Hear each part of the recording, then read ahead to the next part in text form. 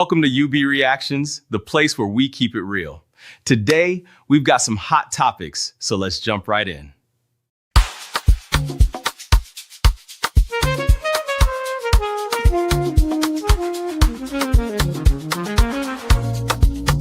Yeah. You be in the building. Hey, vibe with Uncle Beno. Let's go. Now happy hour things, you know. Hang out with you, babe. It's our vibe tonight. Hey, laugh and learn. We're shining bright. Oh yeah. You be stories, life lessons tight. Hey, on the Uncle Beno show, everything feels right. From the streets to the world, we talk real talk. Vibes on the beat make the whole place rock. Happy hour flow with smiles non-stop. Sip and chill with you, be the energy on top. You be stories dropping them every day. Wisdom for life, the African way. From the grind to the glory, hear what we say. Tune in now, don't delay. Hang out with you, be it's a vibe tonight. Hey, laugh and learn, we're shining bright. Oh yeah, you be stories, life lessons tight. On the Uncle Beno show, everything feels right. Join the sister circle. Oh, what a scene. CC Inca, honey baby, and I'll be so clean. Talk love, talk life, talk dream supreme. Empowerment vibes, like a royal queen team. Apollo Sunday school when the beat gets low. Yeah, a moment of reflection, let the spirit flow. Men of God speaking wisdom, you should know. Faith and vibes on the Uncle Beno show. Hang out with you, be come catch that light. Oh yeah, you be stories, keep your heart so bright. Yeah, join the sister circle, feel that fire. Oh yeah, Sunday school for your soul so right. You be nation, we rise together. Love and vibe forever. Uncle Beno show. Yeah, we outside.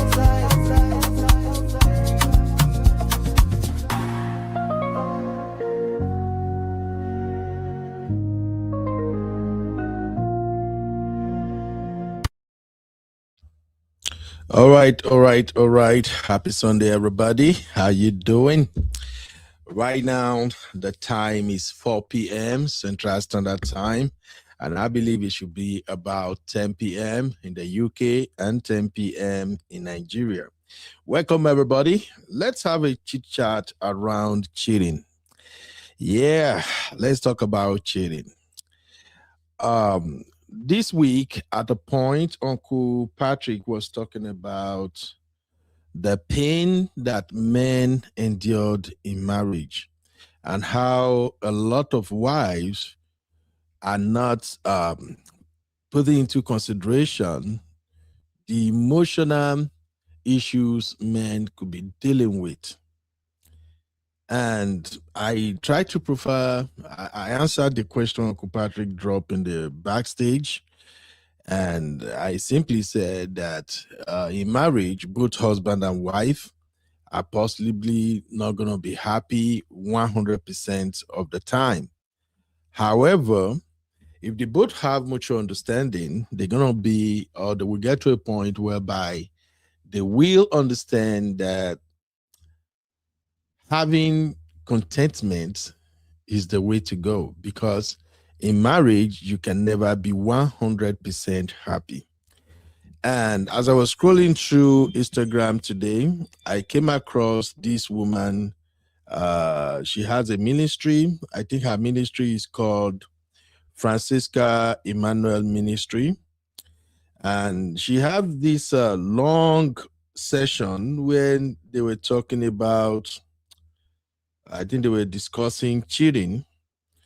And one of the lady that showed up on among the people who showed up on our panel on Instagram was the woman.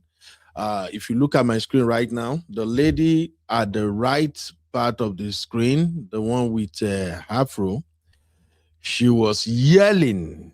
She was saying, "My husband's name is cheating.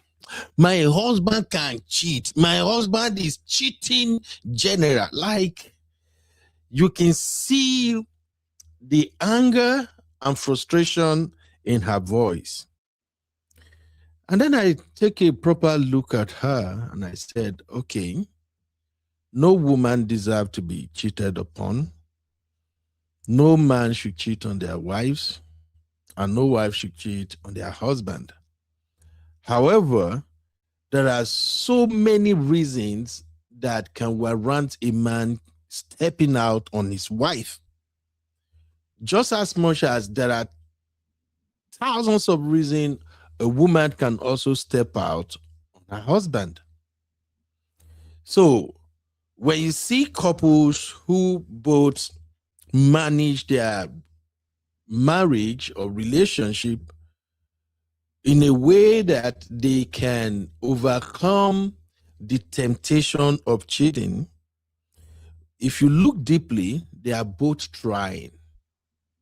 The husband is trying to meet the expectation of the wife, and the wife is also trying to meet the expectation of the husband. However, one thing we have noticed over time is this. A man that is going to cheat will cheat, no matter what the wife will do, no matter the extent the wife will go to ensure that she meets the expectation of her husband in all ramifications. A man who's still going to cheat will cheat. A woman that will, step out of her marriage and do the unthinkable, especially cheating, she's still going to cheat. It doesn't matter if you are rich, poor, or whatever. She's still going to cheat. You can literally bring the entire world to a woman's fate. If it's in her DNA to cheat, she will cheat. So what this boils down to is the fact that cheating is a personal choice. As far as I'm concerned, cheating is a personal choice. Sometimes when I want to trigger people on this internet space, I will say stuff like, a man mistakenly cheat, a man mistakenly cheat. And by the time I go to the comment, you will see ladies and men, they will come for me like, you be, say that again. What do you mean mistakenly? The truth of the matter is, I just use mistakenly to trigger people. To be honest, cheating is a personal decision. Nobody push you, nobody force you. If you found yourself in a situation whereby you cheat on your partner, you can't tell me your partner pushed you to do that. You decide to commit that adultery or fornication or infidelity, whatever name we want to call it. So, having said all this, I want us to go through some of the statements that the people who joined this amazing woman's platform, what they say about cheating. I want us to react to that and also try to extract some lessons from that. Happy Sunday, Real Fam. How you all doing? Yo, let me welcome all the Real Fam in the building. Please do me a favor, hit the like, hit the like. If you haven't hit the like, it means you are not giving us Sunday offering. No. Say for this platform, now like na be our offering. Now like na be our support. When you hit the like, you have already given us more than money.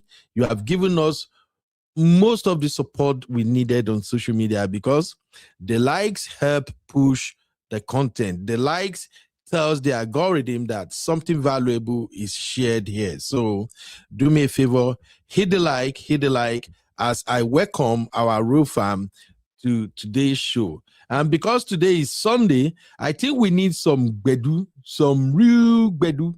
All right. So I'm going to play our dance offering. If you are not following our gospel YouTube channel, please endeavor to follow us. The name is simple. Type Uncle Beno Voice of David.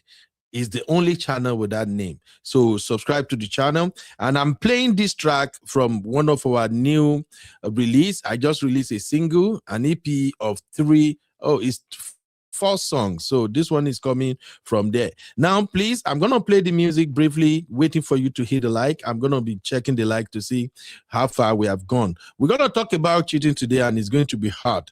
My baby girl, Abby, I see you, baby girl. All right, hit the like, hit the like, hit the like, my people. Let's go.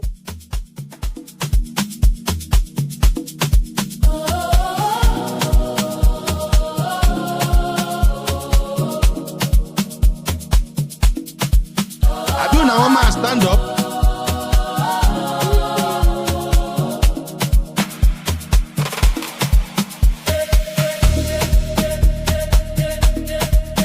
Woo! Let's go.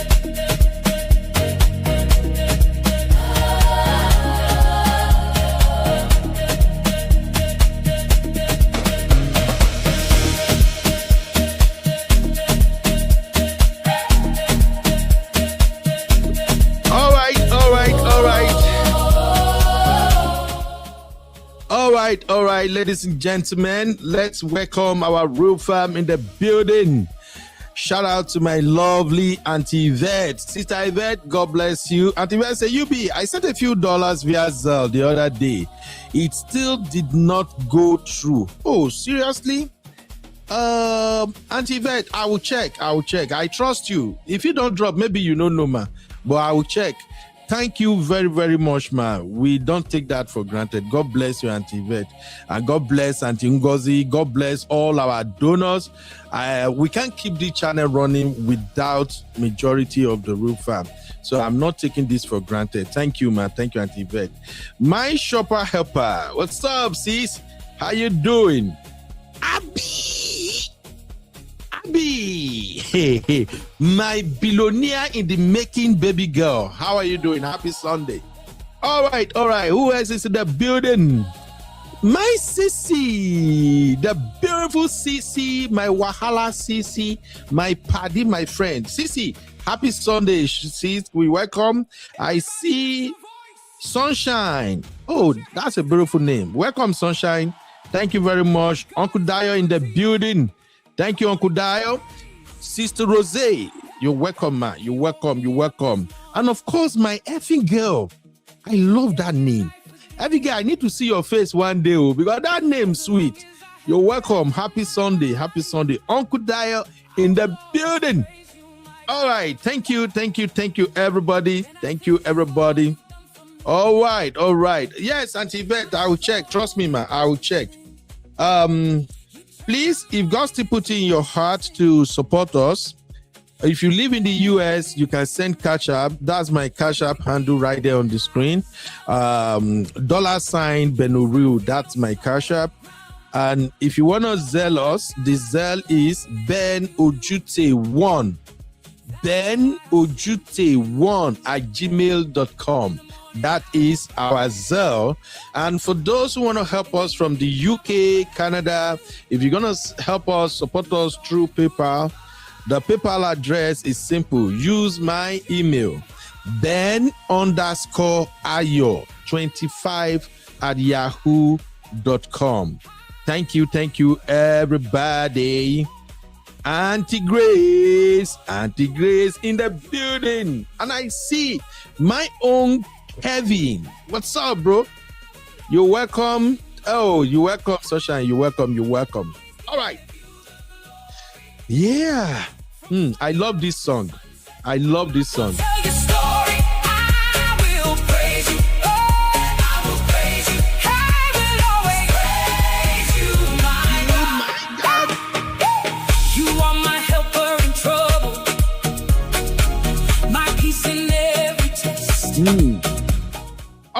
All right. Thank you, everybody. I got my baby girl in the building. Abby, what's up, mama? How you doing?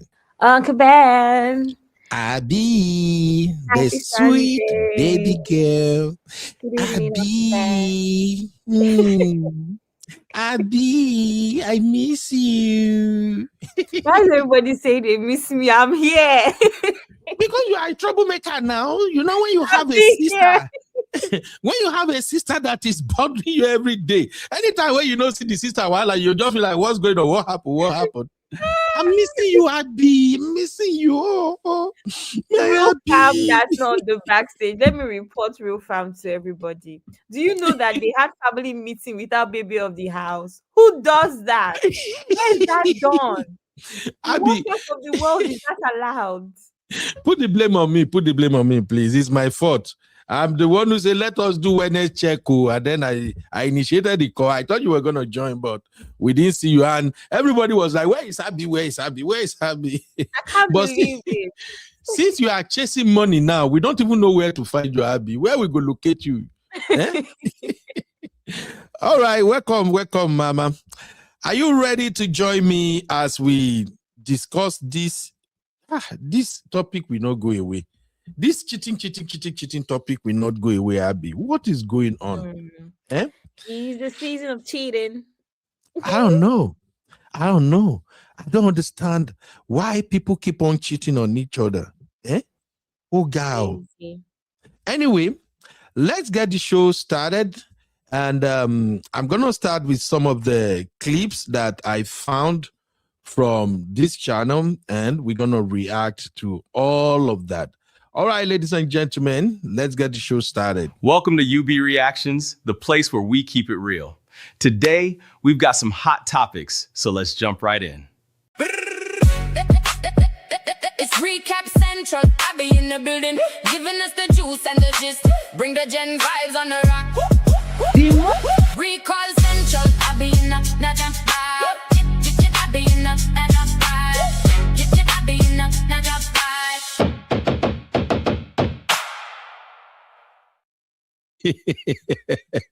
Sissy say Abby came to report us.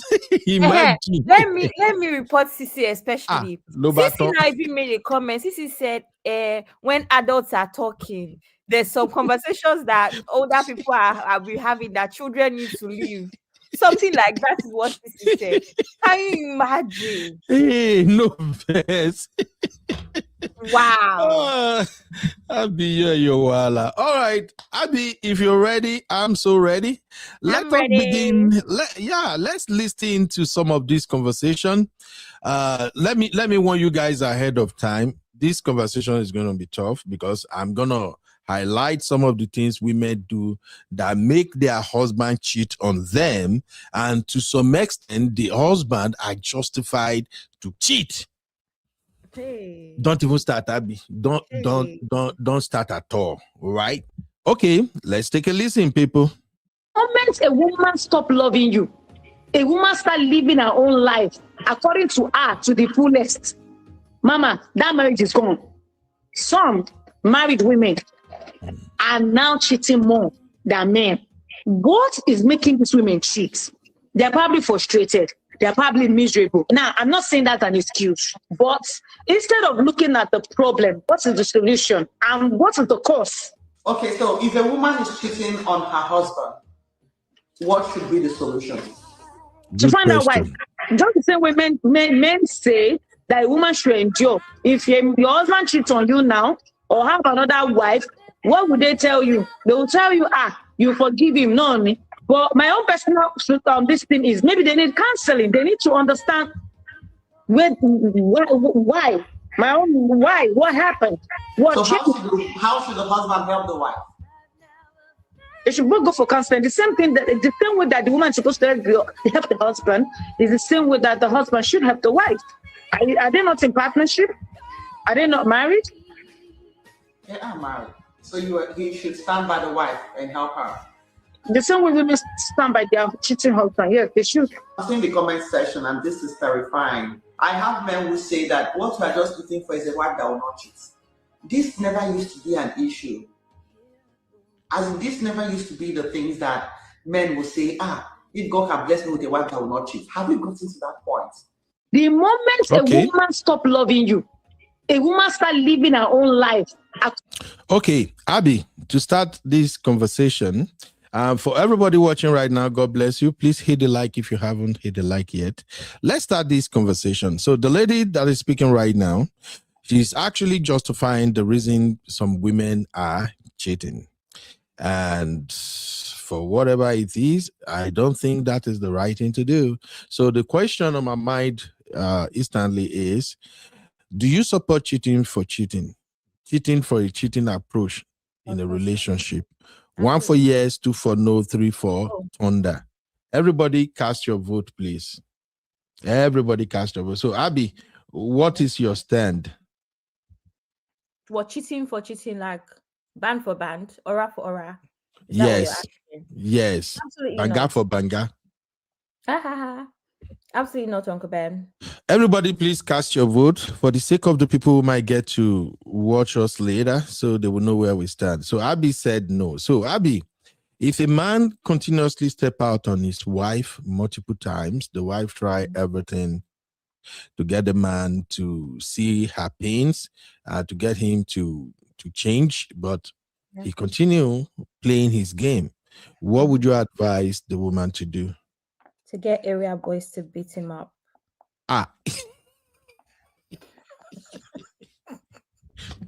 Abby, today is Sunday. And you know you are our Sunday school coordinator. Don't do this, Abby. Abby, be serious, job. Be serious for once. What is the way out? Serious. You need to set him up with a girl and let area boys beat him up so that he'll be scared of cheating. You think that will stop him? Yeah, he will start getting scared to meet up girls because he won't trust girls anymore. No, I disagree with that. What you are suggesting right now sounds more like Joy's approach in The Polygamist. Yo, my Biba in the building. What's up, Biba? You're welcome. So, Abby, that approach sounds more like Joy's approach in The Polygamist. You know, I published a video where I actually ask people if unaliving a cheating man is the way to go, especially a polygamist or something. And the reason I was asking it because I've watched tons of reaction and review of The Polygamist, and many of the Black content creators that actually reacted to that Netflix blockbuster, the vast majority of them are so happy that Mr. Gomorrah died. Like they literally feel like, yes, motherfucker, you have to die. So cheating, you know, I don't think unaliving someone is the right way to go. And I don't even agree with this, your recommendation that the wife should organize it or set him up with a guy. No. Just small beating. A beating does not inspire somebody. Then when he comes home, the wife will now use hot water to press his body for him. As a caring wife that she is. Uncle Ben, what's the issue? Just small beating. Small. Abby, stop, please. A little arrangement. Abby, stop. Today is Sunday. Don't be like this. All right. Sister Rose was saying, miss you. You people make me laugh. Okudayo said 2. My sunshine said no. Capital no. 3. Thunder. Okay. Okudayo said divorce his black ass. Yeah. My Efosa, how have you been? It's been a while. Efosa said no. Sunshine said he's spoil everything. Yeah. Oh, welcome, Machingozi. Happy Sunday, man. How are you doing today? Welcome. All right, let's move on to another video from the same channel. This one is preaching. If I take my wife to a party and this is my wife, and probably she has dated or be with like 12 guys in that party, that is there's no pride there for the man. I went to a party with you, and I've dated people that is in the same room with us. How do I carry myself matters. How do I honor you matters, not whom I've slept with in the hall. You should judge me based on how I'm treating you now. You should judge me how I worship you as my king. You should be matter about whom I've been with. Why you care about if I slept with someone that's on the table with me and you? You should be judging me based on how I'm treating you as your girlfriend, not about my past. Enough, a man. If you have slept with more than 5 guys, you understand? He said we'll never marry you. That's a security issue with them. No. It's his preference. It's what he likes. If I am with a woman that I have decided to love. And I'm stepping into a party and she has dated about 12 of those guys there. I know that if I step in with that same woman, that atmosphere will respect her because she's with me. Thank you, Jesus. Hallelujah. Now you That is speaking. what I believe. It has happened before. Hallelujah. See, one thing I know, a man cannot disrespect a fellow man in front of his woman. If I take my wife to a party and this is my wife, and probably she has dated or be with like 12 guys in that party, that is there's no pride there for the man. I went to a party with you and unfortunately, I've dated people that is in the same room with us. How do I carry myself matters? How do I honor you matters? Not whom I've slept with in the hall. You should judge me based on how I'm treating you now. You should judge me how I worship you as my king. You shouldn't be matter about whom I've been with. Why you care about if I slept with someone that's on the table with me and you? You should be judging me based on how I'm treating you as your girlfriend, not about my past. I love a man. If you have slept with more than 5. Okay, I believe everybody get the context of the conversation right now. Abby, did you get it? Ben, yeah, I do. Okay, so I think this particular conversation sounds similar to that conversation they used to have on the manosphere and some of these feminism platform when they will talk about body counts. Am I right, Abby? It's like this is about body counts, right? Yeah. All right.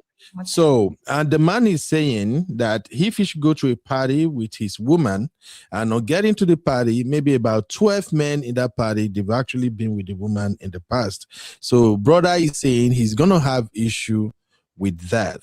And you can visibly see that the lady is fighting tooth and nail to kick against that. She's literally saying, how dare you get worried about that? The fact that 12 men in that gathering had seen me the way I am doesn't really matter. What matters right now is how I treat you. What are your thoughts around that, Abby, first? I don't know. I think everybody has a preference. You know, there are some people that will claim that they don't want to hear anything that happened before them. They don't care. They want to check. What matters to them most is what is in front of them, character traits, all of those things, right? They don't care about what happened in your past. Personally, I think it depends on what. Obviously, that's a very tricky thing to say because do you want to marry former drug addict or former, I don't know, there's just certain things that you it would not be ideal, right? So I think I can see why some people are like, what should matter is how I treat you in the moment, what is in front of us right now, and then obviously our future and not our past. I understand it, but I think it depends on what. Some things I think can still be problematic and will still jam you in front if you're not careful. However, in my opinion, from these conversations, I feel like a lot of men may take the whole talk about body count a bit too far and a bit too seriously, in my opinion. So yeah, that's what I have to say. Okay. One thing I'm getting here, and probably one thing I've always tried to explain on multiple occasions is that I think women still don't know how some men moves when it comes to jealousy and who had been with their woman in the past. This is a big deal. I'm going to be honest with you right now. As a man, I will feel bad to be in an environment where we can actually count even 3 or 4 people who have been with my woman before. I will seriously have issue with that. And like you rightly said, it's better not to even go that route, not to even ask. You know, we have this policy in America during Obama's time where they say, don't ask, don't tell. There's a reason why you should just use the policy of don't ask, don't tell. But I think women should understand that the number of men you've been with really matters. It matters a lot. And it can affect your man to find out that you see this guy now, Jide don't see waiting you they, the thing where they make you, where they boost your ego. Jide have been there. You see John, you don't mark register. Is some men won't even care, because even me at the time, I believe what you saw yesterday is not the same as today. I used to tell fellow guys, like, look, don't worry about that. Whoever she been with, whatever she did in the past, that is her past. Those guys don't know how she is today. But there are some men that can't just look beyond that. And that is the more reason why a lot of men have issue with a lady having a male best friend, or saying, oh, I'm in a good time with my ex, So I just wanted to put that into context. I see we have Uncle Dio and Auntie Grace in the building. Uncle Dio, I'm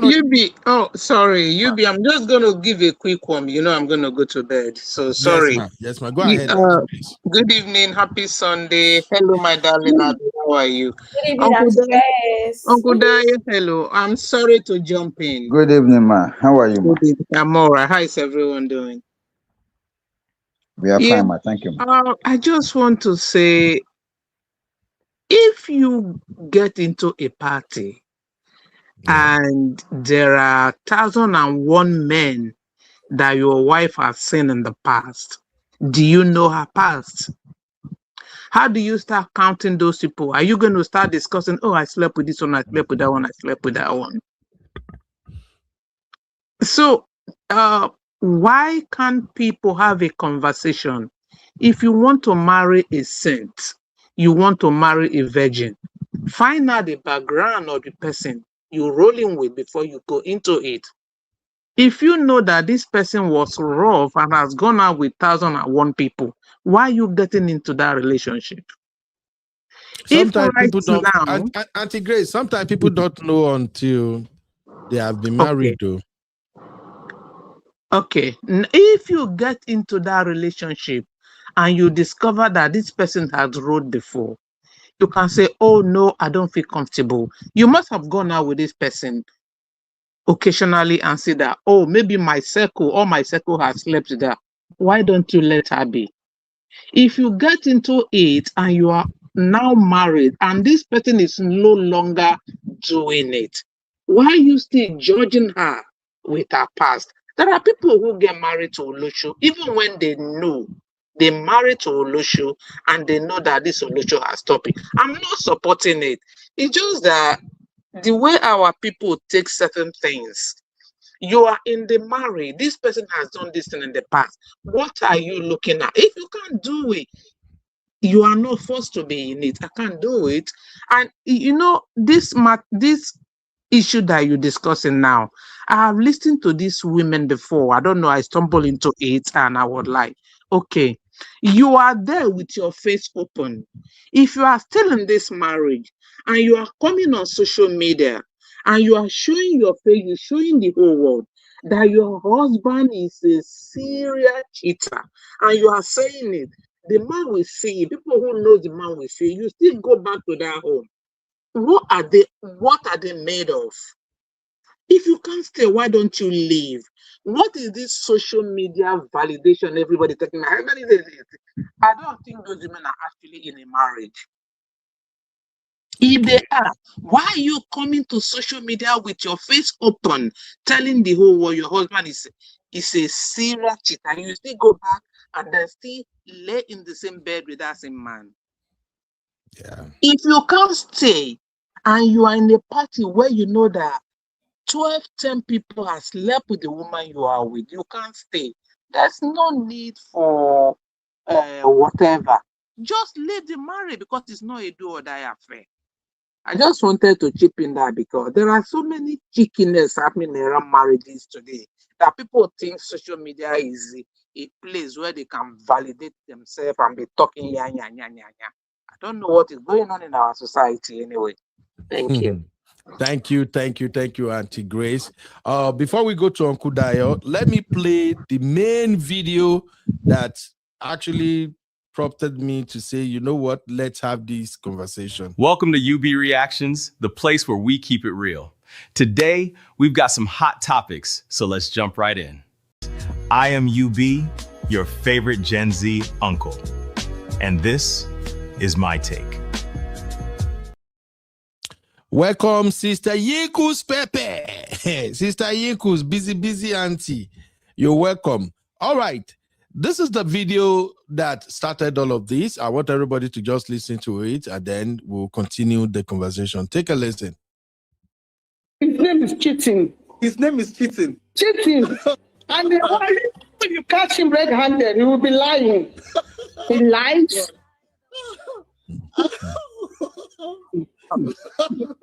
After you got me off, you threw me off balance. I'm sorry, don't the way Someone is saying you are casting your husband. Your husband is a good man. Nigerian man, sorry to say, the cheating is too much. Even me like this, I'm tired to leave the marriage. I don't want to kill myself. They say we should bear it because of our children. You even bring condom home, you will see it. Wow. You will ask him why it's like this. Is your husband cheating? His name is cheating. His name is cheating. Cheating. And when you catch him red-handed, he will be lying. He lies.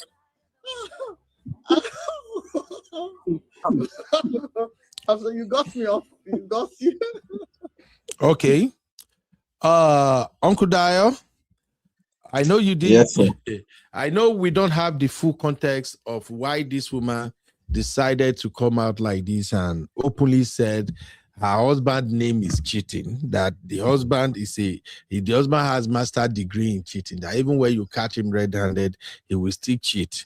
I have my reservation about this, but let's hear your thought first, Uncle Dayo. Thank you, Uncle Ben. And happy Sunday, Real Farm. Good evening, good afternoon, good morning, depending on when you are watching. This is a wonderful topic which I want us to really take one or two lessons from.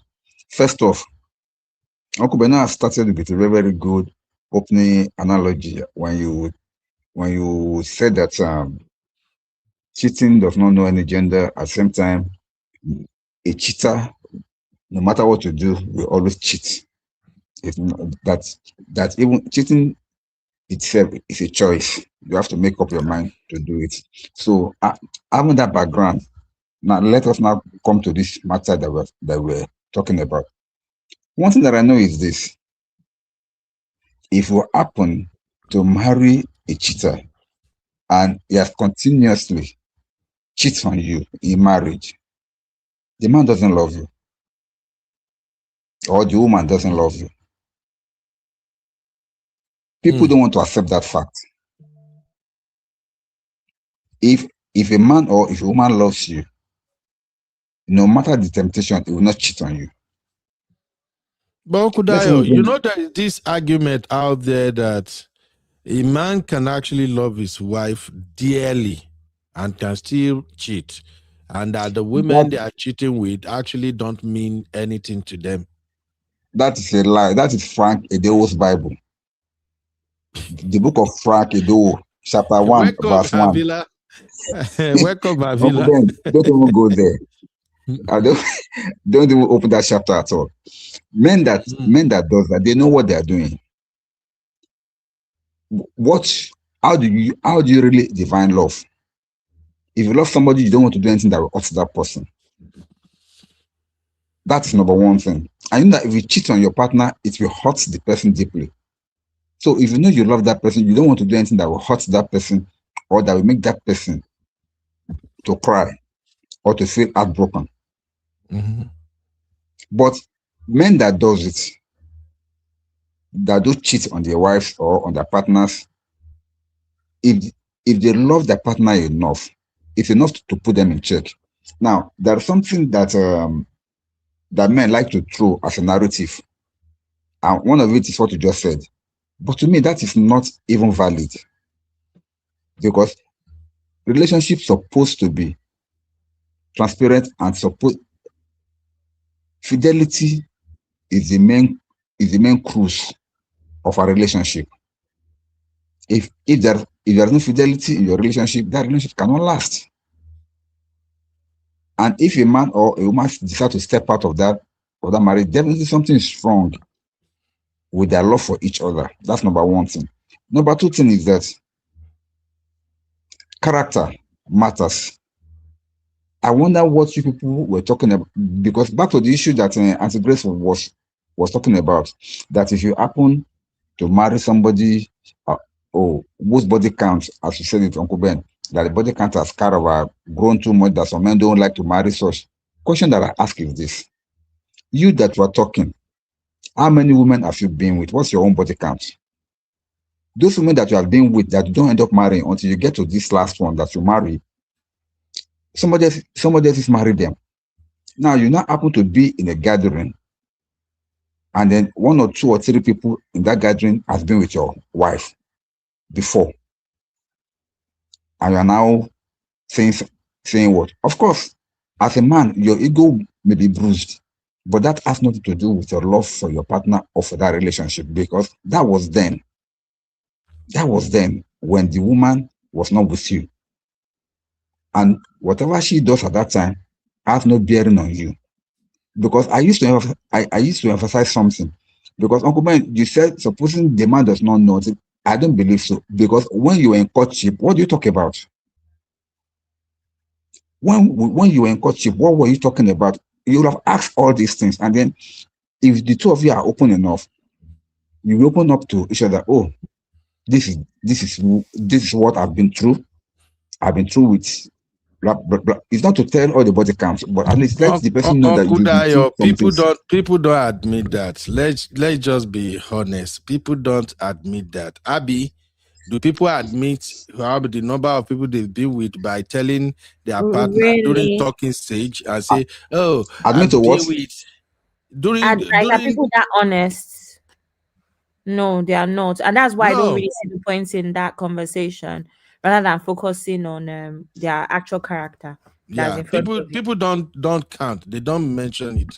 Yeah. Not if we take a survey right now, if we gather a sample of 100 men, 100 women, and you ask them if they actually open up to their partner before they got married by stating how many men or women they've been with, you will see at least 95% on both sides. We say they didn't say it, they didn't talk about it. I agree. You are not getting me, Uncle Ben. What I'm saying is not you. It's not you talking about how many people you've been with. That's what I'm talking about. I'm talking about being open. I've had previous relationships before. That's all. Nothing more. Of course, everybody knows somebody has been with somebody before, Uncle Dio. Q. That's what I'm talking about. Mm-hmm. That's what I'm talking. You must have that conversation. At least to your last ex, the one that you've been with before you met me. That's all that I need to know. Nothing more. Okay, because yes. nobody's born with things. Uncle Dio, so what are the chances that somebody is going to come, who's going to tell you that I was the mad person in that relationship and I broke my ex's head? Now, the thing is this: you get to know people's character. Now, from that conversation, you get to have an idea about their character also. Are you getting me? And then that's why I strongly believe in courtship, so that you get to know each other's behavior, you get to know each other's. In fact, even inside marriage itself, you can never know yourself 100%. You continue to know yourself as long as both of you are living together inside marriage. But at least being a stranger to one another before you get into the marriage, there are some things that you need to look out for in your partner. And these are some of the things, and these are some of the conversations that you're supposed to have. So that character traits can come out and then you yourself can know. For instance, Uncle Ben, I want to give this sample here on the show, that I can never stand a woman that likes to slap, because I can never smack you as a woman. But there are some women, playfully, they be smacking you. See you, see you, me, it's a put off for me. Because I can never do that to you. But to them, it is fun. These are some of the telltale signs that you will know. You as a person knows what you want in a partner, and if you see any red flag in that area, it's time you speak up. And if there are no changes, you walk away. Okay. Now you see this thing. That's the way it is. You walk away. Okay. But many times, because of what you want to like achieve, maybe, oh, I like this guy, I love him, or I'll just manage him. Okay, Uncle Dio, you see this thing that we just mentioned now is a big deal, and I think we should rather give a concrete advice. Yeah. I think we should give a concrete advice relating to this. You see, this issue of dating multiple people in the same environment, it can destroy a lot of home, many relationship. And this is where I usually advise that there are some things you take to your grave. And there are some things you have to be mindful of, especially women. If you date somebody around where you live, or maybe in your neighborhood, or maybe in the same city, it didn't work out, you're dating another person, after maybe 6 months, you see some red flag, it didn't work out, you leave that relationship, you start another one. Now, 3, same environment, same city. You already have 3. Maybe it still don't work out, you move on to another person again. Now it becomes 4. If you are going to settle down and be married, you have to really, really figure out the level of tolerance when it comes to how your men feel about you being with another man. In fact, if you can afford to change your location completely once you are getting married, do it. Yeah. There is this story of a man right here in this abroad. The man have been in this abroad, I think it was like 21 years that he has been in abroad, have children and all of that. His marriage did not work out and all of that. Then he went to Nigeria and got married. Married, have baby with the wife. I think they have 2 kids in Nigeria. And finally, he brought the man over to the US. He brought the wife over to the US. By the time, because we're going to have this conversation with Auntie B tomorrow, maybe I will still cite this example. By the time the wife was fully integrated into the city where they are, the wife started walking. And she happened to be one of those stupid women that are messing with boys where they are walking. And the place where she's walking and messing with boys, there are a lot of Nigerians there too. She messed with not 1, but 2 boys in that same work environment with a lot of Nigerians. Guess you what? That shit, according to what I heard, continued for almost 8 months. Until it came out. Nigerians talks a lot. They start hearing like rumor, until finally, boom, it became a major news. According to what they told me, it spread. The man heard it. Did you know the man did not survive that year? He died. He died. And when they were talking about this thing, immediately my curiosity began to disturb me. So I started asking questions like, what is the man like? How does he socialize and things like that? The man, they said the man a party rocker. Everybody know him. Always celebrating. They support people. You say I'm in all events. After that news broke out and spread, that man know they come outside again. The next way they said they hear was he was sick. Like play. That sickness no last 3 months. He died. Now, I am not saying the wife is responsible for what happened to him or anything, no. But the fact that man stopped coming out, stop mixing with people, these are bigger issues. And that's why sometimes I would say it's not everything you will say, civilization, like what, modernization. It doesn't work with some shit. It affects people differently. So this issue of you being with people, please, it goes for both men and women. Don't just mess around. Like my gender is, they are even terrible at doing this thing. You will see some men now, because they never marry for this abroad, they will be sleeping with any kind of guy. Sleep with everybody. By the time you go and marry, maybe you go to Africa, you go to Nigeria, you go and marry, and you brought your wife in. By the time your wife starts integrating herself into the community, and then she will begin to say, oh, you don't, this one you don't chop her. That one you don't chop her. This one you have been there. This one you don't chop. You as a man, men, we usually feel like, what is it? I was single at the time now. But have you considered the effect on your wife? Have you also considered how that might actually affect the trust your woman might have in you? I don't know if you get what I'm saying, Abby. I get you, Uncle Ben. Because as a woman, by the time she go ahead, she see this one, oh, that one used to be your husband, girlfriend. This one, your husband. That one, your husband. And you are still within the same environment.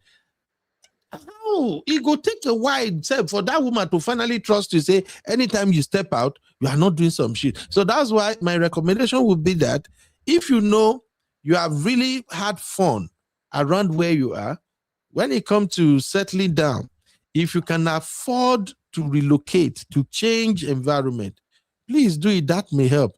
That's all I wanted to add to that conversation. But now let's look at another aspect of this woman complaint. This woman said her husband's name is cheating, that the man can cheat like tomorrow, no day. Abby, are you laughing?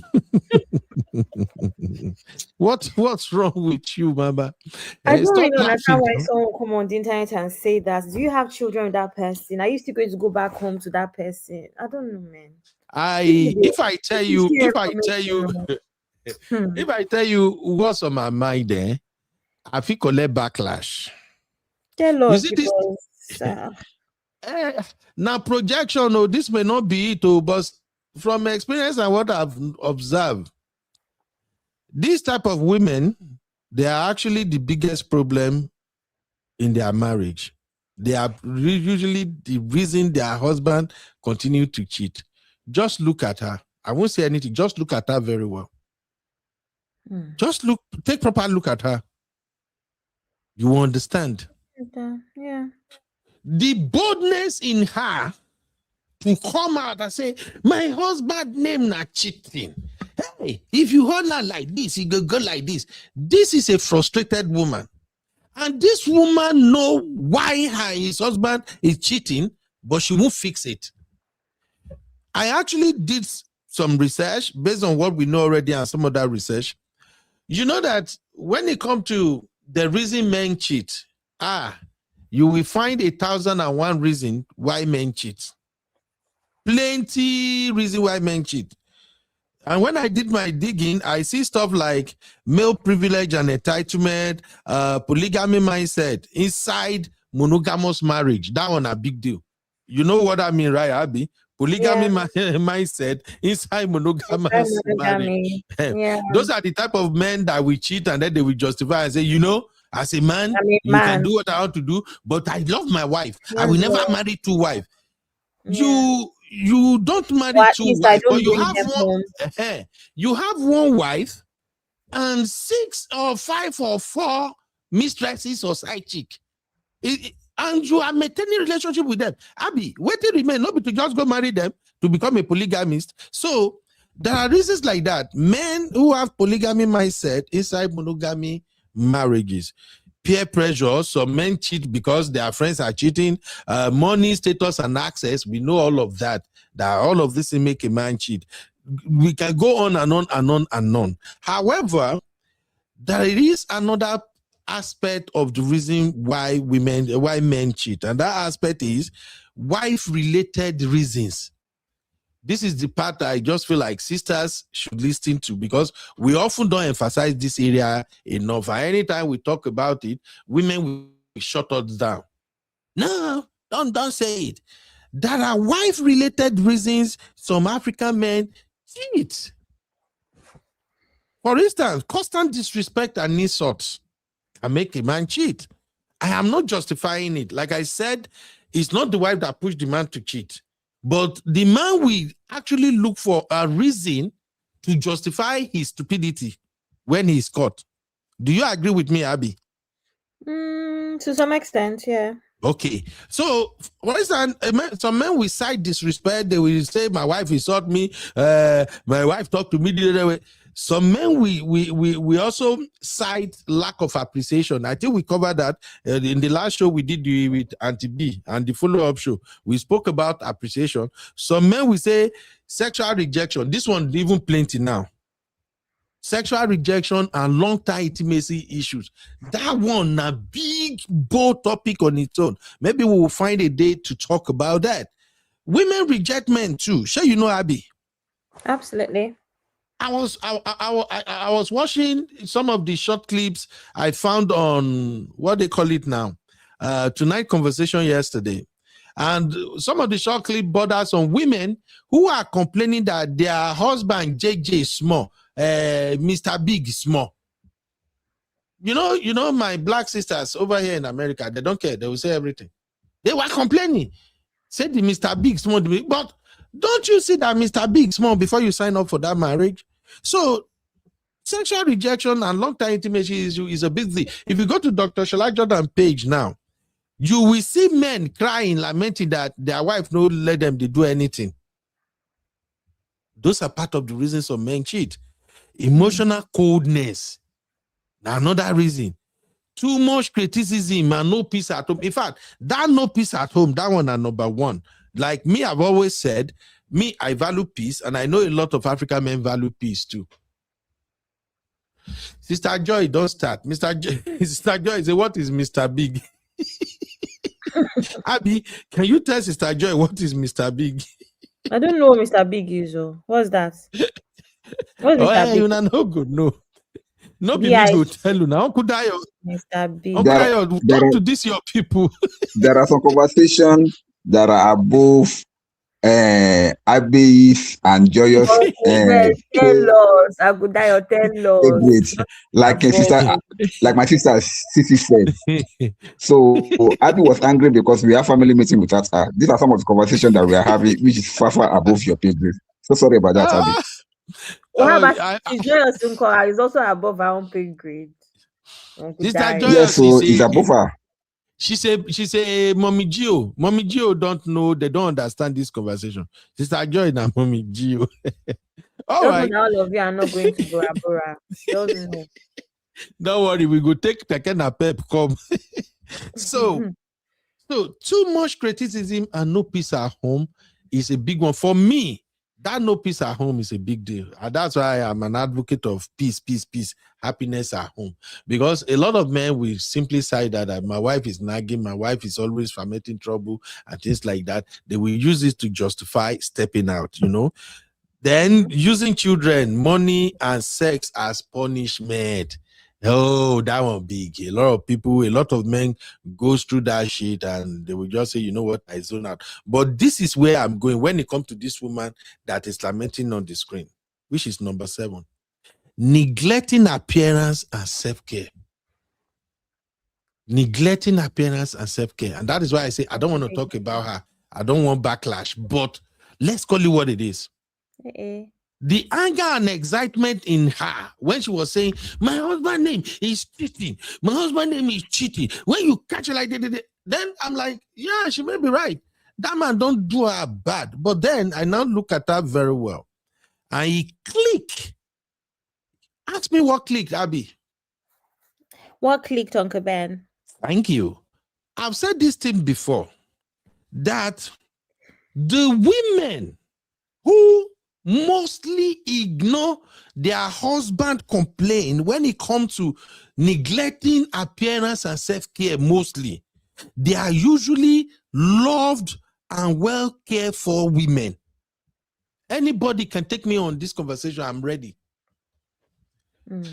The women that we completely neglected, they don't care. The husband might be saying, like play, like joke. Hey, babe, I think you have to do something about this. Hey, babe. Oh, I think this your hairstyle. You are not even making your hair the way you used to make. They don't care. They will turn it to Latin. Baby, leave me, Joe. Do you know the kind of stress it is to go and make this hair? They start gaining weight. Husband will talk. Make anybody no come for me. We have to have this conversation, the frank conversation. They start gaining weight. Husband will be like, babe, you have to do something, maybe your diet or something. You are just adding. You look beautiful though. You look sexy, but maybe you get. They don't go care. They know they want answer. They know their husband loves them.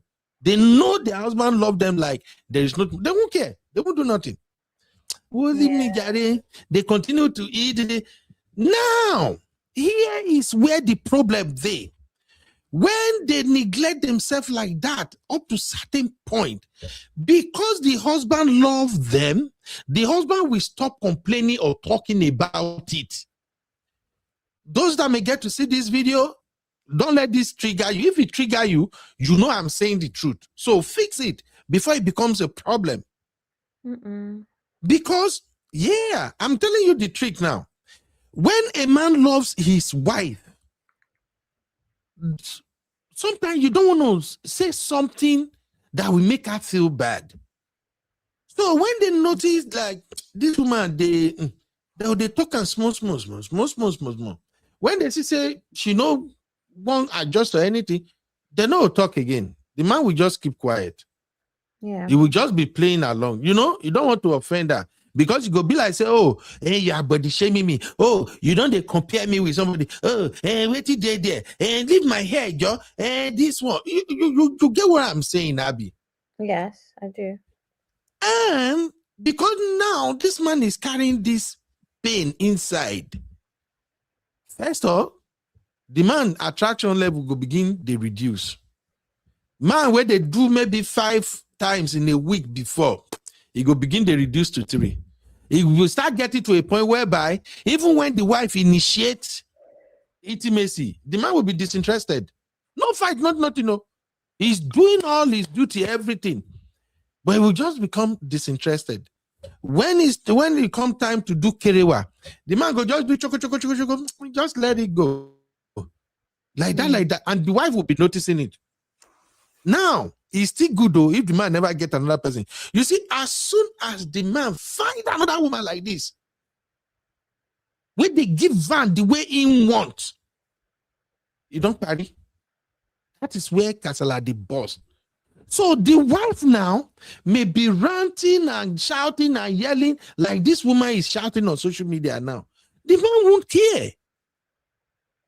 Because at that time, it will already be too late. Remember, I also say something on this platform that as a woman, when it comes to appearance on social media, when it comes to putting a camera on your face on social media, you must never ever do what men does. I be man. If you wake up, just brush my teeth. Maybe I brush my hair, no problem. I don't care. I go turn on camera, I will do show. Nobody cares. But you as a woman, you can't do that.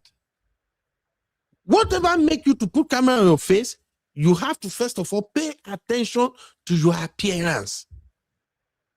Now look at her on social media. Just look at the screen. My husband is a cheat. I won't lie to you. If I'm married to this kind of person, I will cheat on you. I'm sorry. If I encourage you, do everything, you know what? I will cheat on you. But here's the difference. A man that loves you, before he gets to the point whereby he's going to cheat on you, he already made up his mind that whatever will come out of this, I will take care of you, take care of children, but let me be in peace.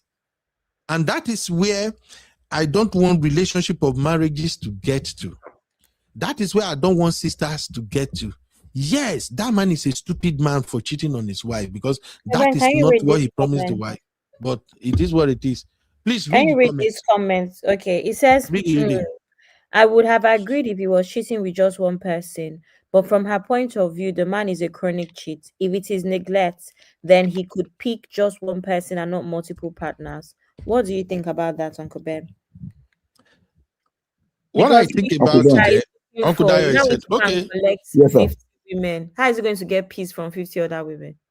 Now, okay, Uncle Dayo.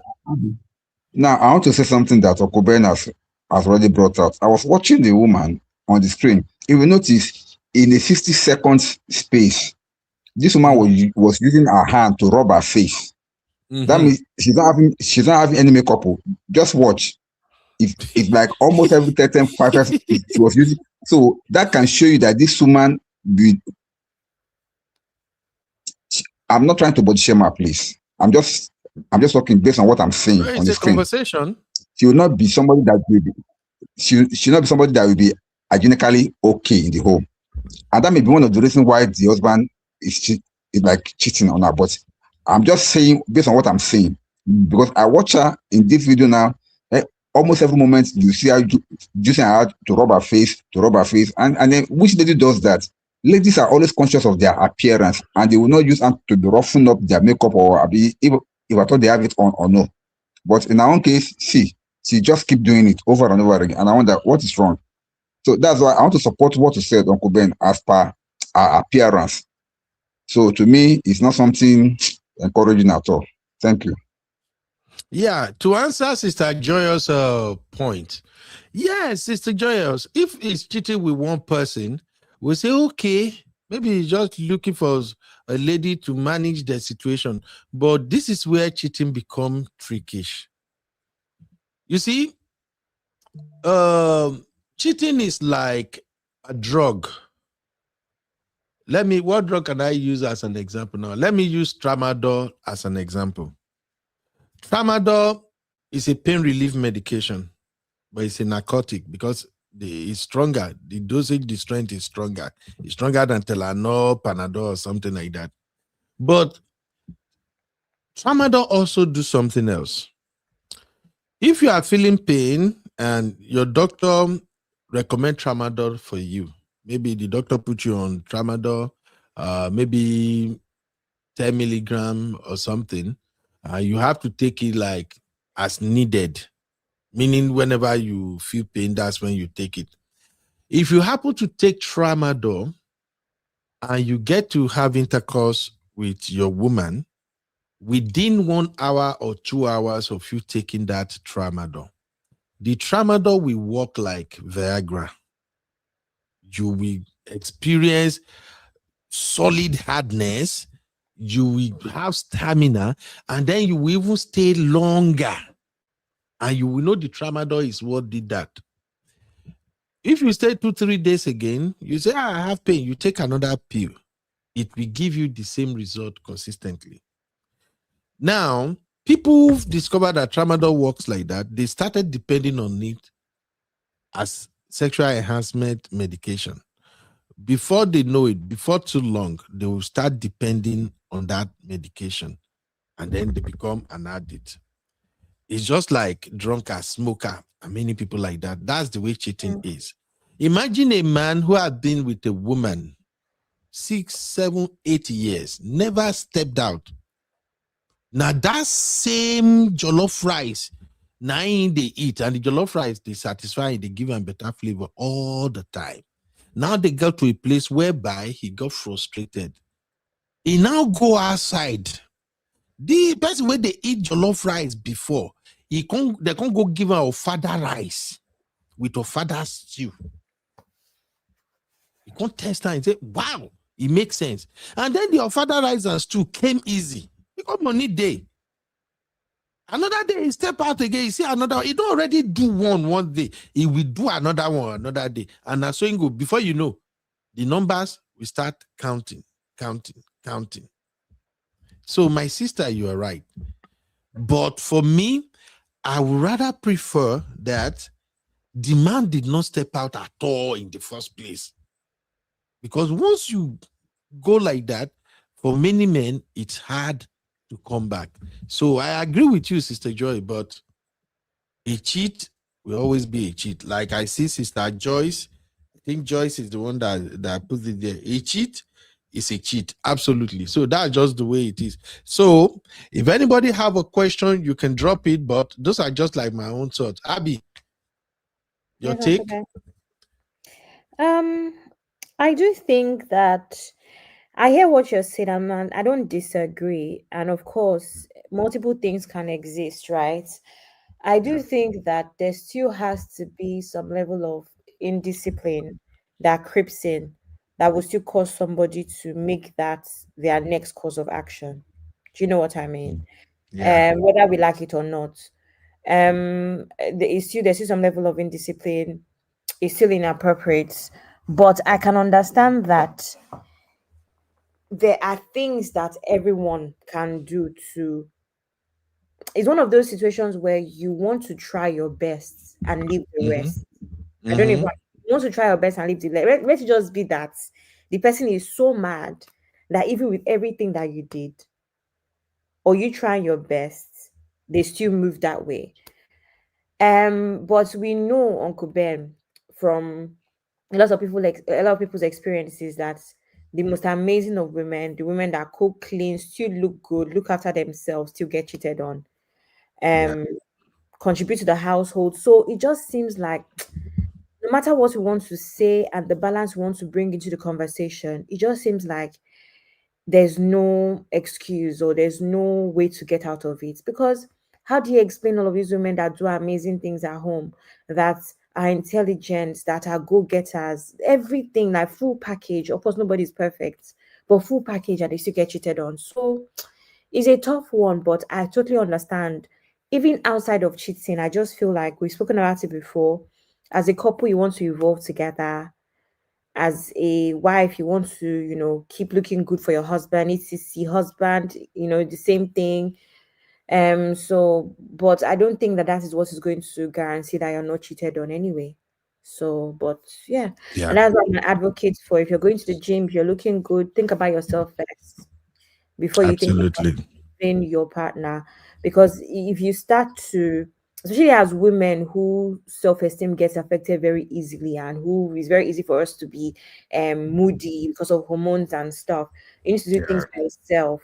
And then whatever you're doing for yourself would obviously, because you're doing good things for yourself, would reflect on your husband and on your marriage and your children. Because at the end of the day, you cannot pour from an empty cup, right? So that's what I'm Absolutely. advocating for. If you're going to do your nails and stuff, naturally like those things. Let's not just be that you have your whole personality has become a man, or your relationship to the point that everything that you do is because of that.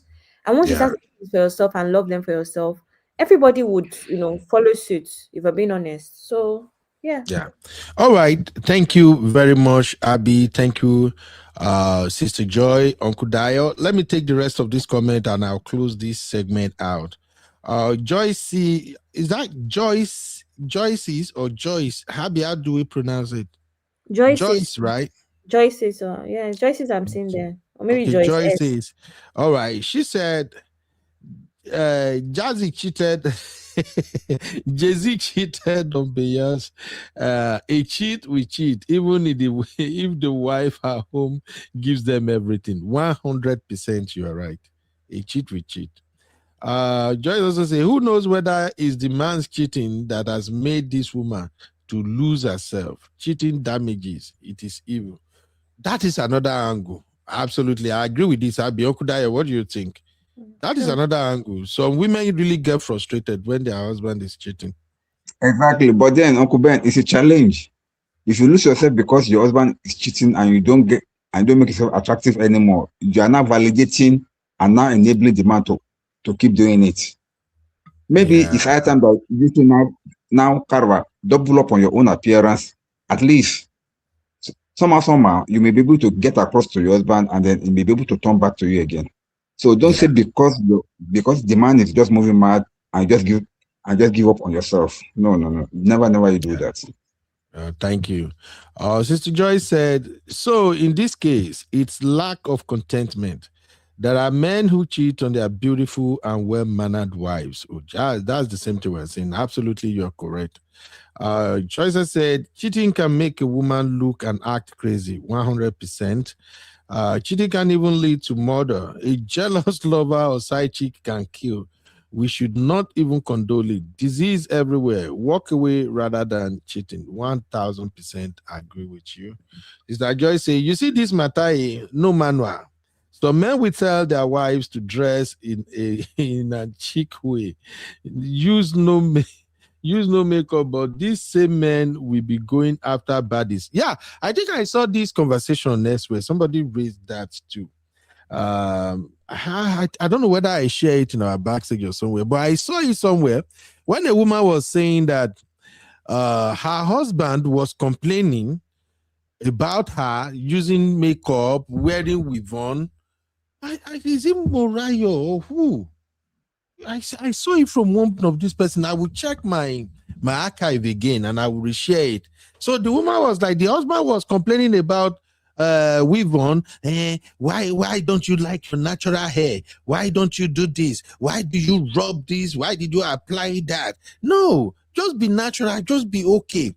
And yet the same husband is praising Kim Kardashian and Beyonce, say, wow, see her hair, she look beautiful, the hair is long. Now the woman say, oh, you cannot be telling me to look natural and you are hyping these people. Now she go back to her wig, begin apply everything. So I think that is hypocrisy. Uncle Daya, what do you think about that, sir? Uncle Ben, any man that does that, they are doing it from the angle of protecting their wife. They don't want their wife to be attractive to some other men outside. So they will be doing everything possible to make you not to look attractive to men outside. To them, they think by so doing, they are protecting their marriage or maybe protecting their wives. However, they themselves knows what really attracts them to some women outside. The same thing that they are trying to tell their wife not to be using. It's what they find attractive in some other women outside. They are admiring outside. Yes. Exactly. So to them, it is a kind of protective custody, but they will now tell their wife, they'll be like, no, you don't need it. You are beautiful the way you are, blah, blah, blah. It's a lie. Men that does that are just jealous freak, nothing else. So it's just like those men that we condemn women who wear mini skirts or clothes that are revealing that, and then they will condemn it. They will tell their wife, don't wear that, don't do that, it's too exposing. Then when you're gonna find out who they are cheating with baddies that dress exactly like that. What are we gonna do to those type of men, Uncle Dayo? What can we do? No, I've already explained, Uncle Ben. They are just doing that with their wife just to protect themselves and to protect their marriage. They don't want their wife being attractive to any other man outside there. So, but to them, this same thing that is really attracting them is what they know that every other man too may be attracted to. So they don't want to see it on their wives, but they would like to appreciate it on some other women outside. To me, it's just a cheating. It's just a coping mechanism. That is them. Evil. Abby, what will you tell that kind of man, Abby? What will you say to a man like that? I don't know. I agree with Uncle Dayo. Even since Joyce is saying she knows two people person on this table. Yes, that's exactly what it is. It's just some sort of coping mechanism, really. Nothing else. Right. Yeah. Okay. Sister Joyce say they don't want their wives to be baddies, but like the baddies outside. What do we say about this sort of men? We go carry them, go give Amandi or her. Miss Mo, how you doing? Miss Mo said, so if my husband starts looking unattractive, is that an excuse for me to cheat too? It goes both ways, and that is 1000% correct. Uncle Dayo, anything to add to that? Yeah. Now, okay. When it comes to men, Uncle Ben, I like what Miss Mo said, that if my husband starts looking unattractive, is that an excuse? The question is, are you the one that's making your husband to look unattractive? What does that mean, Uncle Dayo? No, Uncle Dayo. Let Uncle Dayo finish.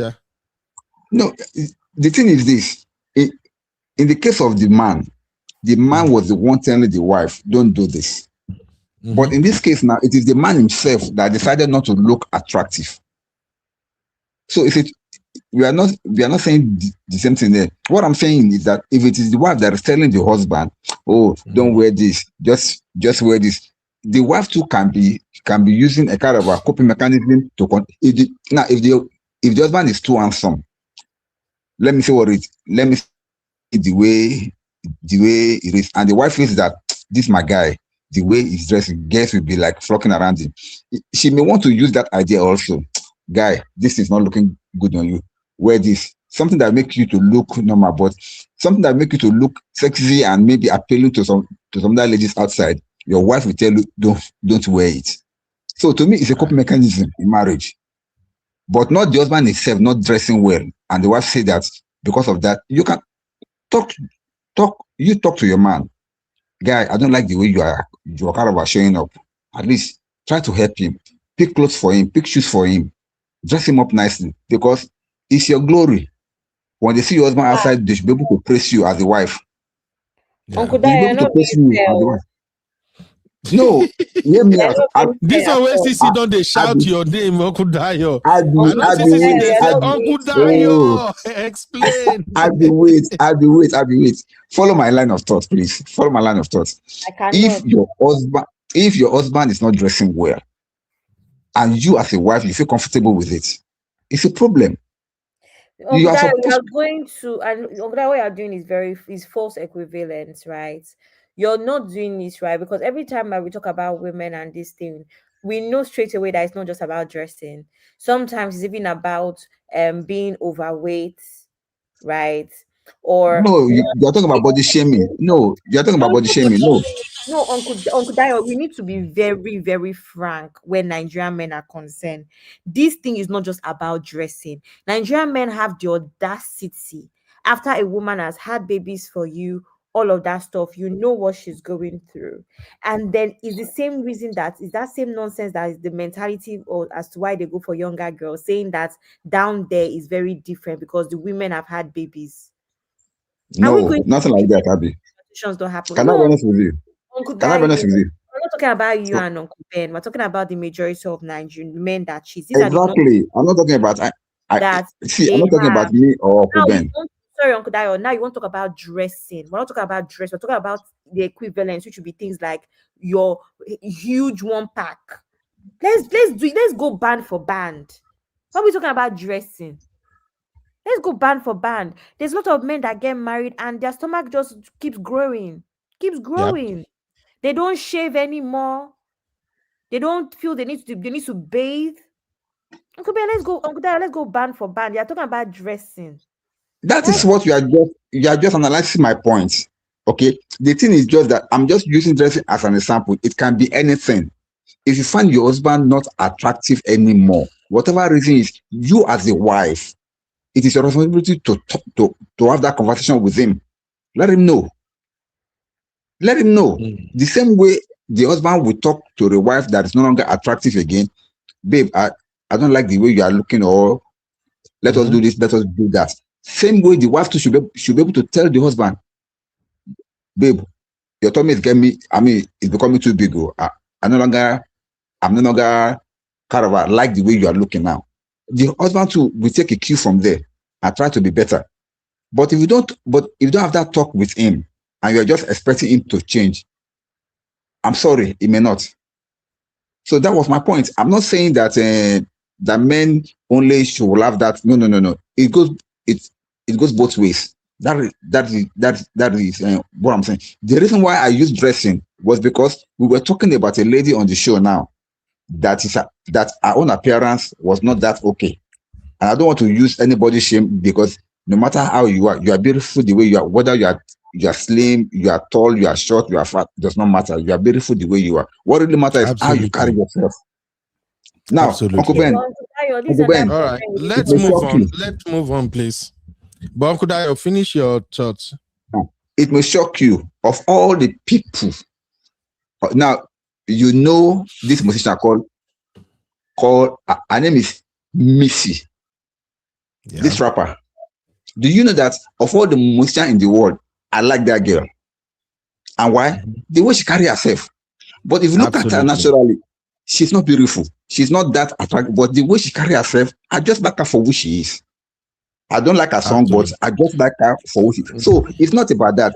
I'm always an advocate of somebody that no matter who you are, carry yourself properly. Absolutely. That's my take. I see. Yeah, I see what Uncle Dio is saying. Even me, I'm an advocate of how you carry yourself. You know, can you even walk faster? Those things matter. Make una not laugh me. I'll give you an example. Now, when I first came to America, I didn't know America is a fast-paced society. So when I go to work, the facility where I work first, the healthcare facility, we have like 4 units, A, B, C, D. Yeah, we have 5 units in our section. And those units are kind of big. So sometimes you may need to go from A to E if there is an emergency or if there is anything. So when I started working, I'll just come out. If I have to go from A to E, I'll be taking my time. You know how we do Nigerian guy now? For my eye, I don't work well. Until they tell me one day, say I was too slow. I say, what do they mean I'm too slow? I can't figure it out. Until when me and my madam, sometimes at that time, we'll go to my mother-in-law's place and sometimes we'll go store or something. The store no far, so we will trek go. I go to say every time my wife did this from, my wife did this one. I go he go come be like say they chase her. Then my wife started telling me, you are too slow, you are too slow, you are too slow. Fast forward later, I started catching up because they say, oh, America is a fast society. That's when I started paying attention to everybody in my workplace. So it doesn't matter the size, whether plus size or small size or everybody is just smart. But even right now in this America, people's size really don't look at them and think, say, maybe because they are plus size, they don't feel work. It's a lie. If you are them begin work here, some of them will work faster than you. So if you bring all of that together into this conversation, it's all about body carriage.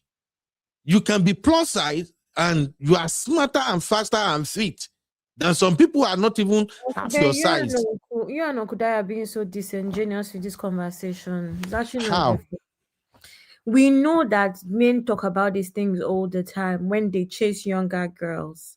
They think the reasons that they give are so superficial.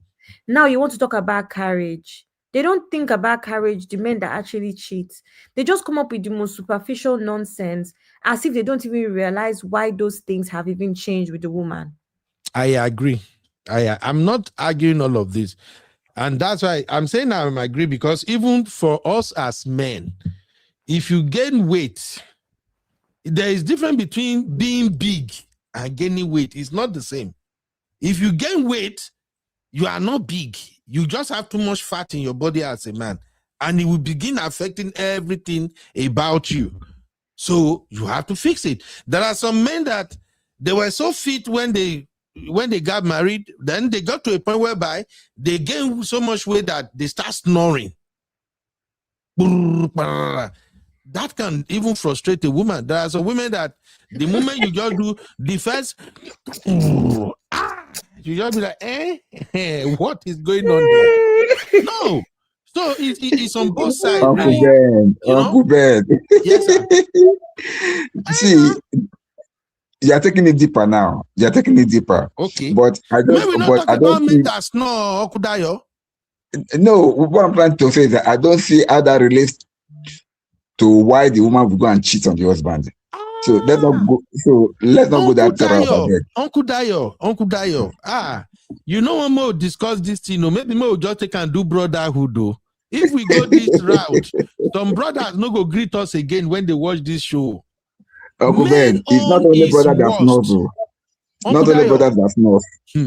Men that don't take care of their hygiene, their appearance, their own is even worse. I know. To be honest, their own is worse. Have you seen some men that will go to work, walk around the clock, get back home, and they will be too lazy to even enter the shower? They're naturally dirty. They will just go naturally to bed. dirty. Yeah. So Uncle how can you even sleep? Maybe we cover our brotherhood small, our own brotherhood, and our own worst though. And for a man that doesn't take care of himself, You drink, you smoke, you are not even, by the time your bola no begin work, you can't begin to drink and go up on a go. The whole thing will become a mess. But may we not go there. Let us pardon, brother. Today is Sunday. Pardon, brother. Uncle Patrick is in the building. Uncle Patrick. What's up, Sissy? And Sister Oshe? I see you, Sissy, troublemaker. You guys are just making me laugh. Uncle Dario. Uncle Patrick. Good Yes, sir. Yes, sir. Happy, yes. You know what I wanted to say? Happy Sunday, everyone. Is that you can't understand how women feel when they are being cheated upon because you are not a woman. Absolutely. You can never understand. Some of them, it affects their mental health, their physical being, that am I not good enough? Yeah. And their biology is different. Pre-menopause, post-menopause, change in hormone. All the pause. Even though Uncle Bear will serious Papa pause now. Because, yeah, so I'm going to give them pass on that. They are completely different from women. I'm serious. Mood changes. And God spoke to me last week. I even repeated it in church. We are the product of our background. Yes, there are some things that have affected you when you are little, that you just take it for granted, that you carry until God open your eyes or you have wisdom and say, this is a pattern in my family. God help me. Yes. It might even be anger that will not make you to take your shower. I'm serious. It might even be eating and you overeat and maybe something happened to your mom. Maybe your dad was abusing your mom. You were seeing it then. You just take it for granted. And by the time you are older, you never knew that this is going to affect you.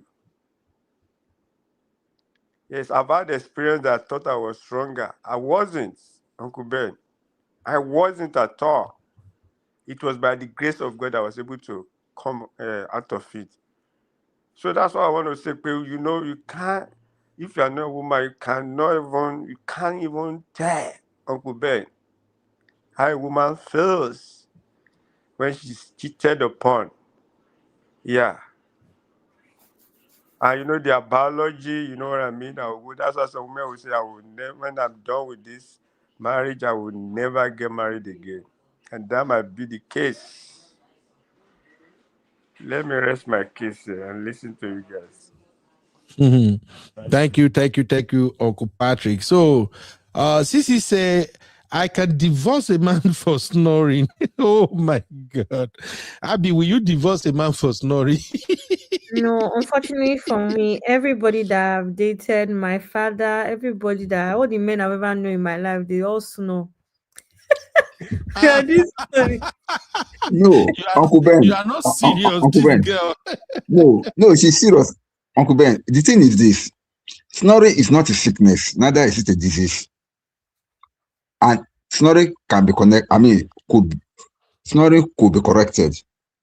Because most times it is the blocking of your nasal passage, or maybe at the way you sleep or the way you lay your head that now blocks your nostril and all. That's why you are snoring. However, if you change that position, it's possible for you to be able to breathe normal without snoring. So all these things we know. And then secondly is that we are talking about, now the one that I want us to focus on is we are talking about maybe a man that is like athletically built before marriage, entering marriage, and after some couple of years, he now become obese to the point that he's now snoring. That's the one that we are just talking about now. So, and that one to me, question that I will ask is, why allow you to get to that level? as a woman? Because I still want to answer this our sister Miss Mo's question.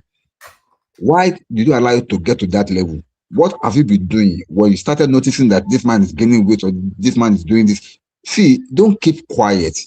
Marriage is a kind of a concerted effort that both of you will communicate, correct each other. See, before there can be fusion, there must be friction. Before you can have a kind of a happy home, both of you may have some kind of a conflicts here and there. These are the conflicts. It's not fighting. You must have a way of explaining to one another, babe, this thing I don't like it, babe, this thing it's not right. Let's not do it this way. And both of you can listen. And Uncle Ben, I've seen a man that want to register at the gym simply because the wife complained about his protruding stomach. And he went to register at the gym and brought it down. Now, imagine if the wife is the one that gains weight by next month, and the husband say, babe, won't she do the same?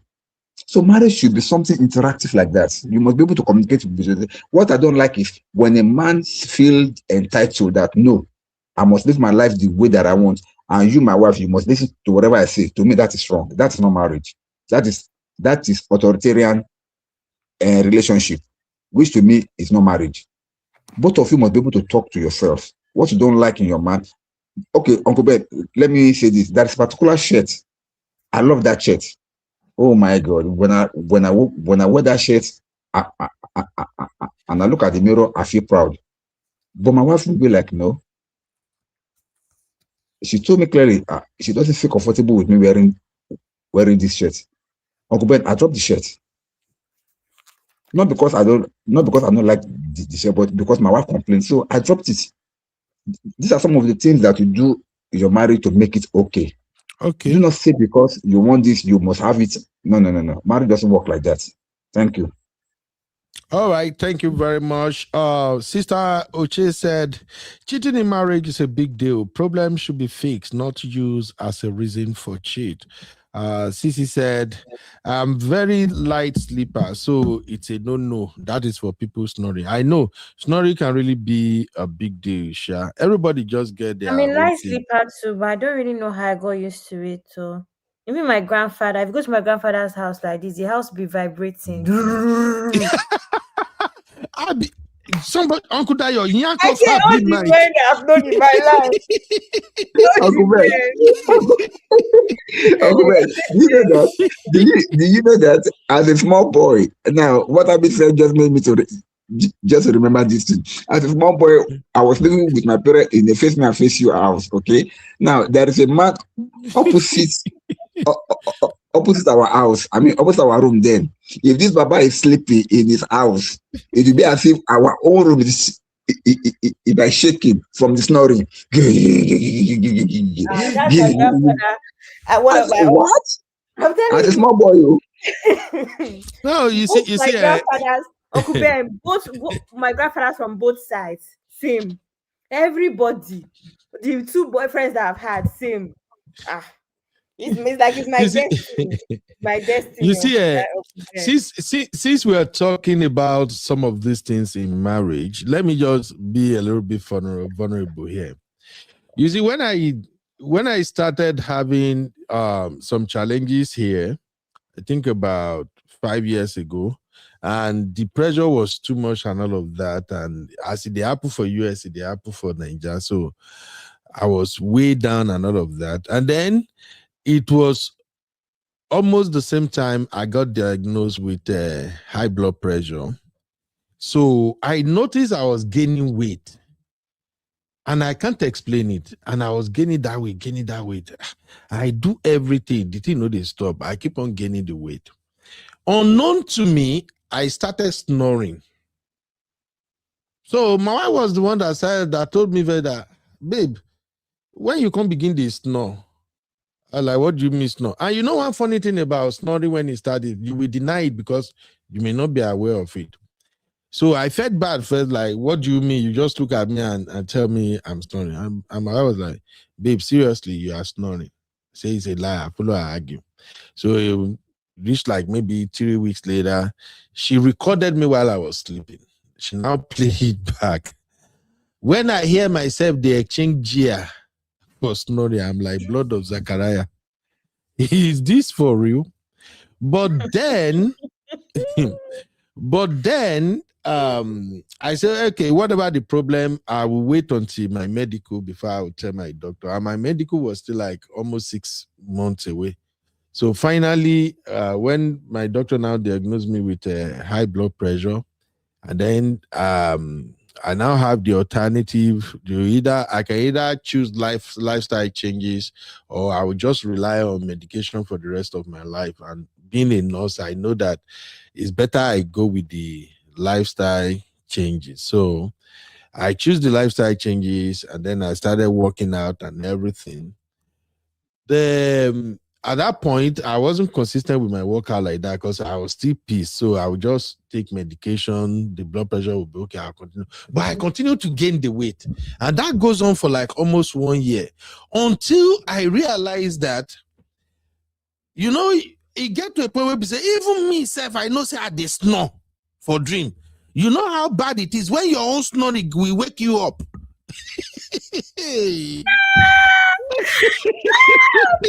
That's terrible, Uncle Ben. That's terrible. Honestly, no, we have to share this to encourage other people out there.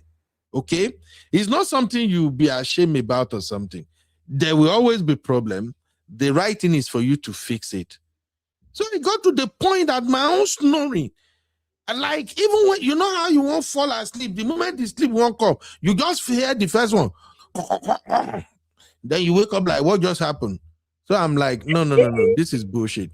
It got worse to a point that, you know, when I'll come back from work, just because my madam is a light sleeper, any little thing, like if she did sleep, if I want to our room, I go dey tiptoe.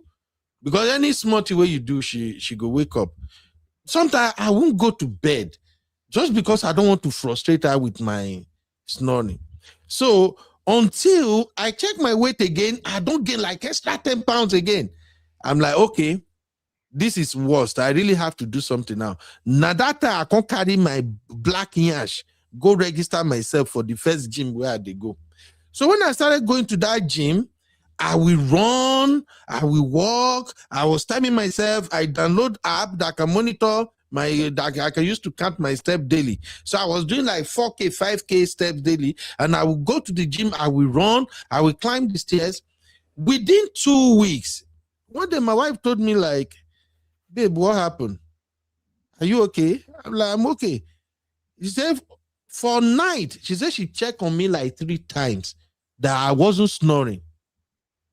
So she said she was worried, like, did I stop breathing or something? And that encouraged me, like, Baba God, Oshe, if not only this snoring, I stop, self good. That was how I began to take gym seriously. So please, if you know your husband is snoring, aerobic exercise help. Changing your sleep position help. You know, spend money to live better. For instance, like Okuda was saying earlier, I was just smiling when Okuda was saying sleeping position and all of that. For instance, when I'm sleeping, I'm not good at sleeping flat. I like the bed to be raised a little bit. So we have to go and buy a therapeutic mattress whereby you can adjust your sleeping position. Just do anything. Life, if you snore, if you go get sleep apnea, you can stop breathing overnight and you won't know. Please. Yeah. Also, some people because the reason you are snoring is because your airway is blocked. So the air they struggle to come out. Those are thank God. I think Dr. Vivi is here. These are doctors. They can shine light on this. So please fix it. People where they snore, they disturb everybody. All right, so it's not a good thing. I was there. I have to struggle, fight my way out of it, and I believe you can do it too. And then as men, when it comes to pot belly, I've been there too. At a point, now like this, my belly go day. Even me, I feel uneasy. And I'll be like, I don't even eat much. What is going on? what I discovered was bloating was a bigger part of pot belly. If you are consuming alcohol, you are smoking, and you are doing, or maybe you are eating too much of food where get plenty carb. If you are eating late night food, all those things will contribute. So the best thing you can do is go for lifestyle changes. Now, you may not see improvement instantly, but as soon as you talk to your doctor, you check the things you are consuming, and you start working on yourself, give it like 3 months. You will begin to notice small changes. And as time goes on, you go to improve. Like I've always said, I used to make myself do say I get belly. But sometimes if you see me, you won't even see, like, you'll be like, okay, but where the belly, where you shall say you get. The tummy is there. But right now, there's no bloating, and I'm working out with it too. So you can do the same. And besides, when you take care of that belly, you will also take care of better action in the bedroom, which is the main thing. And as a man, you don't want to make anything affect that bedroom action at all. Because as soon as your bedroom action is out of the way, I don't see any reason why you are still alive. Oh, I'm sorry. Nobody should come for me. Anyway, let's move this conversation to the other aspect that I noticed. All right, Duchess V, how you doing? Happy birthday again, sis.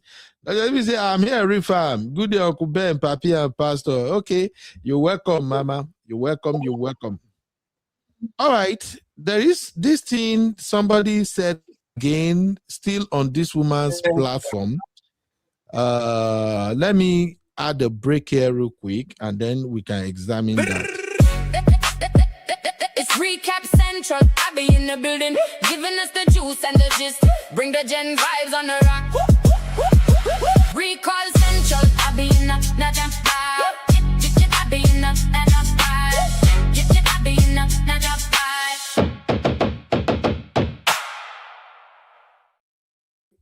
vibe. All right. I'm gonna play 2 videos real quick, and we can react to both videos.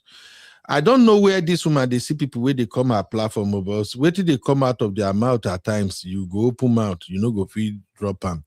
Let's listen to this lady right here. Men that are not fully providers. Like, you have to provide for the home 100%. If I'm making 1 million and you are making 100,000, at the end of the day, you have your burdens to carry. You are the man. And I feel like men like to read Bible half-half. They have forgotten what Genesis chapter 2 says. God cursed the man that you shall provide for your home, and cursed the woman that you shall feel pain when you labor. That's what the Bible said. If you now want me to split in the cost that God gave you, are you going to take half of the cost to carry pregnancy? I have my own pains to deal with, the causes that God gave me as a woman. You cannot now expect me to come and lighten the burden of the cost that God gave you as a man. But if I'm facing in a situation, maybe let's say, I just love the man. Contributing my money means that you would also contribute to the home. Nigerian men like to form, I'm an African man. If you tell them to cook, they'll say African man. If you ask them to wash plate, they'll say I'm an African man. If in my house, I am contributing 50% of the bills, I will cook morning, you will cook afternoon. Then in the evening, 2 of us will enter kitchen and cook. Washing clothes, I'll wash, you rinse and dry. So if it is my $10,000 that I am making monthly that you are asking me to bring for us to run the home, and you will also be bringing your your $5,000, then just know that you will be cooking 2 times a day and I'll cook 1. We'll do it according to the ratio that we split the money. If I am bringing 10,000 to pay Uncle Lucky, so I tell you that these children. I feel like the reason why Nigerian men, I don't go out with men that are not fully providers. Like, you have to provide for the home 100%. If I'm making 1 million and you are making 100,000, at the end of the day, you have your burdens to carry. Okay. You are the man. And I feel like men like to read Bible half-half. All right. Sisters, don't say you now your gender they talk, or don't say we come for you. Okay. She's right. I'll be over to you first. No, Uncle Ben, don't come over to me. Go to somebody else. She's right. She's right? Yeah. Okay. So if a man is making 1 million, no, or if she's making 1 million and the man is making 500,000 or 200,000, the man still has to carry his responsibility, right? Yeah. And like she said, I don't date a man who cannot be a provider. You must be a provider. Period. Looking at her, this lady should be like 33 or 34. Make she continue. Sometimes there are some things we don't say because we are trying to encourage people.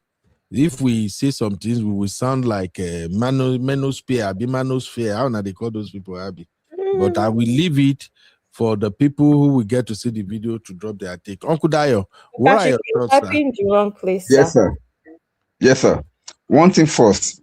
I am glad. I am tired of hearing guys, ladies that are talking about marriage, but they don't even understand what the word marriage really means.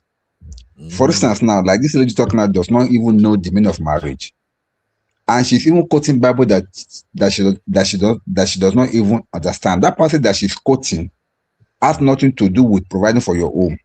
It's a curse that God gives to man, that in the sweat of your face you shall eat. What happened is that before they sinned, Adam and Eve were not toiling. God gave them some support that was doing it for them. They were not the one family, they were not the one maintaining, doing whatever they are doing. There were some support.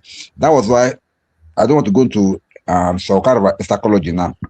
Serpent was like the housemaid for them then, that was doing everything. It was the house help that was doing everything for them while they were in the garden. That was why when God caused the serpent to now become a crawling animal, Adam has to be doing it. So what she was saying, she does not even understand what the word marriage means. Now back to the issue. If you're talking about providing for your home, first off, we have had this conversation before. And I'm happy that even on Auntie B's show, this thing came up also, whereby if a man is making 100,000 and the wife is making 500,000, that means that family has 600,000. Yeah. So it is not my money or your money; it is our money. That's marriage. Marriage is partnership. Uncle Ben, we have to teach all these people. All these singles or all these Gen Z. Or I'm sorry, I'm not coming for you, Abby. I'm just saying because those are the ones that are within the marriageable age now. We have to teach them what marriage is really all about. It's not about me, and myself alone. No, it's about partnership. Once you enter into that agreement, you are working with a partner that you must plan together and live together and move together and grow together. So all what she was saying to me that's why Uncle Patrick put it in the chat that she will take for market. She will not only take. By the time I don't pray it will happen to her, but by the time she's clocking 42, then she will realize that time has really passed her by. And God forbid. Funny enough, I've come to a point where I'm realizing that these people do they mean what they say? Because I think that this is just like some sort of like online personality, some sort of facade. Because there's no way these people believe all this is this everyday marriage. You have not, you're not even married. Everyday marriage. I beg. Anyway, Uncle Patrick, are you still here, sir? I can see Uncle Patrick, but I don't know if he's in the studio. I'm here. You want to add anything to this one, sir, or you want to skip it? Yeah, Abby have said it all now. She doesn't even know what she's saying. Her last statement was that I don't date guys that know what to do. It's not about dating, marry now. Marry so that you can just be. We can listen to you. So that you can just be having baby and the guy will just be providing. The Bible says, can two work together except they agree? And there will be hard time unless you marry Dangote. And sometimes Dangote will be doing project now.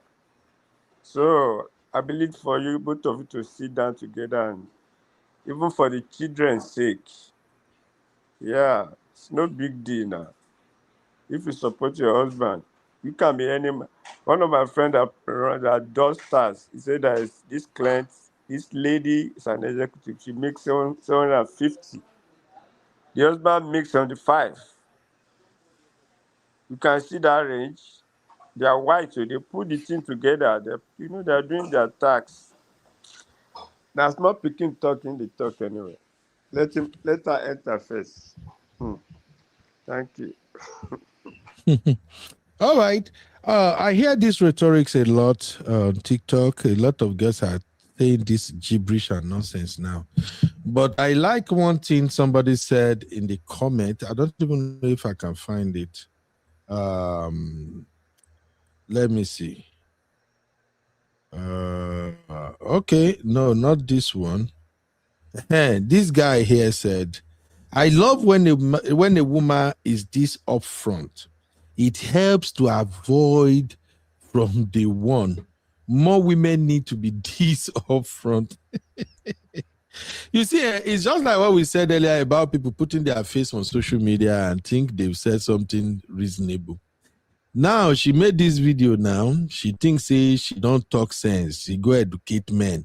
Because that's what a lot of ladies, young ones are doing these days. They believe when they come with this popular narrative about you're a man, your money, my money. They thought they are speaking wisdom. Unknown to them, they are just telling people how the extent to which they lack adequate knowledge of how marriage works.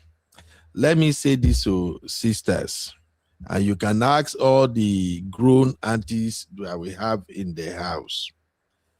No woman is married and believing in that bullshit that my husband money is our money, my money is my money.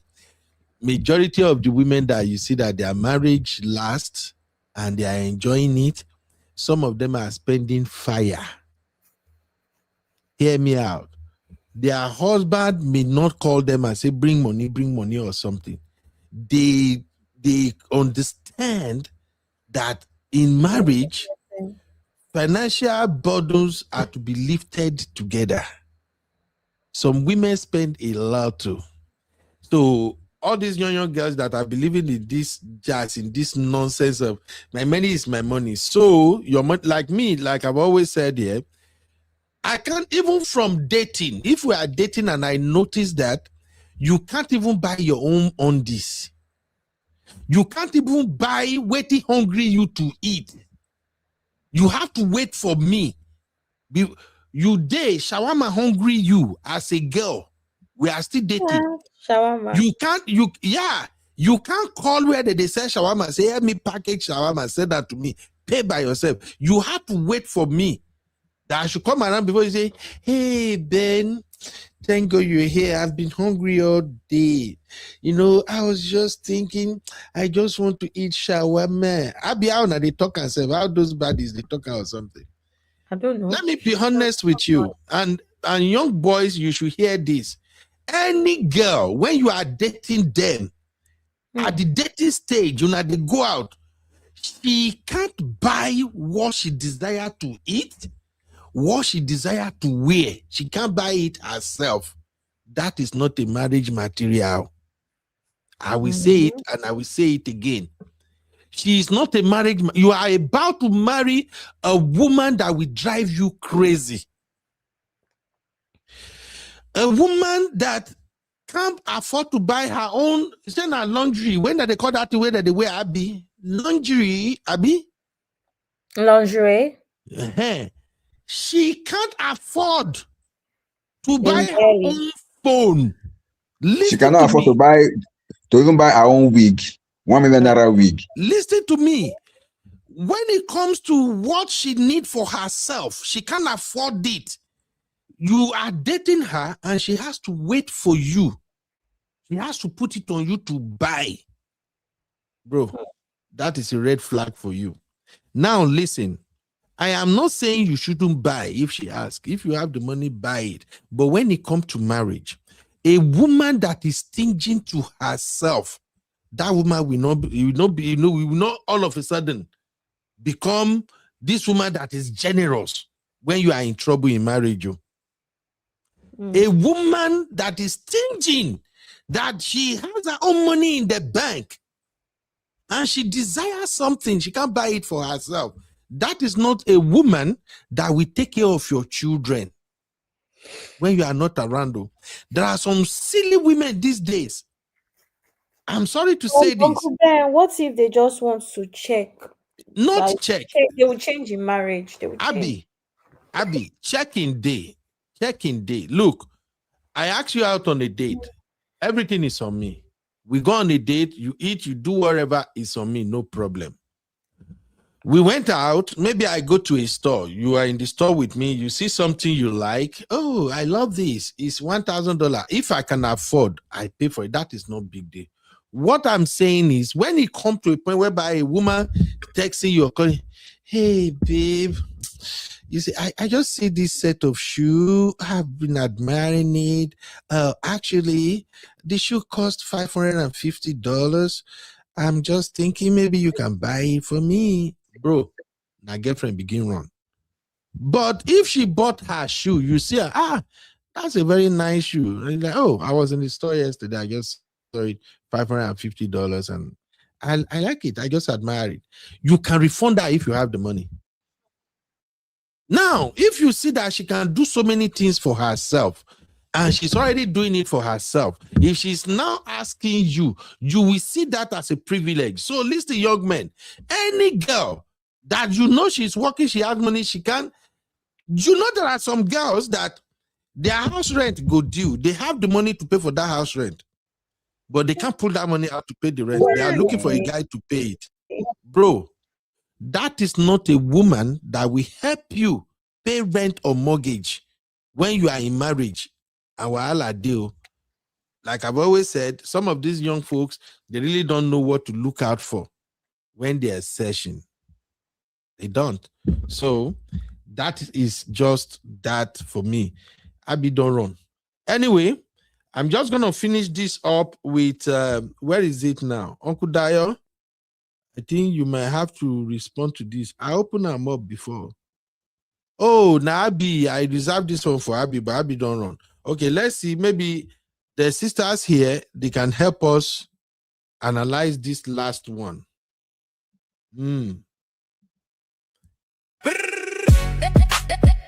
It's Recap Central. I be in the building, giving us the juice and the gist. Bring the gen vibes on the rock. Recall Central. I be in the jam vibe. I be in the vibe. I be in the vibe.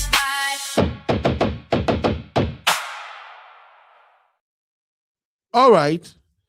Abby, this is for you, but you ran away. So maybe the rest of the sisters will help me answer this one. This lady asks a very german question, and I think we need to give some advice for those who might find themselves in this same situation. Take a listen. My question is, why do men expect you to chase them at this grown age? My question is, why do men expect you to chase them at this grown age? My question is, why do men expect you to chase them at this grown age? My question is... So, I came across this on the tonight's conversation, and she was asking, why does grown men expect women to chase them at their grown age? The answer people were giving her will shock you, but I just want to know what we think. This lady, of course, she's not a young lady. She should probably be in her 40s or maybe 37, 38. And I think she's experiencing a situation whereby the men she came across in her life, they want her to chase after them, or maybe she's the one doing the chasing. So she's asking, and I would like to ask Uncle Dio. Unfortunately, Uncle Dio and Uncle Patrick, when I know they this kind, game. Una don't be right now. Una don't be professor for marriage thing, but maybe una fit still help us use Christian knowledge. Explain it. What is Uncle do you Ben, think is wrong here, Uncle Dayo? Yes, sir. Uncle Ben, two things are wrong here. Number one, this type of lady, let me just put it in figures so that people can really catch it. If there are 100 single men out there, when you come across this kind of lady at her age, about 50 to 60 men will think that she's already married or she's in a relationship. So they will not even come for her. Because she has, by her age, she has passed that age whereby she may be single. So there are some certain age that if you are not married within that age, and once you pass that age, the number of men that will be looking towards you will be small, because they'll be seeing you, or they'll be like concluding in their mind that you are either married or you are in a relationship. So the number of men, that's why younger girls have a lot of guys frolicking around them compared to the older girls. That's number one. Number two is that you expect you are saying that men expect themselves to be chased. Depends on the man. A man is an hunter. Animal don't chase hunter. Hunter chases the animal. So a man supposed to chase you. If men are not chasing you, then something is wrong somewhere. That's number one. Number two, have you put yourself kind of presentable enough for men to come near you? Because most of the times, these people, now, there was a time that this kind of a conversation too came on air, that all these well-to-do women, they bought their own house, they have their own car, they are doing well, they have money, they are very, very affluent, and all they are like, okay, but men are not coming towards them, and they're like thinking that maybe it's because men are not man enough to be able to approach them or something. No, most of the times a man will look at you in a second. He can take a reading of you that no, this is a red flag. Am I saying that well-to-do women cannot be married? No. What I'm trying to say is that it depends on how you present yourself. Are you approachable as a woman? For you to be asking that, why do men even want women to be like chasing them? It shows that there's something wrong with your own thinking, or with your own perception of men, because men are supposed to be chasing you. If they're not chasing you and you are the one that want to be chasing them, then something is wrong somewhere. So left to me, this is not a general case. This is a peculiar case. And obviously, from what she has said, it shows that she has passed her prime, and now she wants attention, which she's not getting from men. So that's why she was like asking, why do men want women to be chasing them? It's supposed to be the other way around. Thank you, sir. Okay, thank you, Uncle Dayo. Uncle Patrick. Hey, Uncle Ben. Yes, sir. Uncle Dayo have said a lot. Very valuable points. But you know one thing I've always been doing? I've always been giving women grace, because they are usually at the receiving hand. And if you look at this lady, looking at her age brackets, what she needs is to date between her age brackets. And like I said, I don't know if she's divorced, if she's a single parent, or if she hasn't got married. And she should socialize as well. She should know where she'll be, the people should be mingling with, which is very important. If she's not in the right set, definitely those people will not go for her. Yeah, but if she's in the right setting, it's just like job hunting. Yeah, put in your resume. A lot of people have been there. Be prepared. Put in your best. It's not as if men want you to chase them. Yeah, put in your best. It's a market. Why do they have websites? Dating websites. It's a market.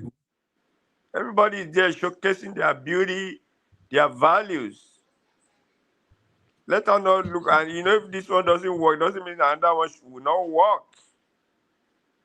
Yeah, she doesn't have to chase over a man. You can start conversation, get to know each other. Dating is not marriage. Like, we are getting to know each other. So you shouldn't take it so deep and say maybe probably she's frustrated. Maybe she had 1 or 2 dates that didn't work out. It doesn't have to work out. But when you get your own, you get your own. It's a pool. Even men, when you go to some places, you see what? Oh my God! It's like they bring all these beautiful women in a semi truck and just break the container. I say, oh my God! So, it's a survival of the fittest. Yeah, she needs encouragement. That's what she needs, and that's why I say I keep on giving women grace, because you don't know her background, you don't know where she's coming from. Maybe she's just coming up after some breakups or whatever. That's why I said I don't really know her. But then, yes, the sky is there for all the birds to fly. Thank you. Thank you, sir. Thank you, Uncle Patrick. I'm glad Abby is back, because Uncle I Ben, thought. can I just say something? Sorry. Yes, ma'am. I need people to remember that there's an epidemic of men that are princesses and men that want to be chased. Right? We talked about this before. And so I don't even think it's anything about being in every woman could be in her prime at different points of her life. So for instance, for a divorcee that is, I don't know, in his 40s, the woman that he may care for might be a woman that is 40 as well. And that would be considered prime in that situation, right? So this is 2026. That whole rhetorics of somebody that is past a certain age is no longer, I don't think that really exists as much. It only exists within the manosphere and just within pretty much misogynistic men. It's just an illusion. Because there's different categories of men and their preferences as to what they believe the perfect woman for them is. And it's often not women under 30. So I just want us to remember that that's one of the issues that we're having with dating, is that there's too many men that are just laid back, lazy, unmotivated, and they actually want women to do all of the work. They do. It's a problem. So I don't think that question is very much valid in the dating world that we have set up currently, because there's too many men that do not have the initiative to do the things they're supposed to do without a push. They lack emotional intelligence as well. So a woman should be chasing them?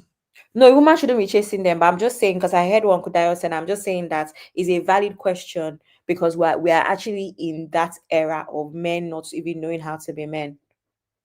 It's a problem in the dating world. I complain about it all the time. A lot of young women have been complaining about it. Do you think all of us are lying? Okay, Abby, now I get the angle. Okay.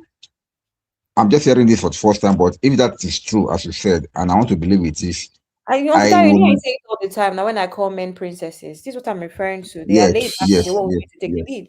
Yes. If the men now are now Bear taking in mind, though, this lady is talking about grown men. Uncle Ben, even grown men. Sissy talks about women it to now. be chasing them. Uncle Ben, Sissy talks about it too. Now, have you guys forgotten our previous shows about this? Even when I've done a few dating shows on Recap Central, it's an epidemic. It's Uncle Ben, tie it into what we talk about with women being go-getters and always wanting to improve themselves, and men not quite. It's an epidemic in the world these days. Older men know. We have 40-year-old men that are acting like 22-year-old boys. And you're just even wondering, even as a girl, you're here like, wait, I felt like I've decided to date a man that is 8 years older because you should be more mature, more established. But apparently I was wrong. It's not even about age. There's 40-year-old men that are moving mad now. You're asking yourself what's going on. I've targeted your age range because I want maturity and I want safety, and you're giving me the opposite. So if I want to understand you, Abby, what I'm saying in essence is that now we have men that are not chasing women, and they're like expecting women to be chasing them. Is that what you're saying? Yeah, it's literally a thing. Abby. Wow.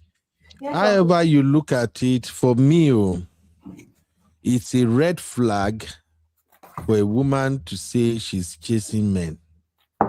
I'm not even talking about that. It's not allowed. Women are not allowed to chase men, right? That's So not what that's I'm saying. I'm why. just trying to say, I heard what Uncle Dio said about Prime and whatever. That's why I'm saying this, that this question this woman is asking, this her statement is very valid, because a lot of women unfortunately don't even realize that they are better off not doing it. But there's men that are just there. I mean, you don't know. Even me, as young as I am, all the aunties that I grew up around, you don't know that if you take a woman out to a date, when you're the one that's supposed to follow up and say, you hope you go home safe if you do not drop her home. And they are the one that is meant to also initiate. That was what you initiated. There's going to be a second date, right? Hope you go home safe. And she too will not say, yes, I did. Thank you for taking me out today, right? Uncle Ben, men expect that once they paid that first bill, whatever, is women are not meant to do the chasing and stuff, right? But Uncle Ben, let's put things to perspective. There's no reason for me to say anything. You should actually ask me if you're not dropping me home in that situation, of which a lot of women are wary of their safety. So it is rare for women to want to give you her address or let you know her address the first date. So most men these days, nobody's dropping anybody home after the first date, except you know them from work or something. So you drop me home. Sorry, when I was growing up, all of my aunties and older cousins, it's the man that will say, hope you got home safe, or it was nice having you tonight, or whatever. Men will even come into the house to greet my parents that year that my cousins were living in my house. Come and greet, and everybody will go home, because you really come and carry somebody's daughter without even greeting, let them know who's coming to carry the daughter. Okay. So there's so many things that have changed, Uncle Ben, is my point. And I say this all the time, that you need to understand that it's not. But those are not signs. Abby, those are not signs of chasing. Those are not like element of a woman Uncle chasing a Ben, man. that's how it starts. Uncle Ben, now from clap. See, Uncle But Ben, if I go out with a man, my expectation from a traditional standpoint is, hope you got home safe. Thanks for coming out tonight. Oh, thank you so much. I really enjoyed our time together, is my reply. And then he would say, I really enjoyed our date. Would you like to go out to dinner? Or would you like to do something on Friday next week? Are you free? Or Saturday or Sunday? That's how it should go. But Uncle Ben, what this man wants now is for you to get home and say, thank you very much. I enjoyed the steak, blah, blah, blah. I enjoyed what they want you to hype them. Is that hype that will now determine if you are worthy of a second date? Are you not hearing what they're saying on this? Okay, now that is where I say women should learn when to draw the line. You should know when to draw the line. I agree with you 1000%, Abby. A man should supposed to check on the woman after the date, follow up and all of that, then request for a second date and all of that, 1000%. Now, the way this lady is complaining, and many ladies, especially here in the Western world, I think somebody dropped it in the chat, which is 1000% correct. Women are the one chasing men in this Western world like mad. And that's where they lost me. You went on a date with a man, he dropped you off at home, he didn't send you a follow-up text or call you, even compliment you, ask for a second date, and now you feel like, oh, let me just thank him for taking me out. The moment you do that, you are chasing him. Abi no be so Abby. Yes, you're chasing him. You're overcompensating for what is bare minimum, and then he starts to feel like you're not as worthy. I don't know. It's just unnecessary, in my opinion. Thank you. Yeah, in fact, even Arikemi is saying the same thing. Arikemi says Abby is right. It's what's happening. Exactly. So now, for the purpose of lessons, to me, when he did not call, no text, forget about it. Stay where you're supposed. Stay on and your. Uncle Ben, I don't want us to mix it up. I'm not saying that if somebody has taken you out on a date and they've bought you this food, right? You're supposed to say, I had a good time. Thank you for taking me out. But that comes. My thing is that under normal circumstances, he should be the one to say, have you gotten home? Oh, yes, I have gotten home. As in, Uncle Ben, do you understand? And then you know, oh, thank you. the one you're talking about now, the way I understand the one you're talking about now, that is appreciation. Appreciation comes right there when after the date. The In date fact, has you take ended. everything. The appreciation can come. A girl can say all of that, and it's okay. Oh, thank Oh, you. you're good guys. Under I normal have circumstances, your I have a guys good can say time. I really enjoy thank it. you. Thank you Yeah. very much. Period. But that follow-up is what I'm saying, because the moment he's not the one that is calling or texting or checking on you, and you feel I enjoy who he takes care of me. He treats me like a woman. Why is he not texting yet? He hasn't even called yet. You know what? Okay, let me just try and reach out. Bam. That is when the chasing starts. Mm-hmm. So that is it. Now, for the purpose of today's this show, for women who may not know, these are some of the signs I came up with from Bruno. Signs a woman may be chasing an older man. So, number one, she gives him unusual attention, meaning she laughs at everything he says, checks on him often, comments on his looks, and makes him feel young, respected, and desired. Now, are these things bad? It is not bad. But if it becomes something a woman is doing in an unusual manner, sorry, I think that's when it become a big deal, right, Abby? Yeah, when just Uncle Ben is the boundaries, is to know when to stop. Know when to Right? stop. Right. That's what we're talking about. Yeah. Absolutely. Like Sister Joy said now, things should flow organically. Exactly. Exactly. Exactly. But Thanks, Uncle Sister Ben, you know what Joy. I'm talking about? Mm. There are men that think that the women that are the ones doing the follow-up are as interested, to the point where there's men that are preaching, know your worth. Don't gotta be chasing girls that are doing shakara. Meanwhile, Those are there's me that grew up knowing that small shakara does not hurt anybody. Like, what do you mean? But yeah, there's men now that are saying that as a man, the girl should show you that don't no shakara. So it's those girls that are doing the unnecessary chasing that are interested in them. absolutely. And they are the one boosting their ego. That's what they're preaching. So another thing is, if she keeps finding reasons to be around him, she asks for help, advice, rides, money, guidance, business mentorship, or emotional support just to create closeness, she's already chasing the man. If she praises his maturity, saying stuff like, "Oh, my men, my." We should say something like, "Men my age are childish," and I hear this all the time. No verse, Abby. I heard some ladies that say, "No, I can't date a boy my age." No, they are immature. Uncle Now, Ben. here is the thing. If she's saying that as part of her preferences, not saying it to an older man in order to make the man see her like she's really into him, you get it. There's nothing wrong with a guy say, "I can't date my age mate as a man. He's probably not mature enough." That's okay. But when you are saying it to an older man because you are chasing after him, that's when it becomes an issue.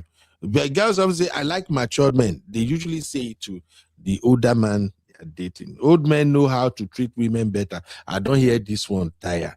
There is no problem saying that, but when you are saying it to the very old man you are dating, that is you saying, "I want you, I need you." This one, you don't even look your age. I think that's a compliment. We want to hear that all the time. Like I Uncle want. Ben, can I give you a scenario, please? Go ahead, mommy. And then I want Uncle Dio and Uncle Patrick to also say what happened or what they think went wrong. Somebody reached out and they were hyping. Uncle Ben, before anybody says anything, I love the compliments. Thank you very much. But I feel like there's how a man will hype you. He starts to give fanboy. And personally, because of the way my Instagram is set up, I don't like any fanboys talking to me. I don't want to date my fan. Do you understand? I don't want you to come across as liking me so much to the point where it comes across like you're just like a setup and not understand that Instagram is what it is and there's real life. So I was a bit like, okay, this is a lot of compliments. And then he now said something about beautiful. And I replied, oh, you don't look too bad. You don't look too bad yourself, Uncle Ben. Do you know that by the time I came back to this message, this person had told me off. So that means I'm ugly now. I don't look too bad. So I'm not too good either. Blah, blah, blah. If you were on a show when Sissy and I spoke about this, Uncle Ben, there was a show that Sissy and I closed that I told her about this and we're laughing. So my thing is, I went back to it and I just saw it as, this is very strange because as a woman, what did you want me to say for a first conversation? Did you really think that I was going to sit here and tell you, oh my God, you're such a good looking man in the way that you were saying that to me? I'm sorry. Like, for me, that is so unladylike. But I just wanted to hear your thoughts as a man. Did you think I should have sat there because he wrote like a whole epistle about my appearance? I should have done the same to him in the first conversation. But they should know that is not sincere. That is you just saying it, but you don't mean it. Is that not what you're saying? When a man says something to you, look too bad yourself to the episode of compliments. The man says something to you, I want you to say it back, right? He expected me to say, I don't know, handsome or something. It's different for everybody though. But if a man expects you to say it back, you can just say it for the sake of saying. But of course, it's not like when it comes naturally from deep down. Uncle Ben, context matters. It was the first time he was approaching me. I don't know the person. That's what I'm saying. And he had an episode of compliments. I replied out of just being polite, and I said, "Oh, you don't look too bad. Thank you so much. You don't look too bad yourself." And he got mad. That you did not. What was he expecting you to say? Let me advise you something. Don't compliment. See, the mistake that you made is that you are too plain and you are too open. And you cannot lie. So your safest route should have been thank him for complimenting you and don't go any further. No, but Abby did well. I know that's a good thing to do, at least to show some courtesy. You are not looking too bad yourself. If somebody tell me that, I will be on top of the moon, especially coming from a beautiful young girl. He told me off. Uncle Ben, that is the reason why. No, see, what happened after goes to show that the guy was not really good up there. Because normally for a good guy, if a lady says something like that to you, you feel proud, you feel okay. But in his own case, he saw it as kind of an insult in a way. That I compliment you, you are beautiful, you are this, you are, and then you can even tell me that I am handsome also. Abby, please. Abby, please don't tell me this is a Nigerian. The Yoruba guy. In fact, I said those days in Nigeria, you say the Yoruba guy. Abby, why are you like this? Before that happened, what even happened? Why are you like this, Abby? The first thing that even happened was he said, I can't remember, he said something about this same thing, hyping me. And my response was, oh my God, a Yoruba man has struck again. And then laughing emoji, right? Mm-hmm. And then this guy was like, what do you mean? How do you know I'm Yoruba? What do you mean? I'm just like, your name is Baba, whatever. That's clearly your Yoruba guy. But for me at that point, I thought I was being lighthearted and playful. If somebody says to me, Yoruba girl strikes again, I'll just be like, oh, waiting Yoruba girls do to you, leave me jare. For some reason, I thought because he's a young guy, he would get the joke and just be like, no, I'm not a Yoruba demon, I'm different. Nope. And we'll just play. And I'm just like, okay, this guy is serious. And why would anybody want to date somebody this serious? Because to me, that was such a light-hearted joke that he should have taken. But that was the first time he flared up. This thing I'm telling you guys happened in 24 hours.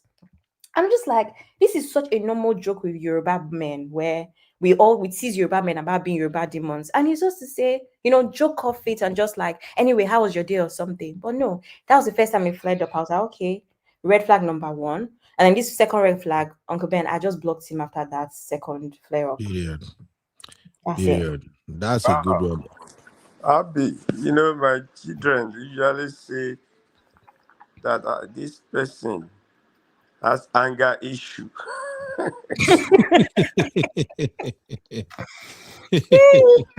when they say it and laugh, Like that. To go and see somebody, ask and guys. Voila, You are American. I know the guy is not matured. You know, when I was dating, even though I look innocent, one thing the girls I've dated like about me is I'm very funny. I make them laugh. That's some of my girlfriends that my friend will say and say, Patrick, please, where did you get this girl? Even my senior, I bet she has sister, she has a very, by just being nice and very funny. He just liked me and I was smart, even in school. So like Uncle Dayo said, some people just need, you just tell them thank you. If he likes you, will go further. And like I said, he has anger issue. Clearly. Clearly. You're So, just funny. and some people they hide behind keyboard now because you can't see their face. Mm. But it's gonna erupt soon. Let it pass. Abby. No, I blocked this thing. This thing I'm telling you, Uncle Patrick, only lasted like less than 24 hours. It was the first set of conversations, and I was just like, okay, maybe I wasn't even thinking. I went to CC, and I said, CC, what did I do? I sent her screenshots. Like, this was a genuine joke. And CC was laughing. Like, what's wrong with this guy? I just thought he would take off the joke of like Yoruba demon, but he just flared up. I was like, okay, maybe it's a bad joke, or maybe not everybody has that sense of humor. I said, okay. Then the second time, I was just like, yeah, no, I don't know what you want, but clearly, I played too much for someone to come and be being this serious around me. I beg, don't ruin my life. I can't be around someone that doesn't play. But yeah, that's it. Though. Anyway, Yeah. Anyway, it's a good conversation as far as I can tell. All I just know is that a woman chasing a man is a red flag. That just I can say. Yeah, like Okudayo said from beginning, a man's supposed to be the one doing the chasing. When it becomes woman chasing a man, is because you feel lesser than that man. You feel you don't deserve him. You don't appreciate your worth. That's why you are chasing him. Anyway, it is what it is. People should just learn from that. Ari Kemi say the person wants same energy. Abi, maybe he has seen Shige in the past. I hope Abi dodged the bullet. Ari Kemi say play along. Some lack sense of humor. Ha. Stajo also said, Omo about mission. Someone can't take a little joke. Abi, why you self no hype am, eh? If na me now, you go the hype me. You go the person where really need the hype, you know hype am. But And Uncle Ben, this one you make up these are the something. issues now. After a couple weeks, you're not my boyfriend. Normally, I hype. I hype. All right. This is Abby not a spank man like Uncle Dayo doesn't like spanking. Sisi say Abi, you are being a Oh my comedian. God, Uncle Patrick. Sisi saw it. I told Sisi that. Sisi, what did I do? Please, what did I do?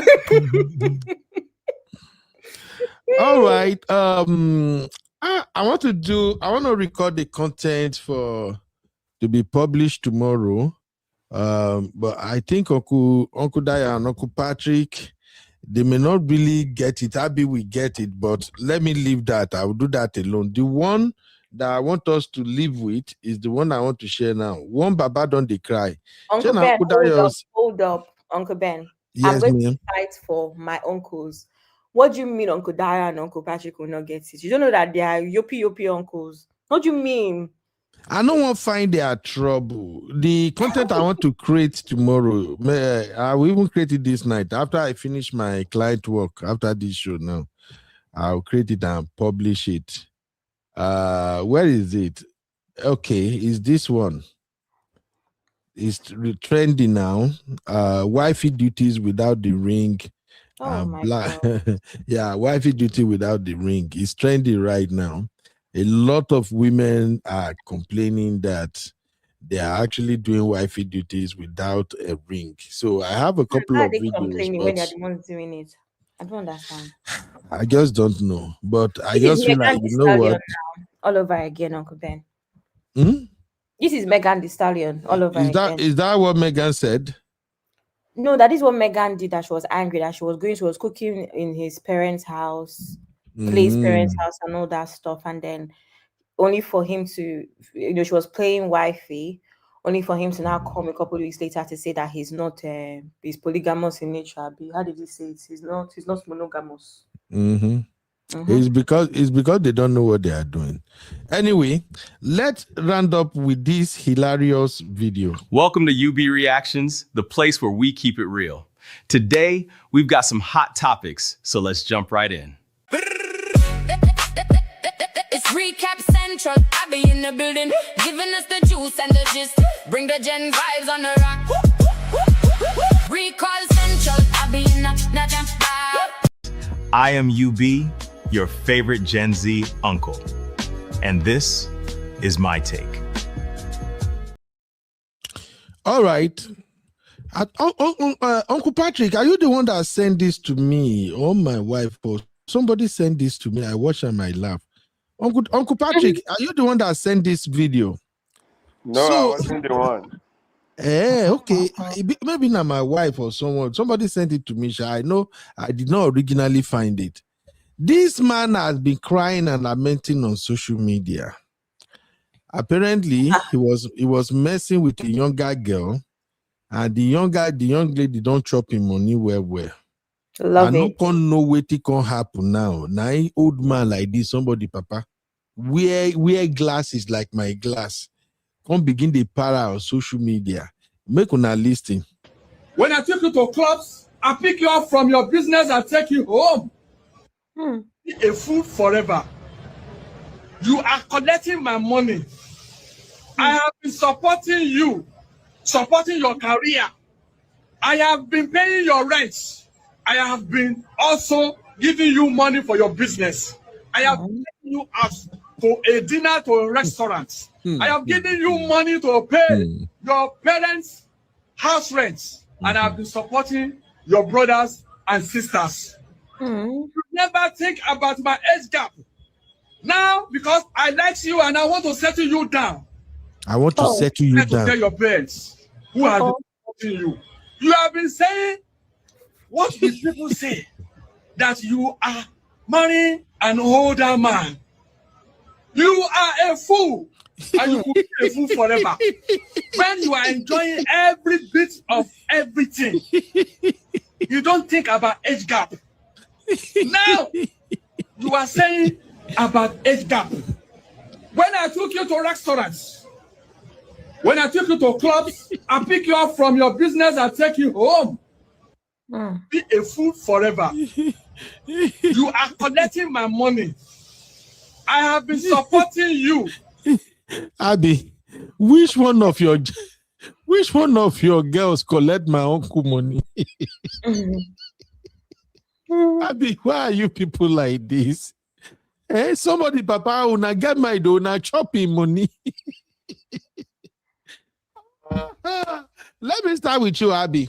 What do you think could have went down here that this man is It's crying? obvious now. He's frustrated. He's really angry. It's like the guy collected too much money from him. What's going on, Abby? Now, the guy, I mean, is the normal template.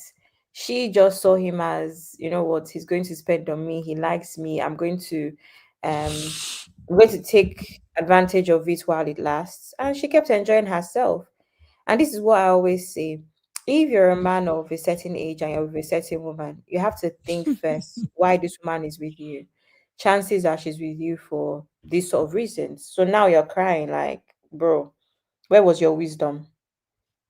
But this is not okay now. This is not okay. The girl should have told my uncle that he's too old, she can't marry him. Now, because what's paining uncle now is that the moment uncle told her to go introduce him to her parent so that they can fast track the wedding process, the guy just tell Papa straight up, say the problem the age gap is a problem. You want How is this a man problem? Abby, don't try me. No. Imagine now this man will go to this girl's parents' house. The father will be doing dobale for him. Abby, wait. Abby, wait. That's not the point, oh. That's not the point, Abby. That's not the point, Abby. Let me explain this to you. Let me explain. From the way this man is talking, it is obvious that from the beginning of this relationship, the man has made his intention known that thank you, Uncle Dio. That I want to marry you.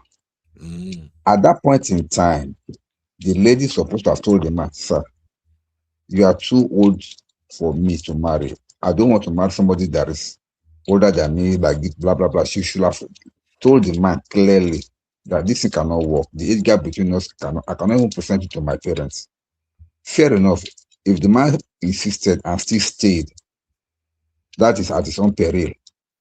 But from the way the man is talking, the lady did not complain until when the man now wants to take it to the next, because the man all the way has been assuming that everything he's doing is for his soon-to-be wife. So he was not holding back. He was taking her house, giving her money to pay for her parents' rent. No, it's not funny, Abby. This No, is it's funny actually. because It's funny.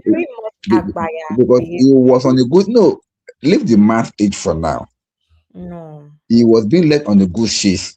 Why? Because the lady kept making him to believe that she will marry him until when the man is not taking it serious, she now came out and said, oh, there's an age gap between us. She shouldn't have done that. She should have asked from the onset, let the man know where she stands. And this is where I have problem with some of the ladies here. Because sometimes some men are not forgiven.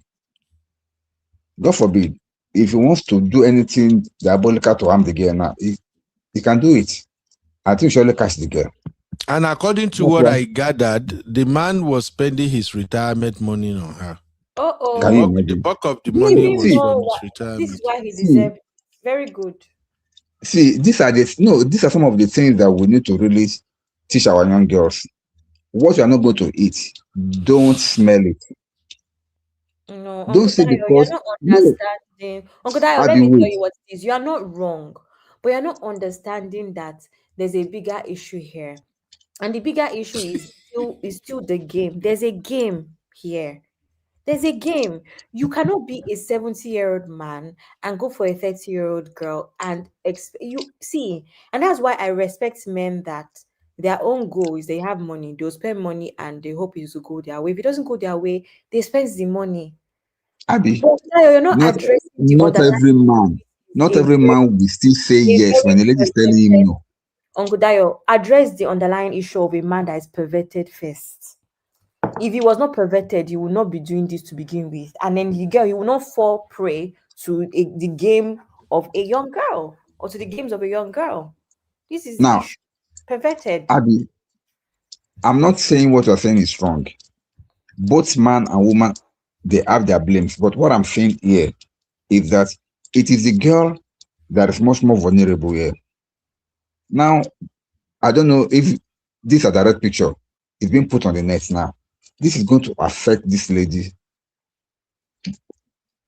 If possible, if she has a fiancé now, it will become a problem for her. Some of these things that we are talking about, it's not about whether somebody is wrong or right. I'm not saying the man is right. I'm talking about ethics here. Ethics in the sense that what you know you're not going to eat, don't even smell it. Now, for instance, somebody like you, I know you will not even give in from the onset because you know your standard already. A man like this cannot come and meet you and say, Abby, oh, I love you, I want to marry you, and you say you want to play the game with him. You won't do that because you respect yourself. But I'm talking about some of these young girls out there that they see every man that comes their way, even though they know that they are not going to marry that person, they just want to chop his money and move on. Absolutely. So that is wrong. That's what I'm talking about. Dayo, you're right. But also, waiting make the Babago they chase Gen Z. Okay. Young girl. Waiting make her chase. You know, see 50 years old beautiful women where if you go for. Chase a younger girl. Help you with that question. Okay. Number one, the man should count his loss. Thank you. And number two, if Dangote come meet this lady, she go give to marry. Because it's a good better in family, in generation to come. And that's why Gino Melayo, you don't go around for all allegedly. Yes, for all the what's it called, Nollywood girls, no green marry them. So this man should, if you go to Abuja and see what senators are doing with our young girls as reserve, he spend million them. So this man just wasting his time. Yeah, if he doesn't work, they should not allow his BP to be bumped up. He should let him count his loss. And the women too, they are feeling it. And when men use them and dump them, if that's what you want. That's what I'm saying. If this man asks money, you won't talk about age. There's no age limit in Kiriwa. I'm serious. If somebody wants to marry, I posted it. That Sarah had a baby at 99, at 90. Abraham was 100 then. So this one I thought is out of Okoya family, Shadi Okoya. If money day, age is not a barrier in the case of for women. Because money no day, that's why we're talking about this. All those girls that they kind of, how much they give, they are talking of million. They are buying Jeep for them. I beg leave that thing. Not Nigeria with it. Is the truth now? Because this man don't get chichi. He don't spend in retirement. That's why they make noise. So Uncle Patrick, you are absolutely correct. You are absolutely correct. But I will still say this, Uncle Patrick. Where I blame the man is that he went to fish in somebody else's pond, and to me it is not right, because you're supposed to fish within your own pond. That is within your age bracket. The age bracket that you went to fish, to me, was out of range. That's number one. Number two, I want to respond to what some of our sisters are saying in the comments. See, ladies should not see a relationship as a game. This is where I'm having issues with some of our ladies. They will play around, do game with their relationships to the point that before they know it, they will have spent all the time that they're supposed to have settled down playing games with men all over the place. Any relationship that you know is not going to lead to marriage, it's not a potential marriage suit for you, please don't engage in it. You are not dating for the fun of it, except of course you are somebody else. But every serious lady, you date for the purpose of settling down. The moment any lady loses that focus, she becomes something else. Why will you agree to date somebody that you know within yourself that you can never marry? It is wrong. Any man that will take you out or that you agree to go out with must be a potential husband that you can settle down with. Don't just say, oh, make I shop this man money and I go score free. Now, remember the law of karma. What goes around comes around. Now, this man, of course, is a fool. And paying the full price for his own for being so foolish. But you that you were there also, that you were doing it and that you were scamming the man, you're not go scot free. That's just the bad side of it. So let us be guided, please. Thank you. All right. Uncle Dayo point is that, since we're extracting lesson as a lady, don't smell what you're not gonna eat, right? But me, I'll blame the Baba so much. Look at disgrace. Consequentialist, Uncle Ben. Yeah, see disgrace. Carry camera. This Baba go there like this man go there around 65, 70. If care is not taken. See how carry glass, carry camera. When you know be Jay-Z, you just what they call. I don't understand. Uncle Ben, just imagine opening TikTok one day and seeing your father doing this. My God. I go get issue with Bamio. While I go there. Because I don't understand. Swearing, I take you to restaurant. You did not say. Now I say, let's go and talk to your dad so we can start the marriage process. You say age gap. My God, we judge you. God, no, they judge people like that, Bami. The guy just see Destiny hair panny and chop your money. Hey. However, where I fit get problem with the girl, if the girl no give my uncle chop at least once, now there I fit get problem with her. That's the thing about these men. I'm sure she should not give him anything. Abi, please, Abi, this is Sunday. No scatter my Sunday for me. Abi, just encourage me. Just tell me, say at least the guy go give her one. If the guy no give her, I go fight this uncle fight too. I won't be surprised if the girl told Baba, I want to wait until marriage. Baba and I say, oh, you are such a good girl. Then they no bond the guy where Abi. Abi, they no bond the guy where. He must give Baba at least one. All these kind of men, girls don't give them anything. They just foolishly spend. And then the girl will just be there. No. Abi.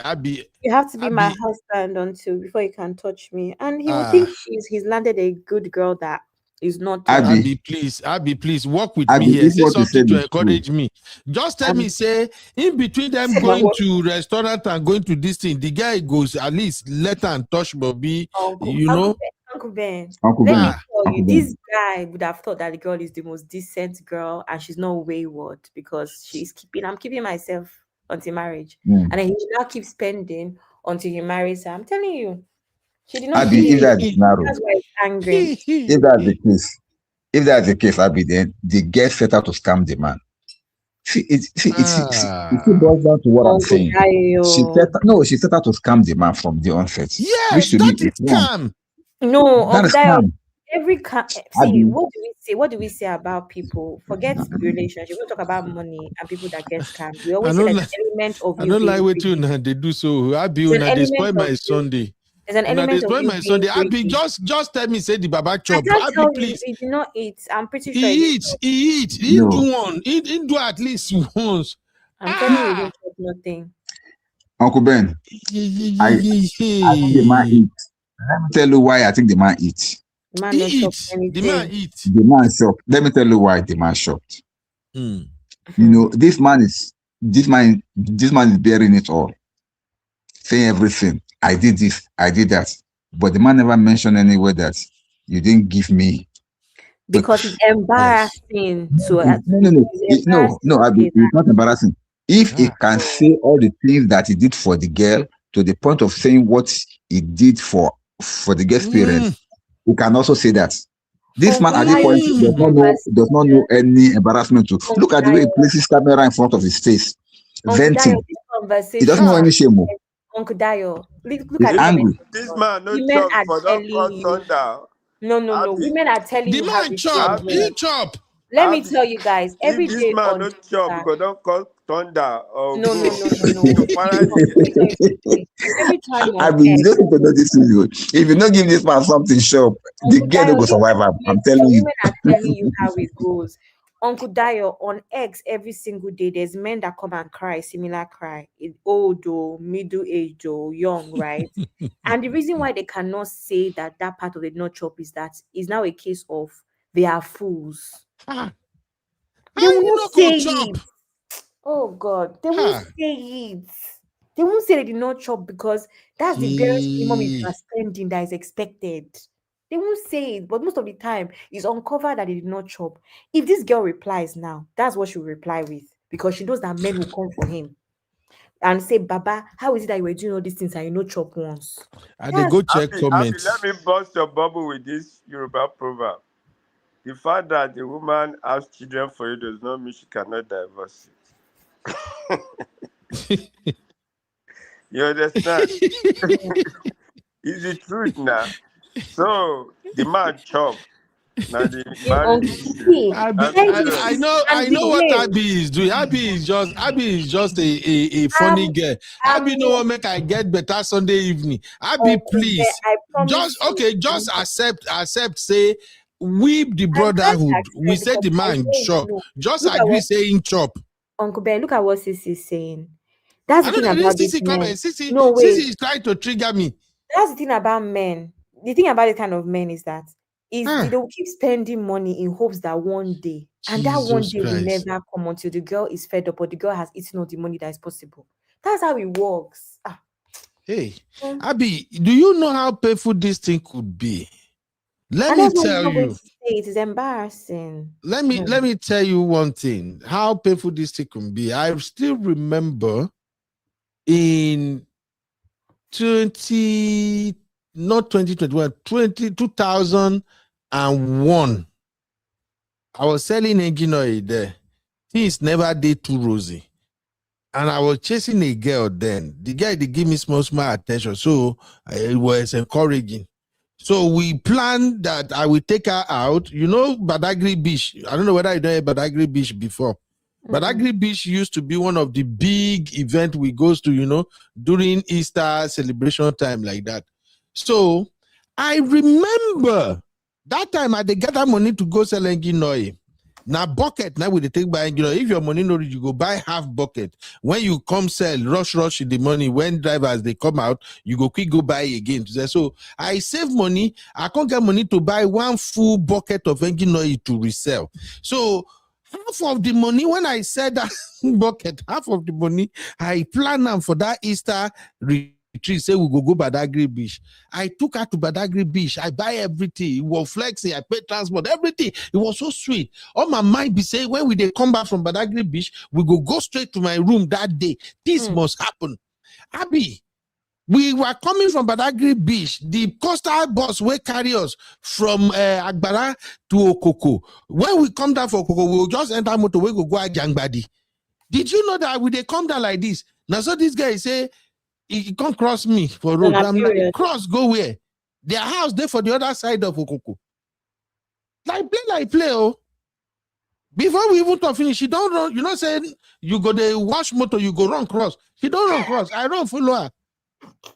Come see me, not where I not pet this guy. She don't follow me go out. So I waka from that bus stop. We go reach their house for down. She no go. Nothing where I not take toaster finish that day. Now that day I know say women are wicked no matter their age. I beg her so that she no go. The next day again, I come begin the hustle my full bucket of engine oil money back. Abby, that girl escaped me. She escaped me till now. I cannot forget. Half bucket of engine oil. Uncle Dayo. I want people Iburu. What I was telling Sisi in the comments.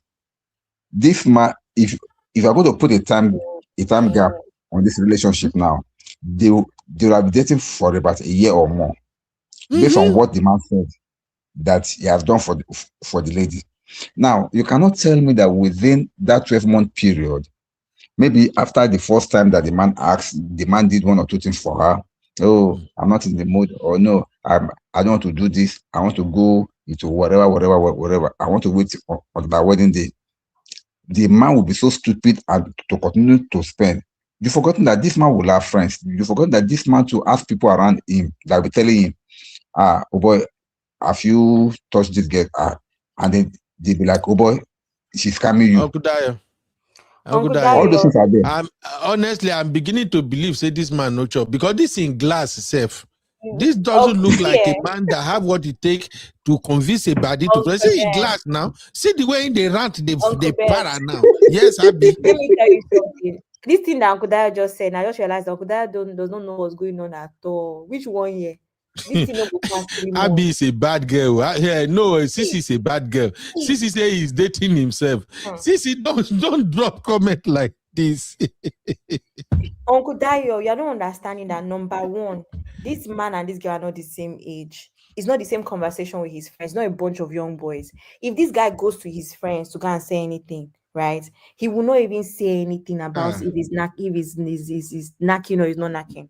He will not say anything about that. He will just the only thing, the point of conversation with his friends is there's a young girl that is about to marry. That is all. Uncle Dayo, this thing, it was not up to 1 year. I'm telling you. Okay, Abby, there is one thing I want to complain about bitterly. And Why do you want to complain? This conversation is bringing old memory back.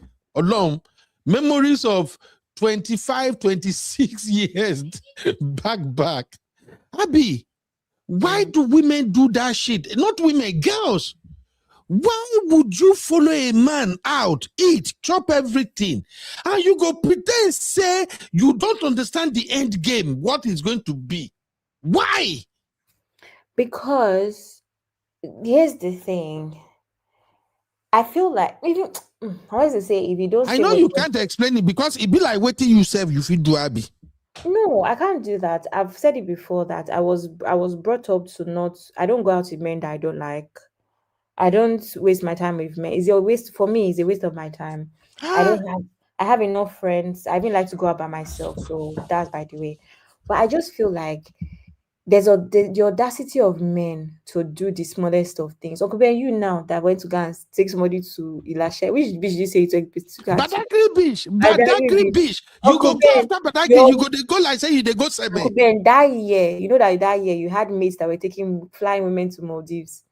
So you took somebody to Badagry Beach and then you now want us to give you your Okay, Abby, let me explain this thing to you. Give you her soul. This is Abby, about men. You will Abby, do one small thing. You now want the woman to compromise herself. Why? Abby, After let me explain something to give you. me a kiss. Why will I give you a kiss after first date? Uncle, we take Abby, it is Abby, calm down now. Night.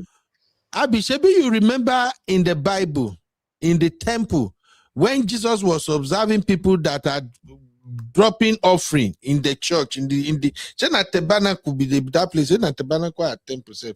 No even know. Uncle Dad, tabernacle be that place or temple where that woman can drop 2 chili. And Jesus said she dropped more than every other person. In the synagogue. Abby.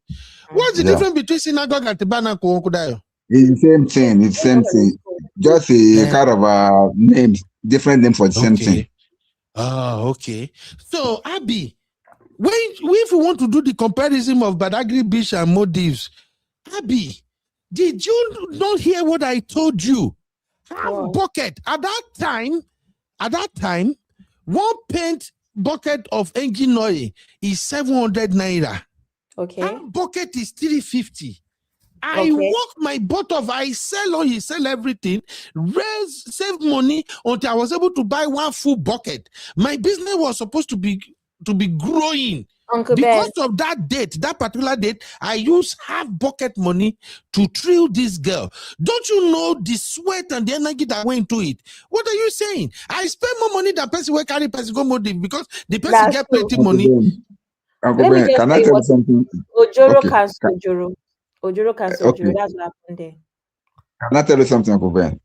Yes, you should take solace in the fact that was the first and the last time she ever chopped your money. See, she cannot come back and chop another one because Uncle Dayo no verse. She can't come back and chop another because for me, I believe she owe me.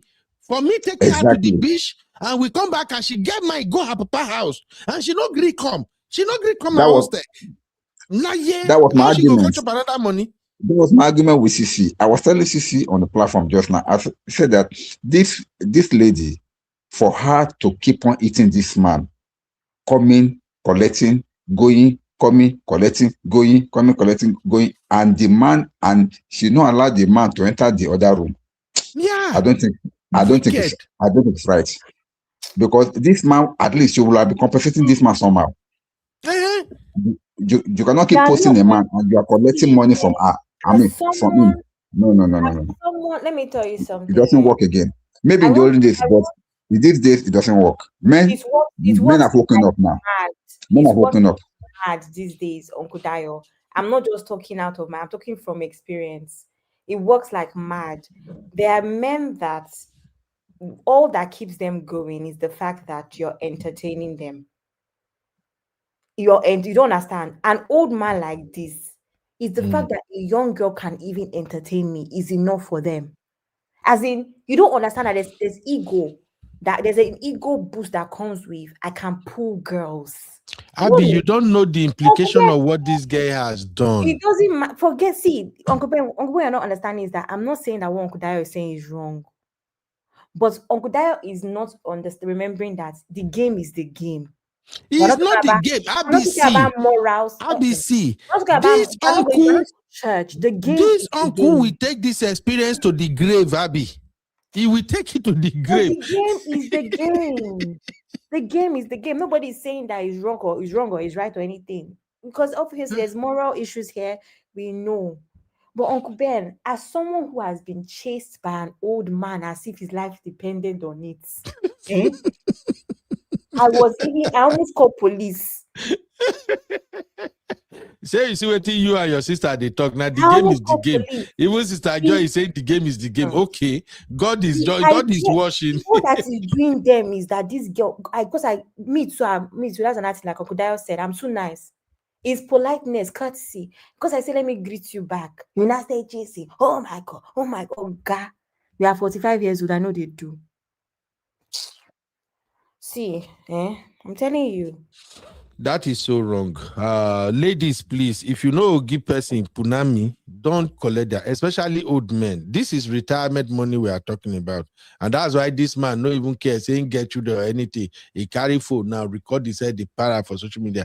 Sisi, don't come and defend what is Uncle not defendable here. No, Sisi.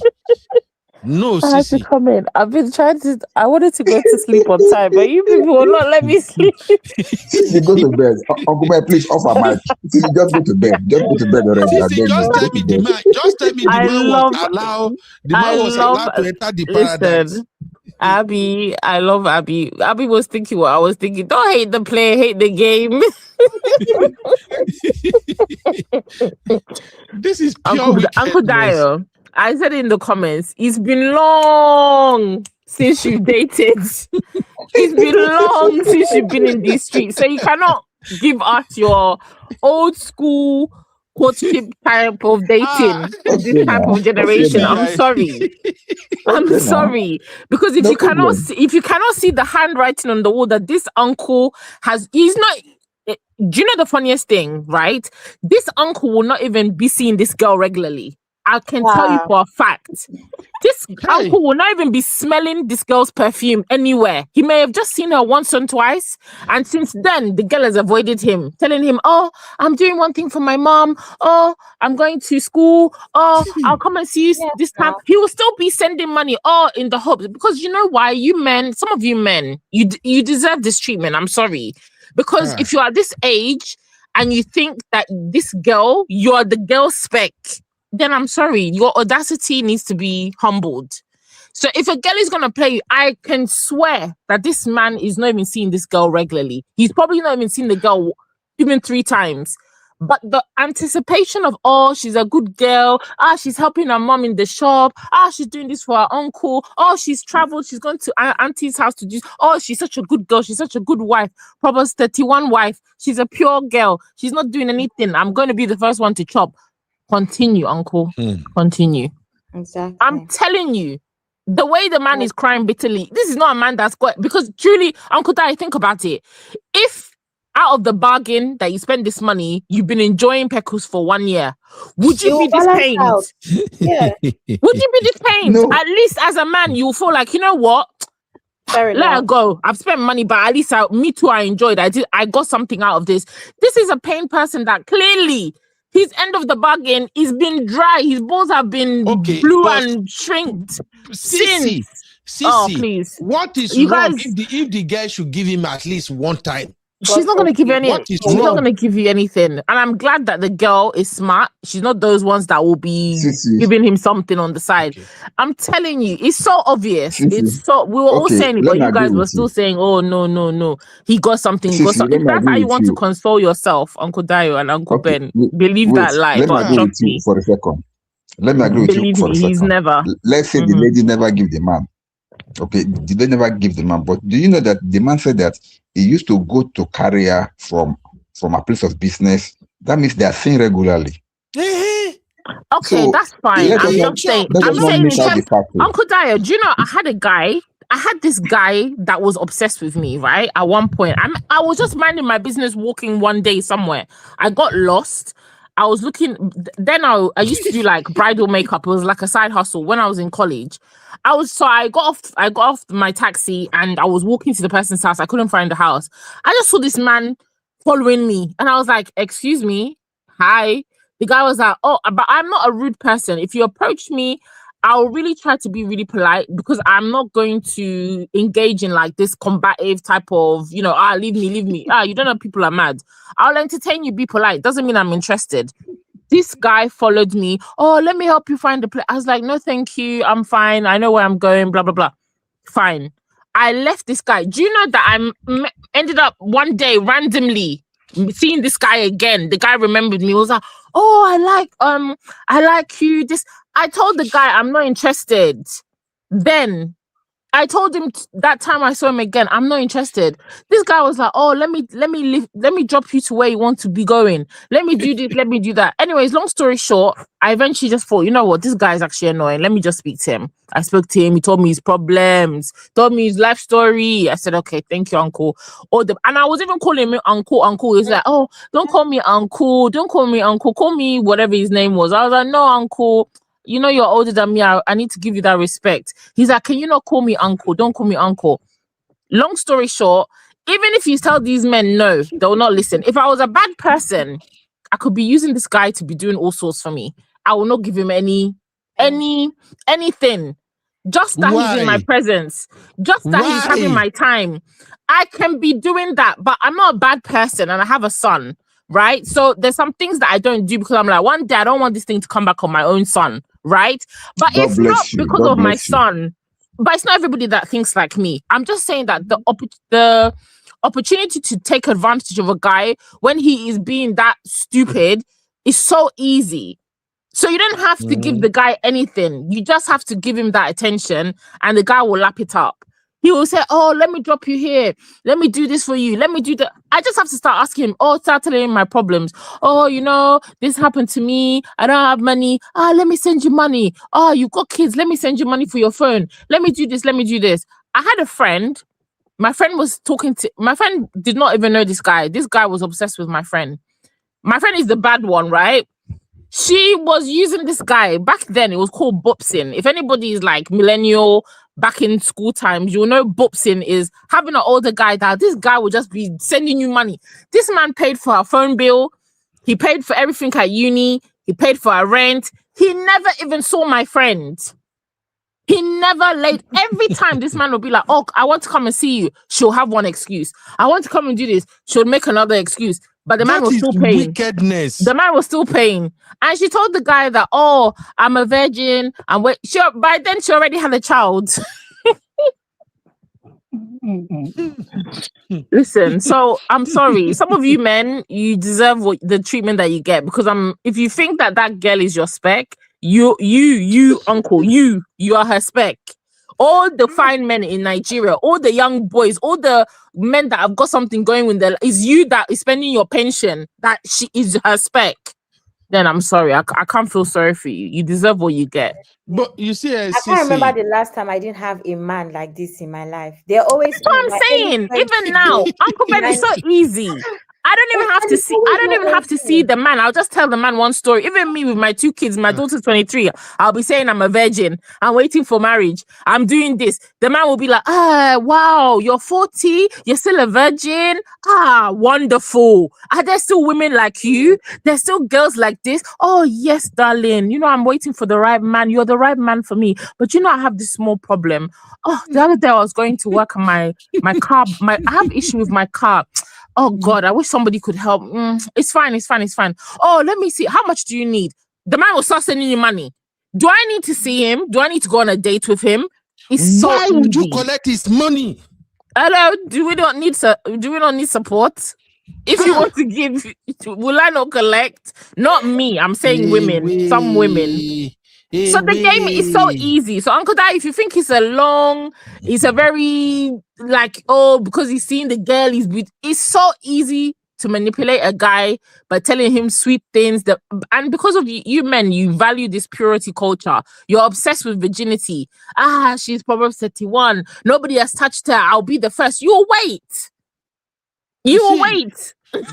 For your payday. Did you even know the audacity nowadays is crazy? They shared one with me earlier this year that a married man was toasting and trying to date one of these young girls, side chick thing. And the guy was eating this man money like mad. The man is married though, a decent man, he's married to a decent woman. He's decent and he's married and he's toasting somebody else. Yeah, but he's decent. Now, when he occurred to him that this girl was not going to give him nothing, He rented, the story was so pathetic. He rented apartment for this girl, did everything for the girl. The guy was just steadily eating his money, and the guy no give him punamis. So when he was now complaining to other guy that he's going to show the guy something, we do this, we do that. The girl, they talked to the guy finally agreed, okay, we are not fighting. The man go and pay for hotel room. I was waiting for the girl in the bar. In Nigeria, they have some of these hotels that they have outside bar. There will be table and this. Uncle Dayo, you know what I'm saying, sir? Yes, sir. Yes, I know. I know it. So you can sit outside. When the guy came, the guy saw the man already bought this small bottle of all those sexual enhancing herb that they are selling with ogogoro or whatever mixture. Yeah. By the time the guy came, the guy saw that the man already drank it. The thing almost they reach finish self. They serve her pepper soup, she eat pepper soup, everything. And then later she said she won't go ease herself. From there, she followed the other side, one wrong go. The barman, now then quite allowed the man say the girl was going. So it became a mess. That the guy now, instead of apologizing, do what you are supposed to do, the guy now went crazy on him. But what was she supposed to do? She said she's going to call his wife. As she should. It's not a small thing, no. Now, when they were telling me, I was boiling like, will it be wrong now if this man do this guy something? No. What does it take for you to at least meet this man halfway? After all the money I spent, rent an apartment for you. Girls are wicked. You have a wife, and that is what you're spending your money on. You deserve everything you got. Uncle Ben, see, some of these ladies that will come out on social media sometimes and they be lamenting, oh, they are like having problems with men, they are not getting married, they are not having men that is even looking their side, or maybe they are married, they could not get pregnant, and I know some of them may be as consequences of what they have done to some men in the past. Some men are not forgiving, no. At all. Some men are not. They are not forgiving. Okay, now let me give you a clue. It's so painful. I've seen a father. And that married man, you don't think his wife would have been praying against him going out to sleep with anybody? No, that's one that I'm. All the wickedness that men are doing. I'm aware of. Please. I'm aware of one. This is a father. A guy is dating his daughter. They were in a relationship, and then both of them, the girl and the boy, the man is the father of the girl, so they know the boy to be the daughter's fiancé, whatever they call it. So, but somewhere along the line, the guy went and got somebody else pregnant, so he could no longer marry the girl again. Do you know that this father swore and went and did something against the guy? This is not something that is strange. I know this family, and I'm aware about this story. And he's happy. And he's happy that he did that. His daughter can't find any other man. To him, he cannot use my daughter and dump him. I mean, yeah, but like that. That's life. My own is that like this man now that I'm looking at this video now, if this man has any means of punishing this girl, he will not hesitate to. And I can bet you, whatever this man does, he will catch the girl, because the girl is guilty of what the man is accusing her of. Oh, Uncle see, I'm how is she? What is she guilty of? A married man is toasting a single girl, but he has the audacity to be laying curses. I am not supporting what the man did. Don't get me wrong. I'm not supporting what the man did, but this is where some people carry heavy curses that affect them throughout their lives. That's true. See, sometimes in counseling, we have some of these cases, and they will tell you. In fact, the most common one is that a man invested in you all your life. You promised to marry the man. Then after it all, you made a vow with the man that you are going to marry him. Then after it all, you get your education. You not change your mind. You want to marry somebody else, and you're not having peace in your marriage. By the time they come to you as a counselor for counseling, and you were asking these questions, and they now open up to you, okay, while I was young, a man paid for my tuition fee, we promised to marry. You will know where the problem comes from. And this is not limited to only younger men dating older women. Older men dating younger girls. It cut across, even age mates to each other. That's why I kept saying, whatever you know you are not going to eat, don't smell it. It brings problems. It brings problems. So that's what the guy please. I agree. If we wanted to go down a spiritual route, but everyday people, you win some, you lose some. You gotta take it on the chin, right? You gotta take it on the chin. If you know that you're married and the girl that you're pursuing as a married man rejected you and you had egg on your face, you collect your shame. You go home to your wife and you say, you know what? This game is not for me. I have a wife at home. I have food at home. Let me be satisfied. And you don't go outside and move stupidly. Again, it should be a lesson. It should be a warning. But if you must continue, then anything you meet outside, collect it as it is. I'm sorry. I have no sympathy for you. It's zero. Again, just like a man in your 70s, you're collecting pension. A girl that can be your granddaughter, you have the goal, you have the mind to say that this is going to be your wife. Are you okay? So anything that you see, you collect it like that. You shouldn't even be coming out to even talk this thing. It's embarrassing. It's a bloody shame. Sister Ngozi, a shame. I'm sorry.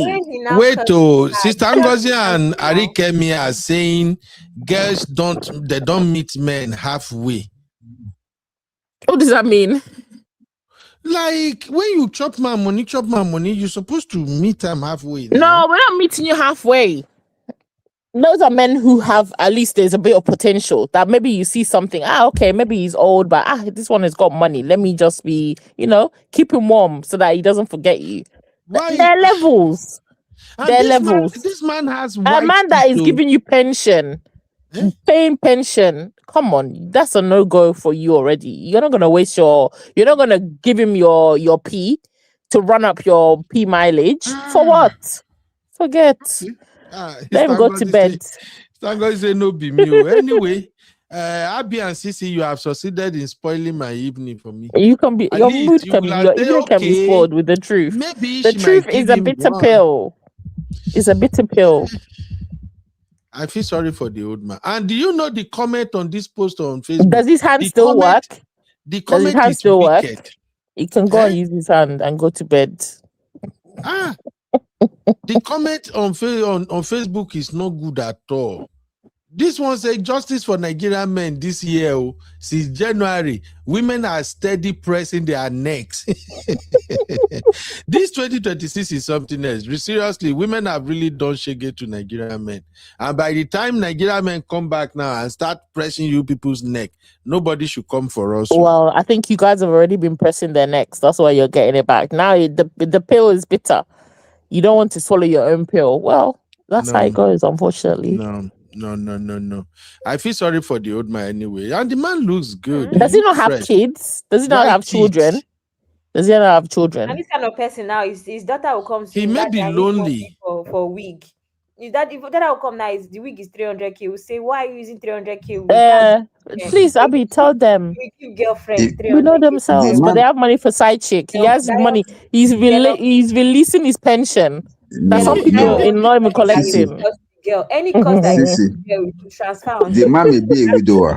The man may be a widower because if he's married, he will not come out to be saying this on social media. He's not married. Uncle Ben, of course he may be, but you have people in your age bracket. What do you want with a 20-year-old that you're still putting through school? The man wanted somebody young. Maybe his energy is so high that at his age, anybody 5 years is young to him. You ask me a question now. Let me answer you. Maybe his other room energy is so high that women in his age bracket cannot cope. So he has to look for somebody younger that can match his energy. Match his energy. Don't look at men. He doesn't have any energy. You know the guy might be bringing him joy.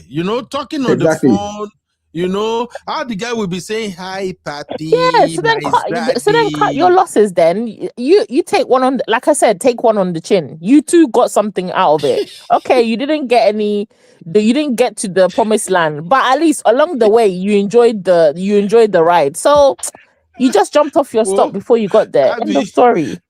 Abby, your daddy has written something. Uncle Patrick say 300K for a week. That's enough to buy a plot of land in my village. Like I was saying earlier on there, when I started this show, honestly speaking, any woman that can't afford to buy her own wig or something, I don't think I'm the right man for you. I can only close my eye, help you pay for your wig maybe twice a year. Any other thing, you are your own. Uncle Ben, it's not that they can't. Sometimes it's not because you can't afford it. It's just nice that somebody else is paying for it. Who doesn't like that? Sissy, don't start. Sissy. Who doesn't like that? Okay, look at my uncle that paid for something now. They still carry the cooking run away. He doesn't deserve any cookies. Your gender are both a set of wicked people. Give the poor girl worms. You should go and sleep. Uncle Beno, this makes me to remember something that happened to somebody so close to me. This lady is like a sister to me. So, and then she was dating this man, and then, she normally confides in me, tells me everything that's going on in their relationship. And she was telling me that this guy is so stingy that it's not as if the guy does not have money. He has money. He's a developer. It's all this agency, housing property. The man is into properties, and he knows that the man has money, but the man will not give him. Give her shishi, even though she doesn't make demands, but at least you are in a relationship with somebody, at least just to buy her, even when she was sick. That in Nigeria, I don't know, maybe it applies over there. When somebody is sick, it's a normal thing for you to buy some provisions, to at least to go and give to the person for her to be able to recover faster. The man did nothing. And then I was not like, have you ever tried to talk to him? He said when he asked him why he's so stingy, that he told her that in his former relationship, that the woman that he met, that they were just eating his money, after eating his money to the stage that even the last one that he met, he opened shop for her. She said she wanted to do business. He opened shop for her, set her up and all. At the end of the day, after having enough of his money, they just left him. Just like that. Not one, not two, not three. So he has made up his mind that any woman that he wants to marry now, he's not going to spend shishi until after the woman becomes his wife. And I said, well, sorry. I will advise you as my sister. This man needs healing. Let him not use you as a rebound. Let him not use you as a rebound. You cannot marry a man like this.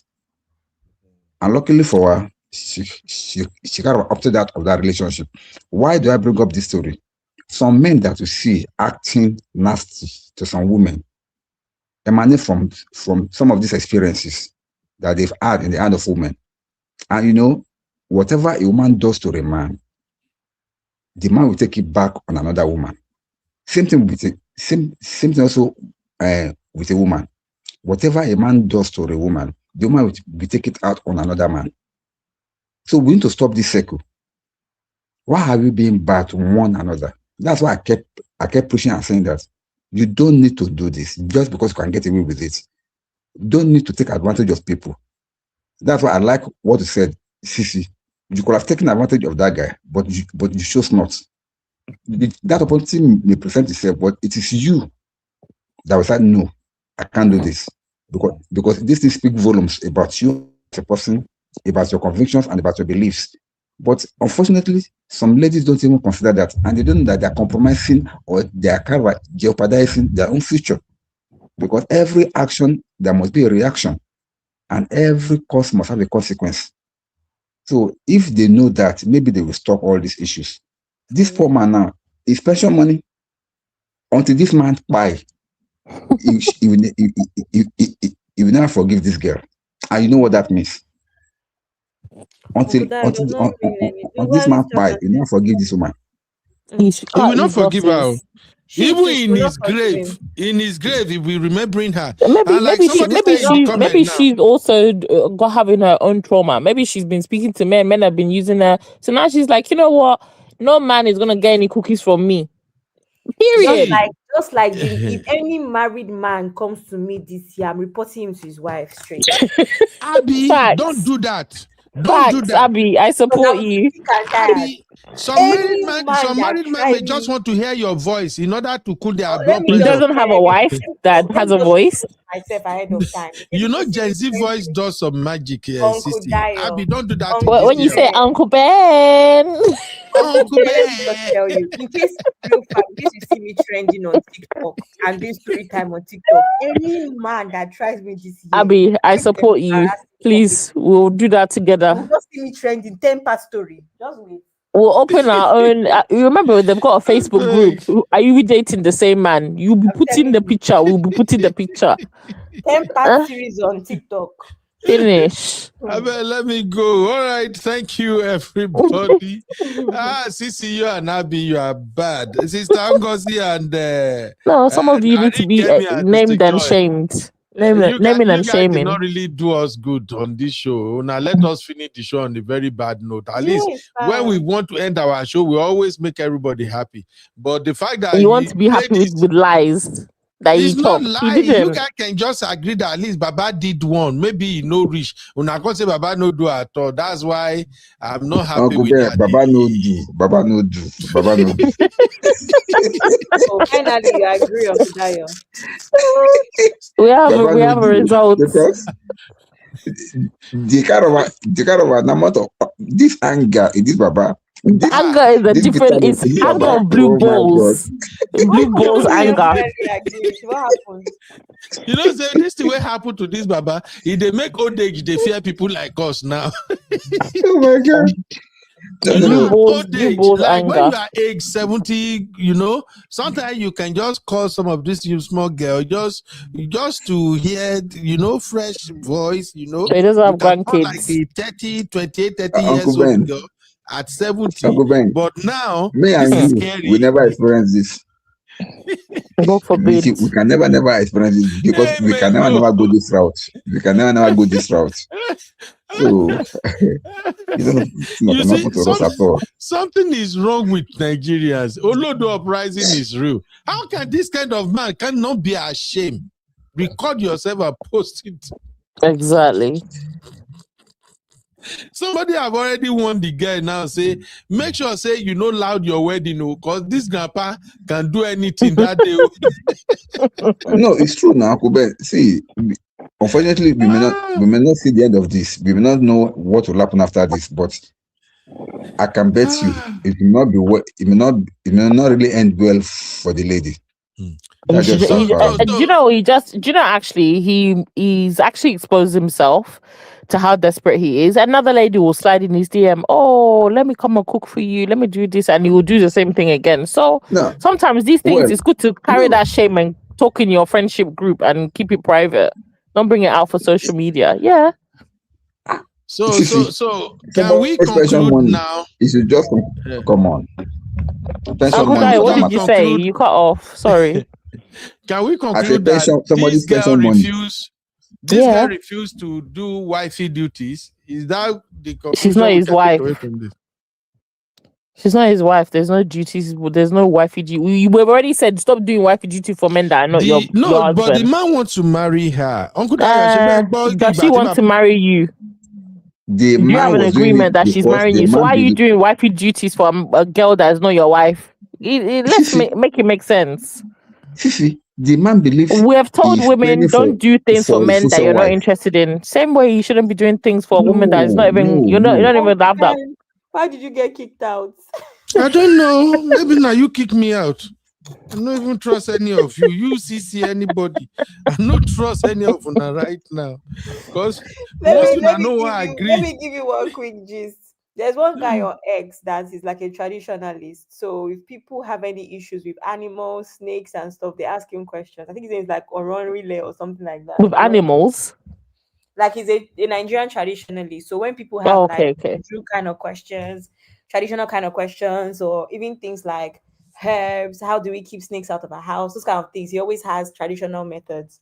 So somebody asked him the other day and said, all of the rats in my house have stopped coming. I'm wondering what's going on. So the man replies her and says, there's snakes. There must be a snake in your house. You need to check. That's what she thinks it is. This is in Nigeria, of course. That's how all the comment section was. That why is the That man is going true. talking about snake now? That she's the one that's the snake. No, that is true. That is true. Women are snakes.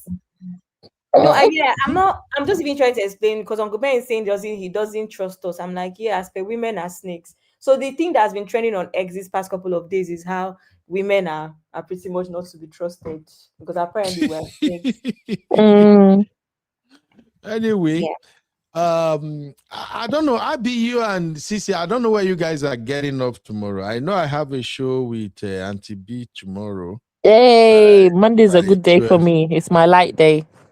Okay, will you be free around 3? I wanted to create a 20 minutes What's 3? 3 what time? UK 3 time? PM, 3 p.m. UK time. Will you be free by then? No. But I'll be listening. No, it's not live. You know, I told you I want to start publishing You don't content. have to negotiate. You don't have to negotiate. Will you be free? This is how much I'm offering. This is what I'm offering. Just say, I will be free. Give us incentives to be possibly free. We just spoke about Grandpa. Their sisters become tired, Abby. You want me to start negotiating with somebody who is in the UK? If they collect my money, they don't show up. What do you mean? Why won't we show? Don't you know where to find us if you don't show? How? Where will I find you in UK? By pointing. You people in UK that are trying to look up your GPS. I even get confused on your GPS. Not to talk of finding you guys. You people that drive on the left side of the road. What do you mean? Experience is the best teacher. We are not giving shishi. We are not giving shishi again. The brother who did not give me shishi.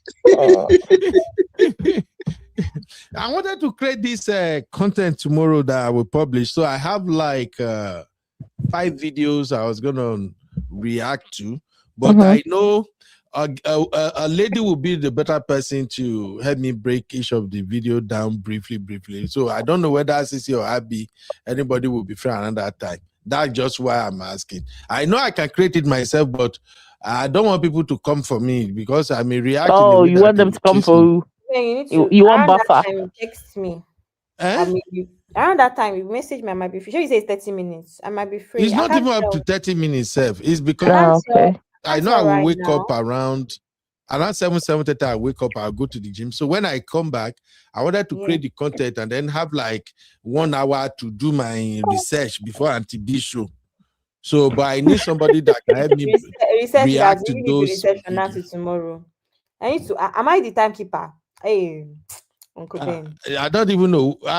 Tomorrow we are doing abroad marriage. Something abroad marriage favors women or something. So that's what we'll be discussing. And I know say it could be bad because marriage don't too scatter for abroad. So I would rather wait like 1 hour, 2 hours to the time before I will research what I will say. But I want to create this content. So I just have these ladies that are complaining about them doing wifey duty. They don't want to do wifey duty. And my brain is telling me that it's like this girl really don't understand why it's important for a girl to do wifey duty. Because wifey duty is when? Before marriage or what? Yes.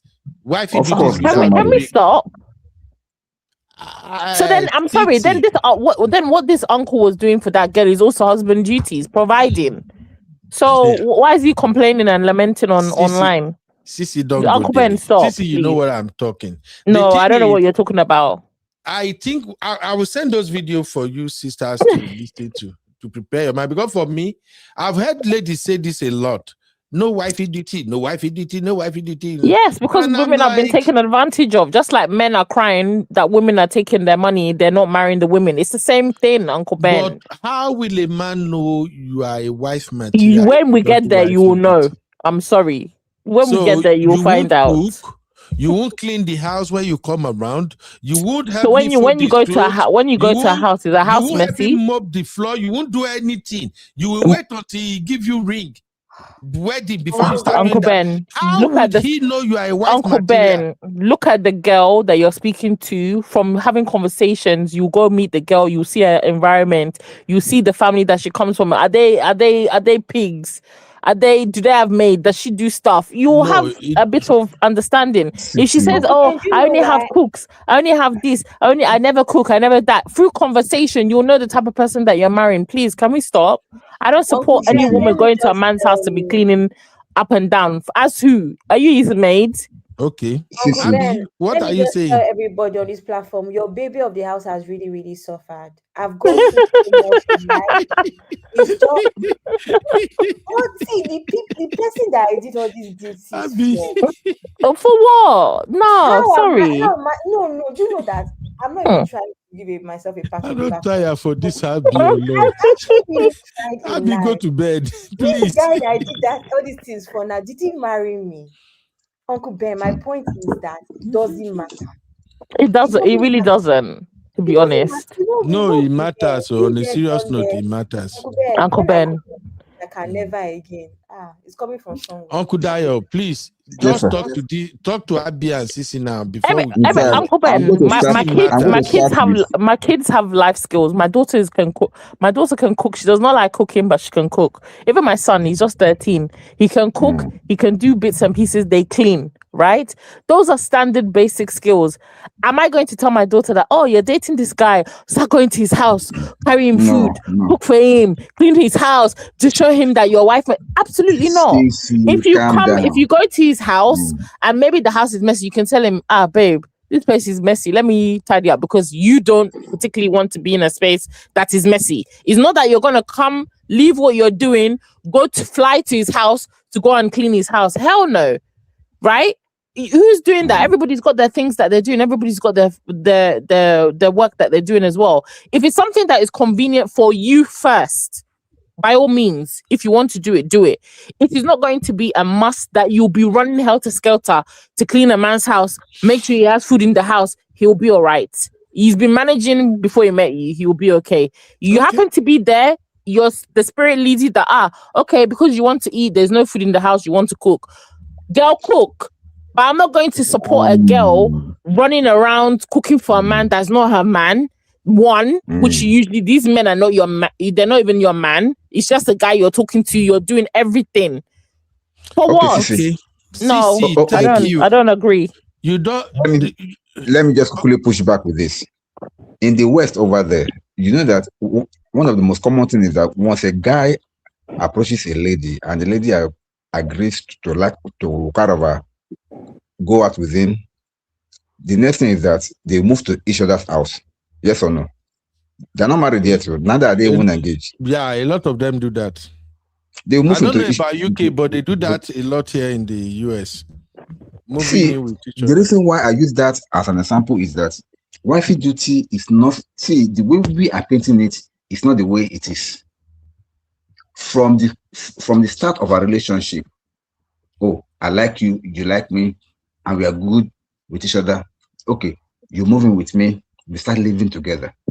You're already doing wifey duty from there. No, this one, they are not moving in together, Uncle Dio. No, I just want talking generally, visiting each other, just visiting each other and then doing those things. That's just what they are saying now, that they don't want to. That is the African concept.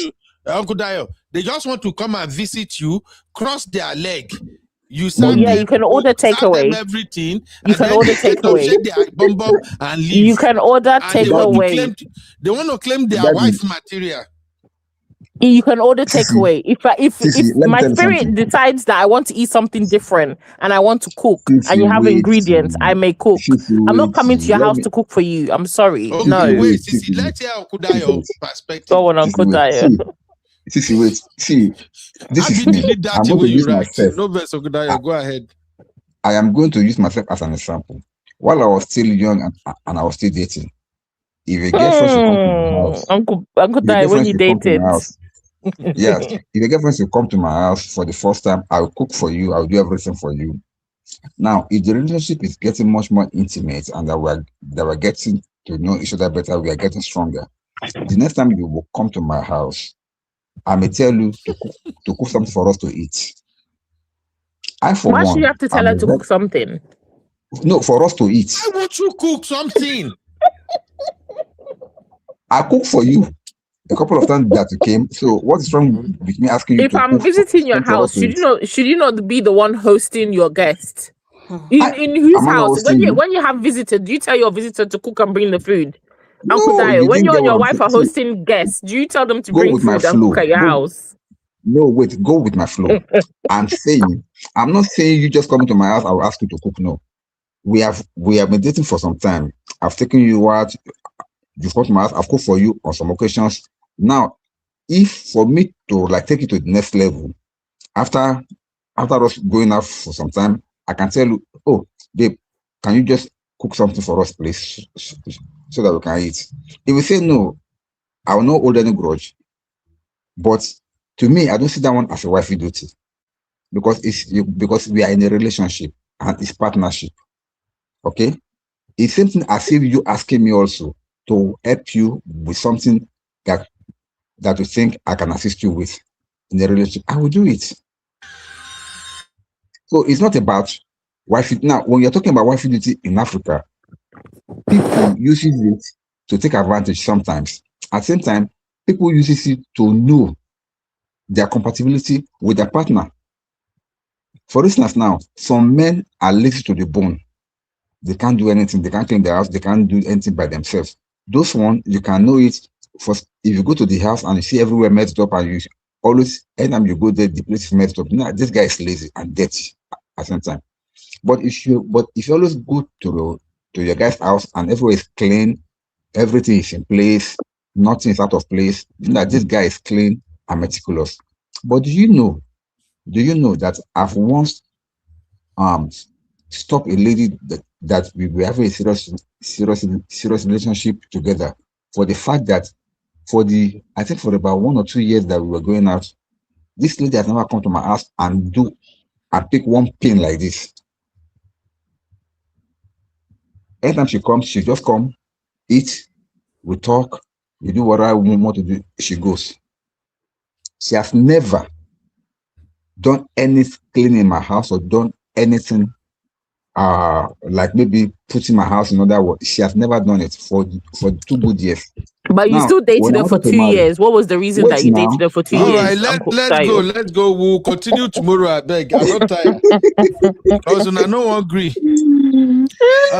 Jesus. But you still dated her for 2 years. Clearly, there was something you were enjoying more than her cleaning. Uncle Dio, let's be I true. cut her off. Hear me out now. When I wanted to marry, I cut her, and she was asking me, why did I have to break up with her? Because she didn't clean. I was like, are you really serious?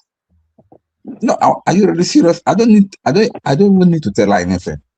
But you were enjoying cookies. You were enjoying cookies for 2 years. Uncle Dio, good thing you've repented. Yes, now a man we know you. Tissy, you know you were enjoying cookies for 2 years but she doesn't clean. Okay, Sissy. clearly cleaning was not what drew you to her. Please, let's be for real. Sissy, you know a man can actually be with a woman for 2, 3, 4 years, and he know he's not going to marry her. Very good. That's why we're not doing wife duties. Because she don't want to do wifey duties. Yeah. So at least why should I be cleaning and cooking if you don't want to do what you need to do? You don't want to marry her. If we don't taste your food, see you cook. Let's taste your food. Let's make sure everything is okay with you. You can wash clothes. You can do laundry. Wash clothes? Eh? Nah. Mm-hmm. No. So if you're not gonna do all of that, what guarantee do we have that after marriage you are going to do it? In a place like Nigeria where you can get house helps, is it necessary for the girl to wash clothes? Please, can I ask what ritual is that? What humiliation ritual is that? Nigeria, you can employ somebody to wash clothes very, very cheaply, even for free. But it's the girl you want to be washing clothes under the hot sun. Don't go that route. Abby, which question are you asking? Let us go, Abby. Which question let me ask a question, please. Uncle Ben and Uncle Dio, if I go to my mother-in-law to B's house, I'm meeting them for the first time, and she goes to the kitchen to cook or she's sweeping, should I collect the broom and sweep? Or should I go to the kitchen and say, you should do everything, Abby? Is it in abroad or in Nigeria? In anywhere. Thank you. Thank you, Uncle Ben. Is it in Nigeria or in abroad? Anywhere. I don't think Anywhere. it matters. I'm marrying in Nigeria. If it is in abroad, don't stress yourself. But Why? if it is in Nigeria, at least make attempts. If you really want to marry that guy, but if you know you are just eating that guy money like my uncle that was crying, that we played the video, don't bother yourself. Okay, but if you know you want to marry that guy, make attempt. Uncle Ben, let me answer her this way. I don't think abroad or Nigeria matters, because as long as I'm marrying a Nigerian man, Abby, the culture is the same. Let me answer you this way, Abby. You know, even leave the fact that you are marrying the grandson, Abby the son. That mother. No, question that I will ask is that if you happen to be in the house and your mother happens to pick up the broom and want to start sweeping, will you be looking at her? No. Your own asshole, Abby. That's not even the end of my question, no. But no. No, just answer me first. I'm coming from a different angle now. Because you will respect your mother. Mommy, bring the broom. My own mom, yes, I'll be looking at her actually. Yeah. God bless. So put that woman in the position of your own mom. Did you hear Not because you want to marry their son. Uncle Dad, you didn't hear what she said. I will be looking at my mom. My mom does not want anybody to touch her broom when she's sweeping. So I'm not well, except that. But left to me, normally, Abby, you cannot stand while your mother is doing some chores and you just fold your legs and watching. In Africa, that we know. Except you know that your mother will say, no. Yeah, my mom doesn't. Are you getting me? So that one's a different case entirely. But what you know that it's your duty in the home and your mom start doing it, and you are like, problem. You just say off. No. So why your wife say that African, in fact, Nigerians particularly, will respect elders? I cannot stand now, and my father-in-law, or maybe my mother-in-law want to carry something heavy, and I will just be looking. I will quickly go there and help her to do it. It does not matter whether I married their daughter or not. It is African tradition. An elderly person is supposed to be respected. Uncle Dayo, my question that was not actually my question. That is a no-brainer. My question was headed towards the point of, I saw an argument about most good mother-in-laws will tell you not to worry the first time because you're their guests. And people are saying it's actually a good sign. True. And personally, that's what I experienced with my ex that I was engaged to. She did not want me to do anything. And I've heard a few women say they experienced that. And then it now came up with that argument about what now happens if the woman says, Abby, come to the kitchen, let's cook. Yeah, you go and cook. If you don't want to cook, you are not ready to marry. Period. You go and cook. Really? Yes. You go and cook. Listen to my question. I said, if I'm sat there and she says, Abby, stand up, come to the kitchen, come and cook for us. Is that a red flag? It's a red flag, Abby. No, it's not a red flag. It's a test. It's not a red flag. It's a red flag. It's not a red flag. It's a red flag. The mom does not like you. Clearly. Hold on. They are not going to command her. They will not command her. If she said, come get up. That means you don't want the person to be comfortable. Let's stick to the story that my story is. Please, I have to go because of my time. Tomorrow, maybe not Georgia. Tomorrow, good night. On this one. Because Uncle Dayo and Abby won't enter and now. Uncle Dayo and Uncle Ben and food. End the show. Uncle Dayo. Yes. My story is good night, Uncle Ben. See, you are not serious, not Uncle Ben. I didn't hear your question, Abby. My question is, she commands me, Abby, get up, come and cook for us. Is that not a red flag? It's a huge canopy. Somebody say, Abby, get up, come and cook for us. Abby is just a red flag. Trouble, Gary. No, Abby is a red flag, but then you must do it. You must do it. Yeah, you can't do it, but you're not coming back to that house again. And period. Exactly. You say, no, mommy, I can't cook. No, you cannot say you can't cook. Yeah, you can. What if you can't cook? Anyway, Uncle Ben, we can actually end. I've gotten my answer now. Because I'm just like, somebody basically, there's a few girls on that thread that said that was their experience. that their mother-in-laws gave them clothes to wash, do this, do that, and they all did it because they assumed it was a test. That is strong. So though it's a test, but that is strong. People have done that. Well, there's a few girls that Some said that mother-in-laws test are has just not saying ended. They've been married years now. They have issues with their mother-in-laws because their mother-in-laws continue to push boundaries and or well kind of like just stress them, and they just ended up pushing back, and now there's problem in the family. So that's the thing where it's just like when is it a test, or are you setting yourself up for something that you cannot continue? These are the issues. How do you know? So there's some girls that said it was a test. Other girls said, the mother-in-law ended up being hell and being controlling and just always being in their business. And I'm not trying to be funny, but if I went somewhere with my husband and the mother said, "Oh yeah, become a cook," I don't know, shall my husband, I don't know what my husband is supposed to do, but I feel like my ex that I dated would be like, no, mom. Personally, I think so. I don't know. I don't know. It's weird. It depends on the house, to be frank. It's weird. It depends on the house. It depends on whether they are rich or they are poor. It depends on whatever. There are nuances around that. Most time when you go to people who are doing well, you won't go to their house and then they will say, "Come and cook now." Now only village people or people with backward mindset, and then go do that kind of one. So it depends. It depends on where single, this day and time you go My thing is that if I didn't come to your house, you'll cook though. Even if you're poor. Absolutely. I think because it's I saw a video of Nezeville doting on her mother-in-law. It's absolutely adorable. Well, she's lucky. It all depends. Depends on where you find yourself, Jari. I think these days, not be this time around where girls they even pray, may mother-in-law die before they even marry the son. That's actually what started this thread I'm talking about on X. Is that conversation of girls wishing that their mother-in-laws are not alive because of all these bad stories about mother-in-laws. And it's any sad. person that wishes that, how will she feel if they wish that on her too? I'm praying so much that I actually have a mother-in-law because I don't have a mom. And it's so sad my mother-in-law ends up being a goat. God forbid. Because I've actually prayed the opposite. And there's girls that are praying because they've just heard so many bad stories. So you see, don't worry, you have a good mother-in-law in Jesus' name. Amen. Okay. And that means you too, you must be a good wife. That's the way it works generally. I feel like it's very difficult. No, you don't know. Some wives are the one that made their mother-in-law who the mother-in-law became. Uncle Ben. Can you stop? Let's go. Sissy is you like said that. You're going. Bye-bye. Good night.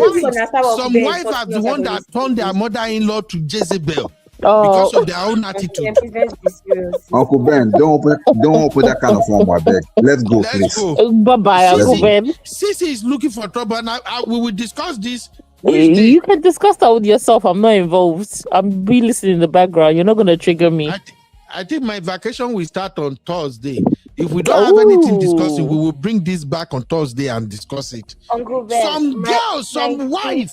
So it's the girl that came in your family that made the mother-in-law a witch. No, I've seen mother-in-law that are cool, gentle, kind. But some wives are really mad wives. That the way they will behave to the extent that the mother-in-law have to come up and begin to protect her own son. I'm being serious. That's a different story. It's not a different story. Look, let me give you an example. You see this generation of women that we have now. Call them out, Gen Z. All this one that are saying, we are equal. We this. I do this. I call you. You cut rice. I cook rice. You go to all this one. No mother-in-law can stand many of them. Honestly, and that's why this is the problem. If you stay in your own husband's house, you don't have to stand me. Thank you, Abby. Now that know your boundaries. You don't have to bother about me. How about that? Literally, this is where Sissy and Abby want to go. Uncle Dayo, have a good night. Let me kick Sissy. Only Uncle Dayo should have a good night. Abby, because they're very nosy and don't know their place. They don't have to stay. They don't know the boundaries. go and stay in your husband's house. Let me stay in my own husband's house. I already told you before, in my culture, mother-in-laws don't overstay, thank God. So you can't come to my house anyhow. Are you a witch?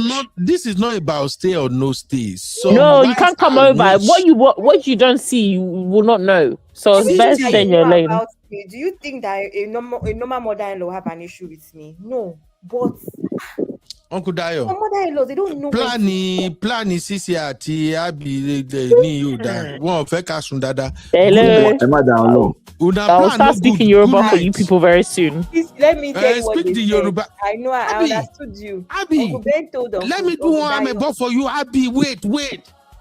Since he send you the egusi and vegetable soup where she cook.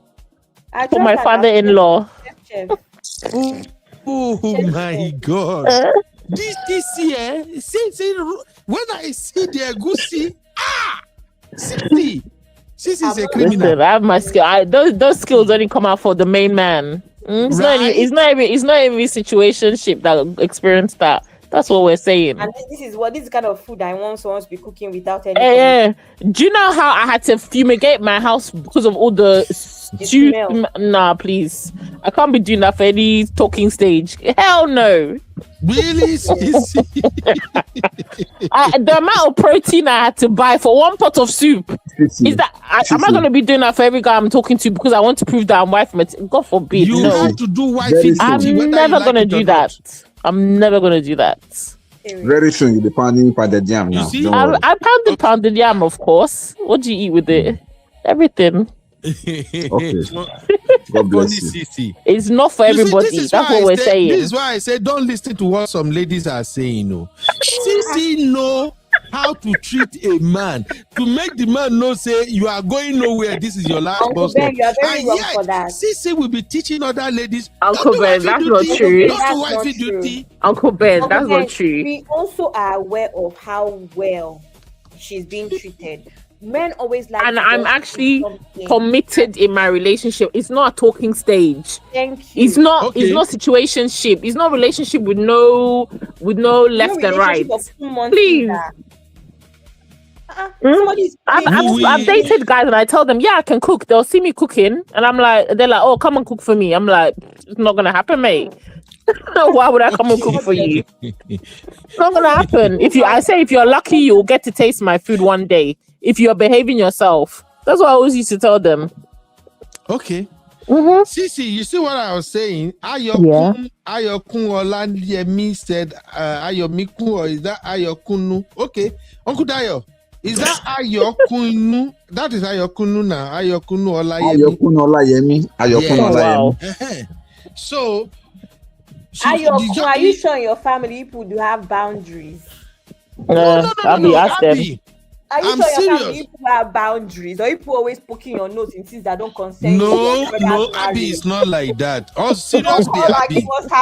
There are some wives. You know, the other time when we were on Auntie B show. Is your brother not the one making the wife crazy? No. Uncle Ben, I'm gonna send a message from Dr. Shola's page, right? About this. I think somebody, I don't know, I don't really follow it, so it pops up now and again. But what the woman said was so apt, right? She said something about the man came to complain that my wife, she doesn't do this anymore in bedroom. She's not interested. She's not this. She's not that. We've not been doing it since we had our kids. I think the woman responded, or maybe another woman responded and said, look, let me tell you my story. The reason that I stopped having this carry-over with my husband is because it's me that's carrying all the financial burden in the house. It's not that I don't want to do it. I'm freaking tired. I'm doing everything in the house with the man. I'm doing this. I'm just saying the point is that you can be saying that the wife is crazy, but maybe your brother's doing something that's making the woman crazy. So you're seeing it, she's crazy, but there's a reaction, there's an action. What did it say? A reaction to an action. She won't just wake up and be crazy. Did he not marry her like that then? That is so there's something that he's doing that is making her like that. It's not a one-way thing. Sissy, that is a different ball game. No, it's not a different ball game. The one we're talking about here is there are some ladies right now that as soon as they marry their husband, even they've not even had any issue with their mother-in-law at all. In their mind, they are already programmed how they are going to make life a living hell for the husband's mom. There are many of them like that now.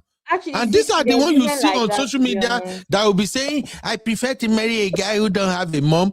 I don't know whatever their experience is. I don't know where they are coming from. But many of them are programmed like that now. So No, you're right, that's Uncle why I'm Ben. saying, that's why I'm saying sometimes, okay, are you going to marry a guy and you said the mom should not come around?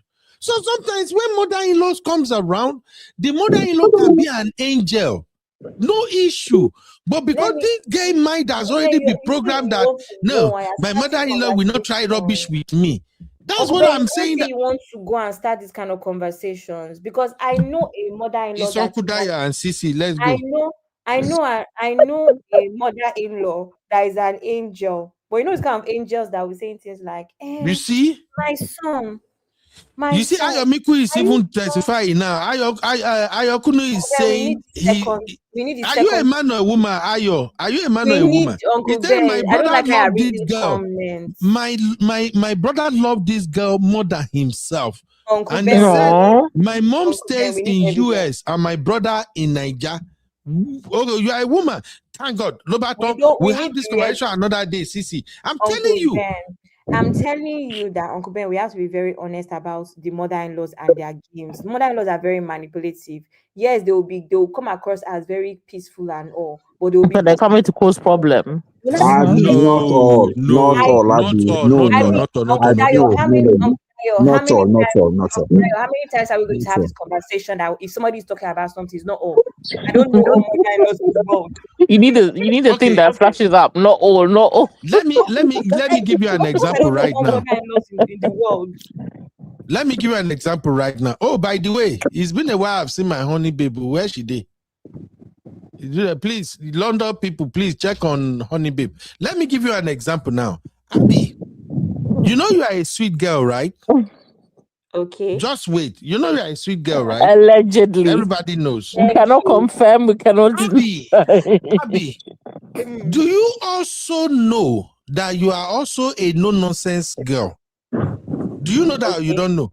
We that we relate with you, we know.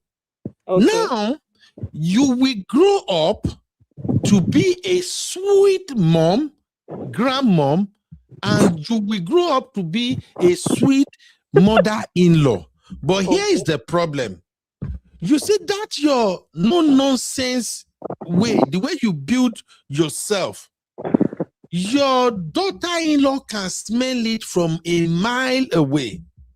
So now, imagine a daughter-in-law that already look at your record, your past, where you've been, organization you've led, your achievement, everything, and she just draw this conclusion like, oh, I don't think I can stand my mother-in-law.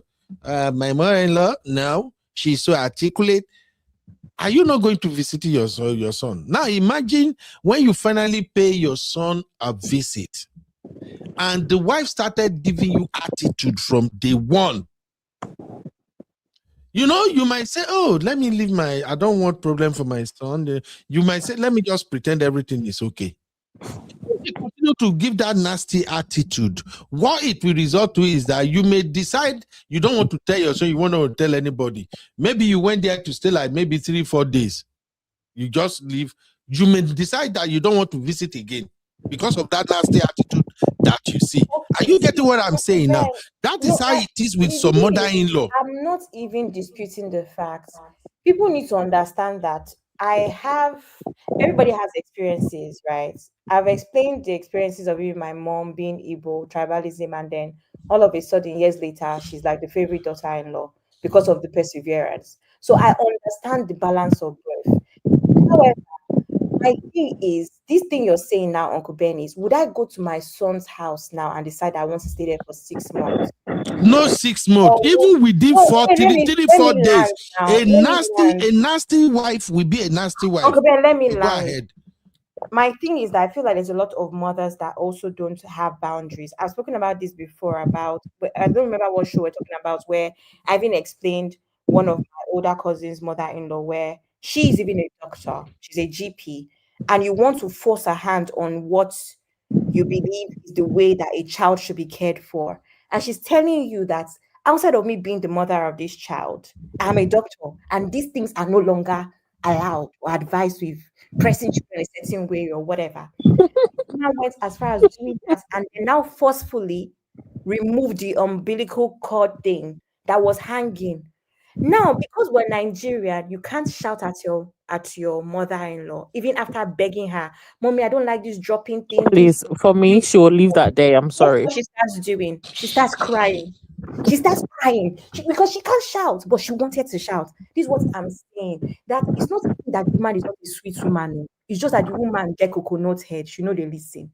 As far as the woman was concerned, she was doing what is right. But the mother of the child still said, "Mommy, I prefer this." You now did it until you forcefully removed the umbilical cord. I don't know what they call it. The thing that hangs before it falls. Yes, the umbilical cord. So it's meant to fall off that's why I'm itself. telling you that some mother-in-laws, they are not sweet. They just believe that their way is It's the right way. They're older, they have 5 children. This person that is your daughter-in-law is a doctor too. And the mother of this child, how many? Two. This is 2-factor authentication, and you refuse that. You don't want to listen to her. Abby, I have to go. 2-factor authentication. Yes, now. So I'm just explaining that sometimes the mother-in-laws are not even bad people. It's just that mother-in-laws have a way of even now. Normally, our mothers are royals. They like overstepping. You get so that's my thing. I just feel like even if your daughter-in-law is somehow, you will just look at it, and I feel like that's why parents should have things they do for themselves for retirement. Me, so I'll be traveling to Saint-Tropez. Facts. I'll be traveling to Saint-Tropez. Nobody can stress me. So if I go there 3 days, you don't like me, I'll tell you, please, my grandchildren should come and follow me. We're going to Disneyland for something. Please. No, I don't think I'm going to interfere. Sissy, you know my story now, even with my brother's girl. I just leave them in the corner. I don't have things to do. You think I'm going to be fighting sister-in-law? All right. Tomorrow, Sissy, Abby, you guys better come and support me on ATB debate again. No, support you. He said again. Last time he didn't support you.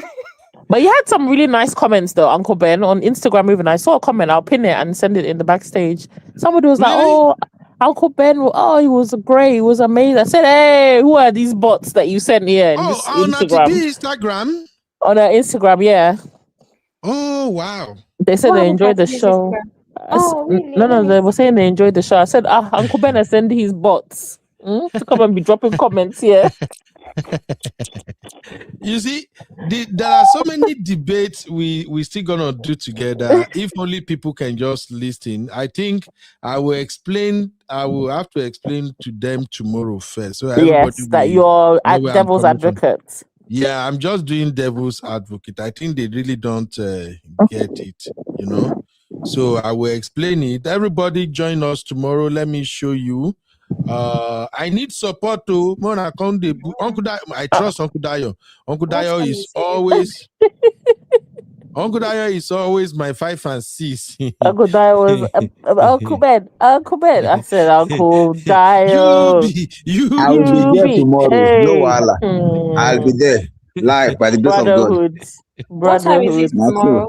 I think it's 7. It's going to be 6. I told that to be 6. I'll be free by 12 because I have to go to work. So it will just be like our normal show here, so that I will have at least 1 hour, 30 minutes to 2 hours to follow Auntie B debate tomorrow again. So tomorrow we're going to be talking about divorce favors women in Western society. Do African women still want marriage? Big question. Questions. I don't. Problem now is I don't even know whether Auntie B want to do sisterhood. So I just need clue. If you want to do sisterhood on this topic, what would be, for example, your talking point? Because that's the only thing Auntie B did not tell me. If not, I will just run to Bible like I did last week. So, Sissy, if you want to defend this, how do you defend it? If you want to do sisterhood here, what would be your argument? Sisterhood. Divorce? No, Sisi, don't tell Uncle Beno. He wants to pick No. your On a brain. serious note, if you don't tell me, I will still call you after this show. Honestly, I don't No, know but where I TB is do coming agree from. that women, divorced women get the better end of the deal in the West. If we're talking about in the West, then yeah, that's a no-brainer. Whether it's UK, US, of course. So divorce favor women, right? Yeah, that one is a yes CCO. across the board. I'm suspecting that Auntie B will want to say divorce doesn't pay. Oh, Abby, what are you saying, please? Sisi, let me tell you something. This is Nigerian community, Abby. Please, how many Nigerian men have anything that is worth fighting for? Kilo man worry omo igon. Uncle Ben, offer this mic, I beg. Let's go and sleep. Offer this mic. Just offer mic. This well, is about if Abby's gonna go down that route, then maybe. But I'm just saying, divorce usually. I mean, no, divorce in general favors women. if you have something if you have assets, then fine. But if you don't, then probably not, because the woman just ends up with the kids and the guy goes scot free. 80% of Nigerian men abroad don't have more than 1 or 2 houses. So. What are you trying to disgrace our generation now? What is your problem? It's like Bill Gates. Why is this guy like this story or law? So every time they want to bring up this conversation, Nigerian men, they don't have much during divorce. Okay, so women, okay. you will not end up with 3 children and the man will not get married. Oh, that's true. Sisi and Abby, just do me a favor.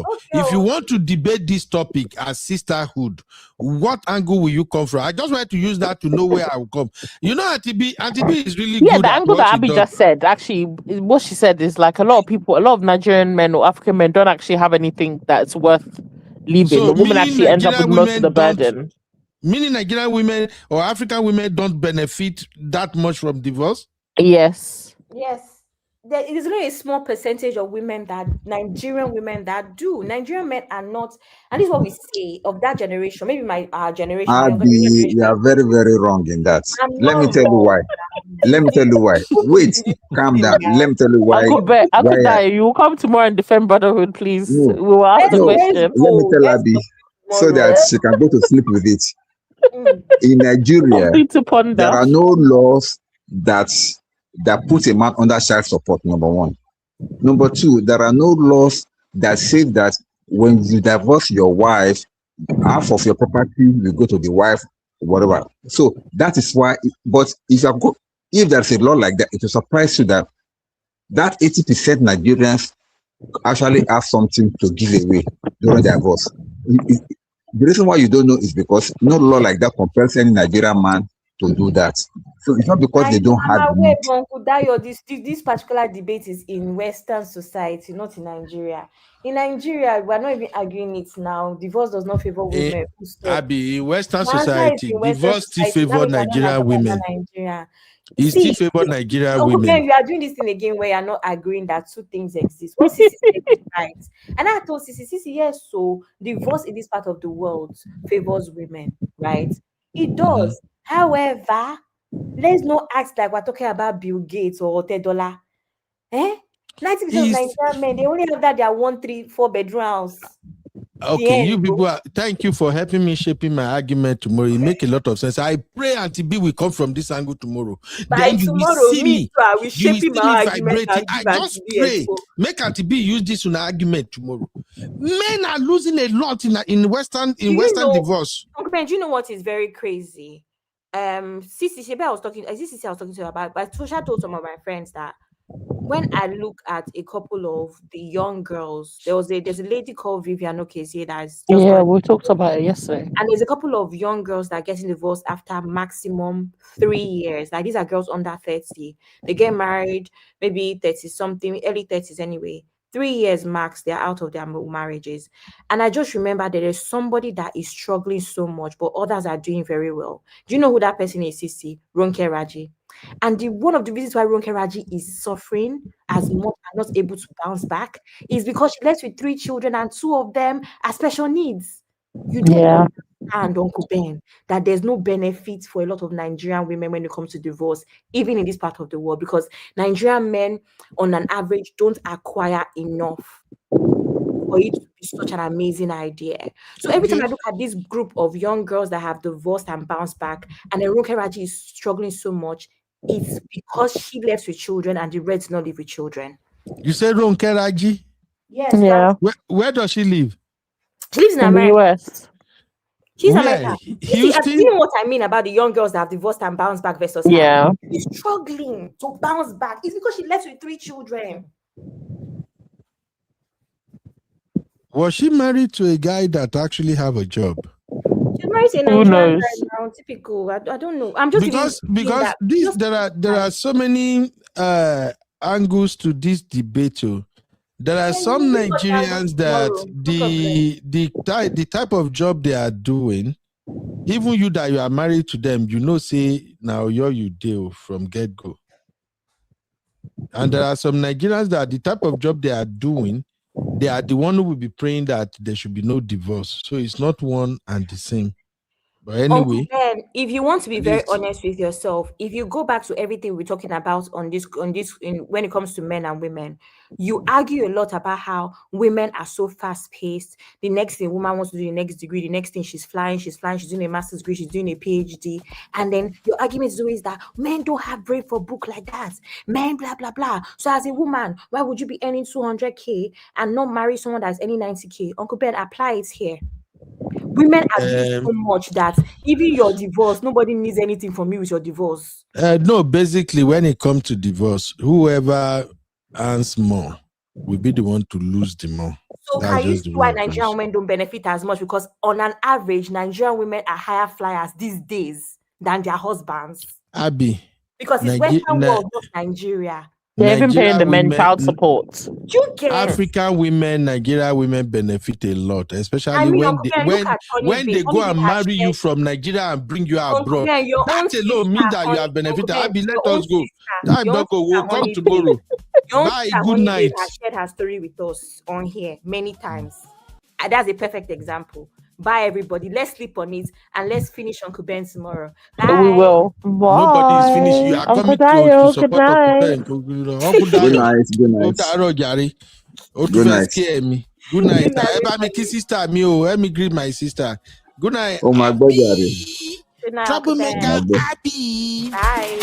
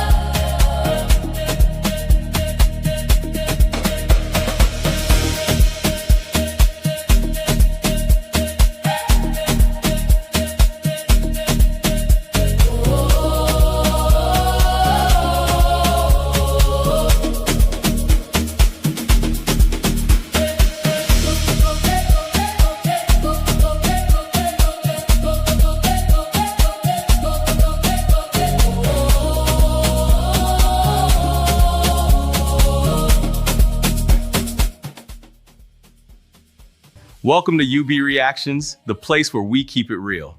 Today, we've got some hot topics, so let's jump right in.